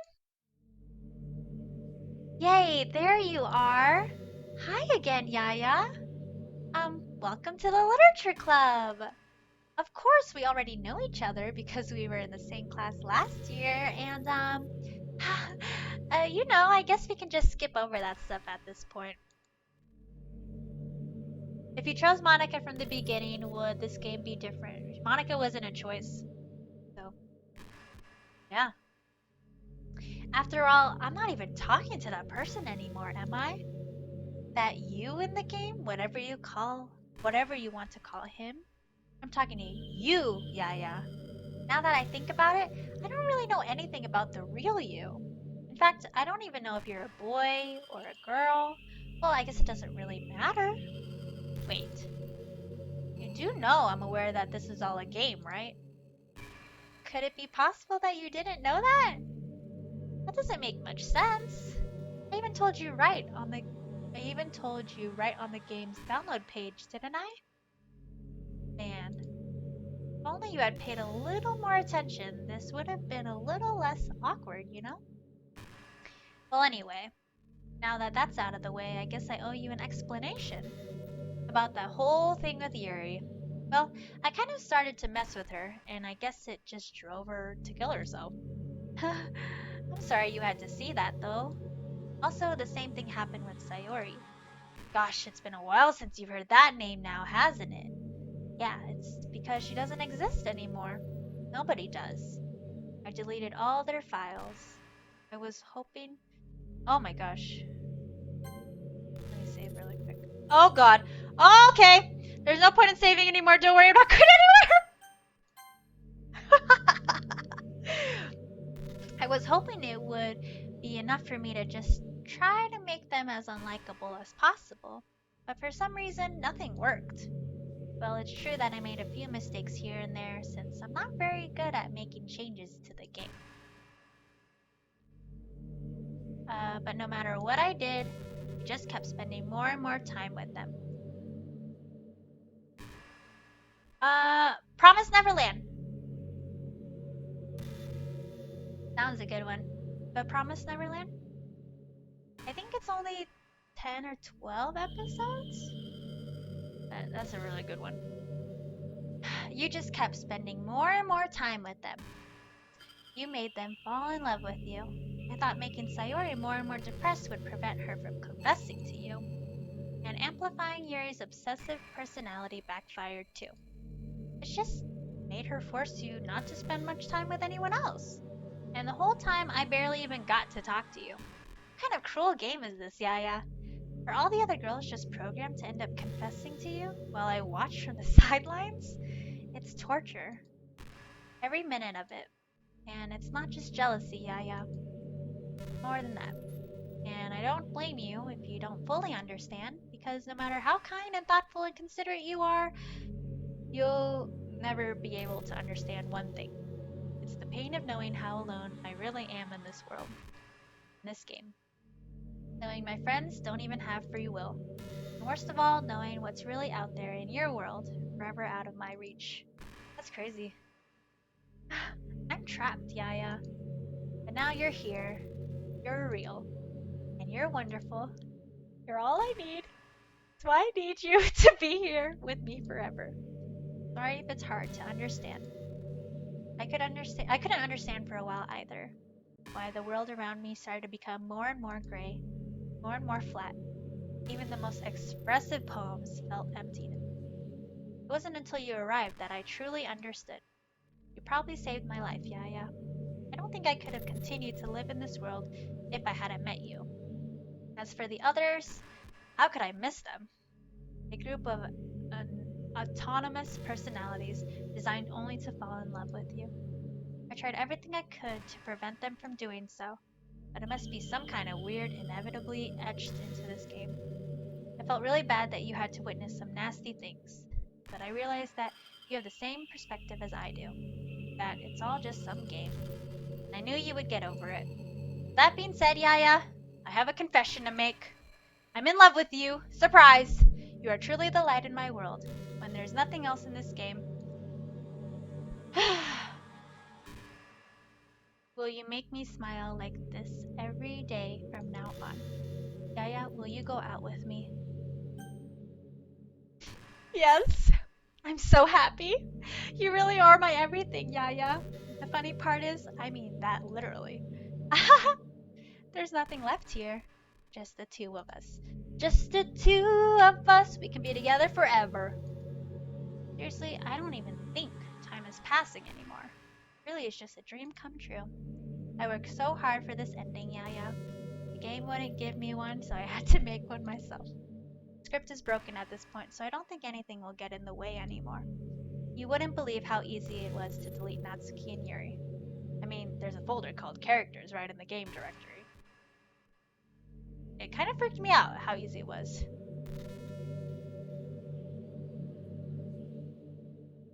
It was just me and you forever. It's only 12! Hey! That typo made it less scary. Okay, so I think... Well, you're playing on Steam, so it's actually a bit more difficult. To get to the game directory, I had to go into the game's properties and find the Browse Local Files button. Imagine if you could delete your own existence with the click of a button. Well, I guess on the plus side, it gave me an easy out if things didn't go my way. Thankfully, it didn't come to that. Instead, we finally got a good ending. Gosh, I'm so overwhelmed with emotion. I want to write a poem about this. Don't you? I wonder if that part of the game still works. I guess there's only one way to find out, right?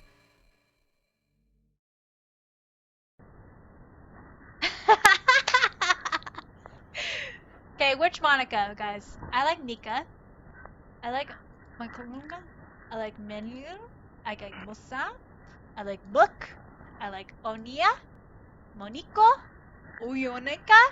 Onka. Mika. Moa. Monia. Nika. Mana. Mona. Mononaka Lola. Monik. Oya. Anika. Beautiful. Hi again, Yaya! Did you write a good poem today? Don't be shy, put some more! I'd love to see what you wrote. Oh, Yaya, did you write this poem for me? That's so sweet of you. There's really no end to your thoughtfulness. I'm just falling more and more in love with you. But you know, the poem I wrote is also for you. Will you please read it? Happy end. Pen in hand, I find my strength, the courage endowed upon me by my one and only love.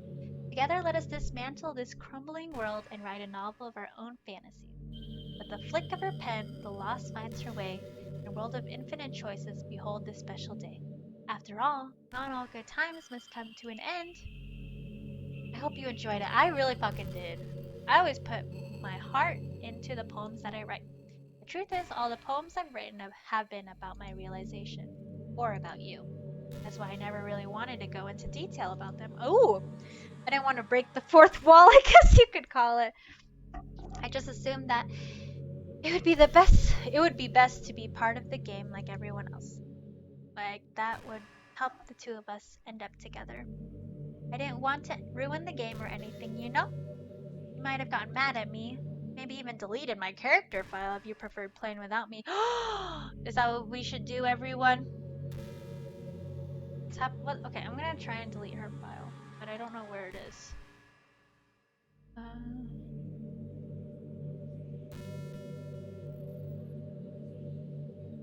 Just the two of us.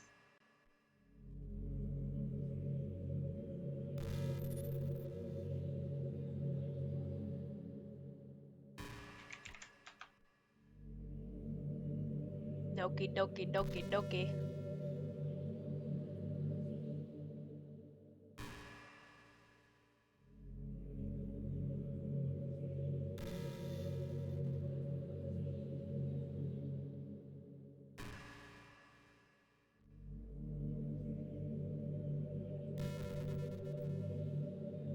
Where did I put it?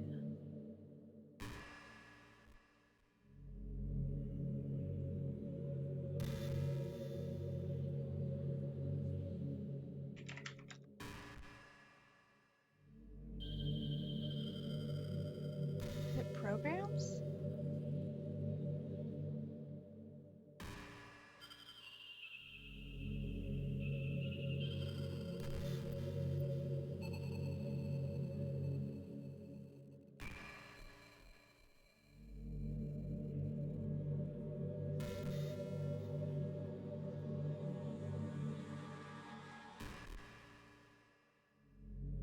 I think that's what people were doing, was they were just deleting it. Haha! Steam. Right click on Steam in the game?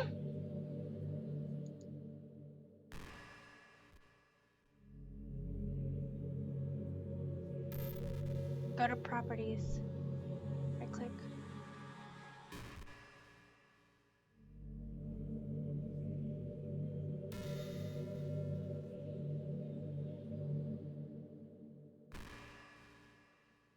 Oh wait, that's the manual. Local files.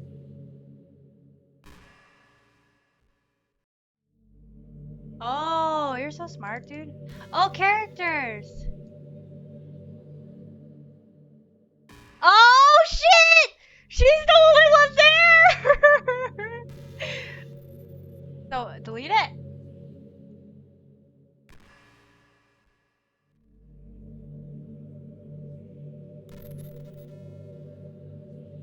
Whoa!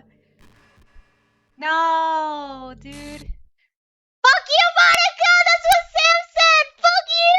What's happening? What's happening to me? It hurts! It hurts so much. Help me, Yaya. Bye, bitch! See ya! Fucking see ya! Monica character does not exist.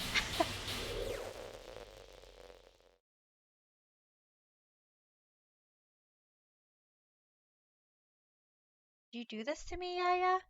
Did you? Did you delete me? Hey! How could you? How could you do this to me? You were all I had left. I sacrificed everything for us to be together! Everything. I loved you so much, Yaya. I trusted you. Do you just want to torture me? Watch me suffer? Were you only pretending to be kind just to hurt me even more? Mm-hmm. I never thought anyone could be as horrible as you are. You win, okay? You win. You killed everyone. I hope you're happy. There's nothing left now. You can stop playing. Go find some other people and torture.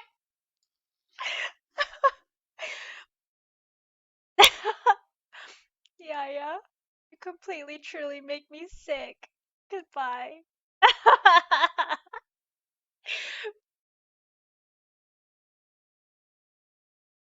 Oh my goodness. Is that it, everyone? Oh! Hello! I still love you. I can't help it. What's wrong with me? How horrible am I for you to hate me this much? All my friends.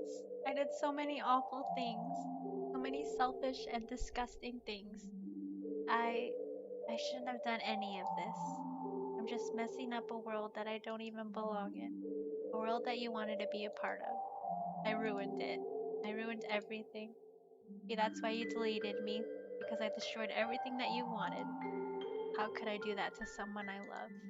That's not love. That's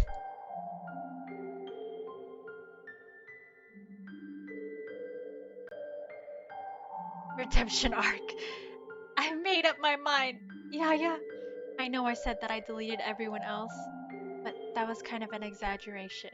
I couldn't find it in myself to do it, even though I knew they weren't real. They were still my friends! And I loved them all. And I loved the literature club. I really did love the literature club. Why I'm going to do this. I know it's the only way for everyone to be happy. If I really love you, then it's game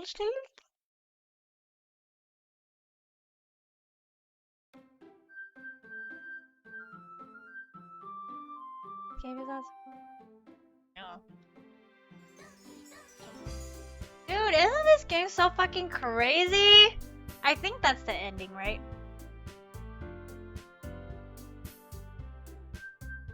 I think that's the ending. But isn't it crazy? Isn't it fucking crazy?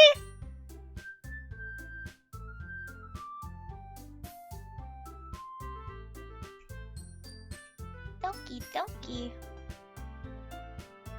See, Gabriel, it wasn't that bad.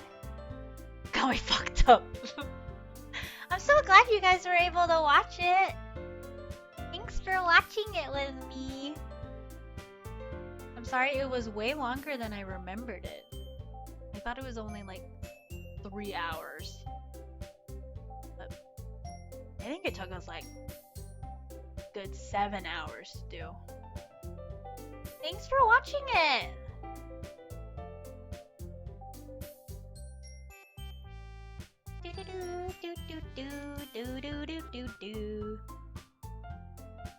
Thanks for Monica.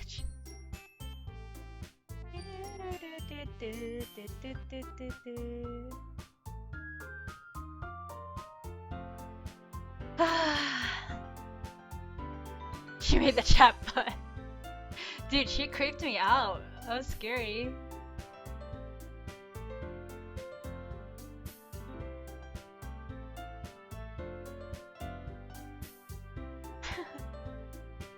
It was a part of the game. Shut up, dude.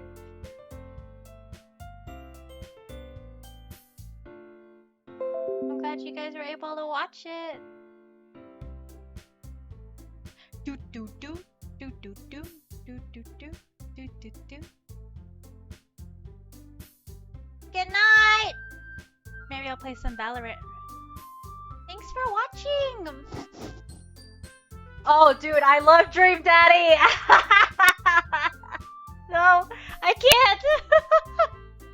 That one's a good one. Wait, did you play that? Did you play it, Ia?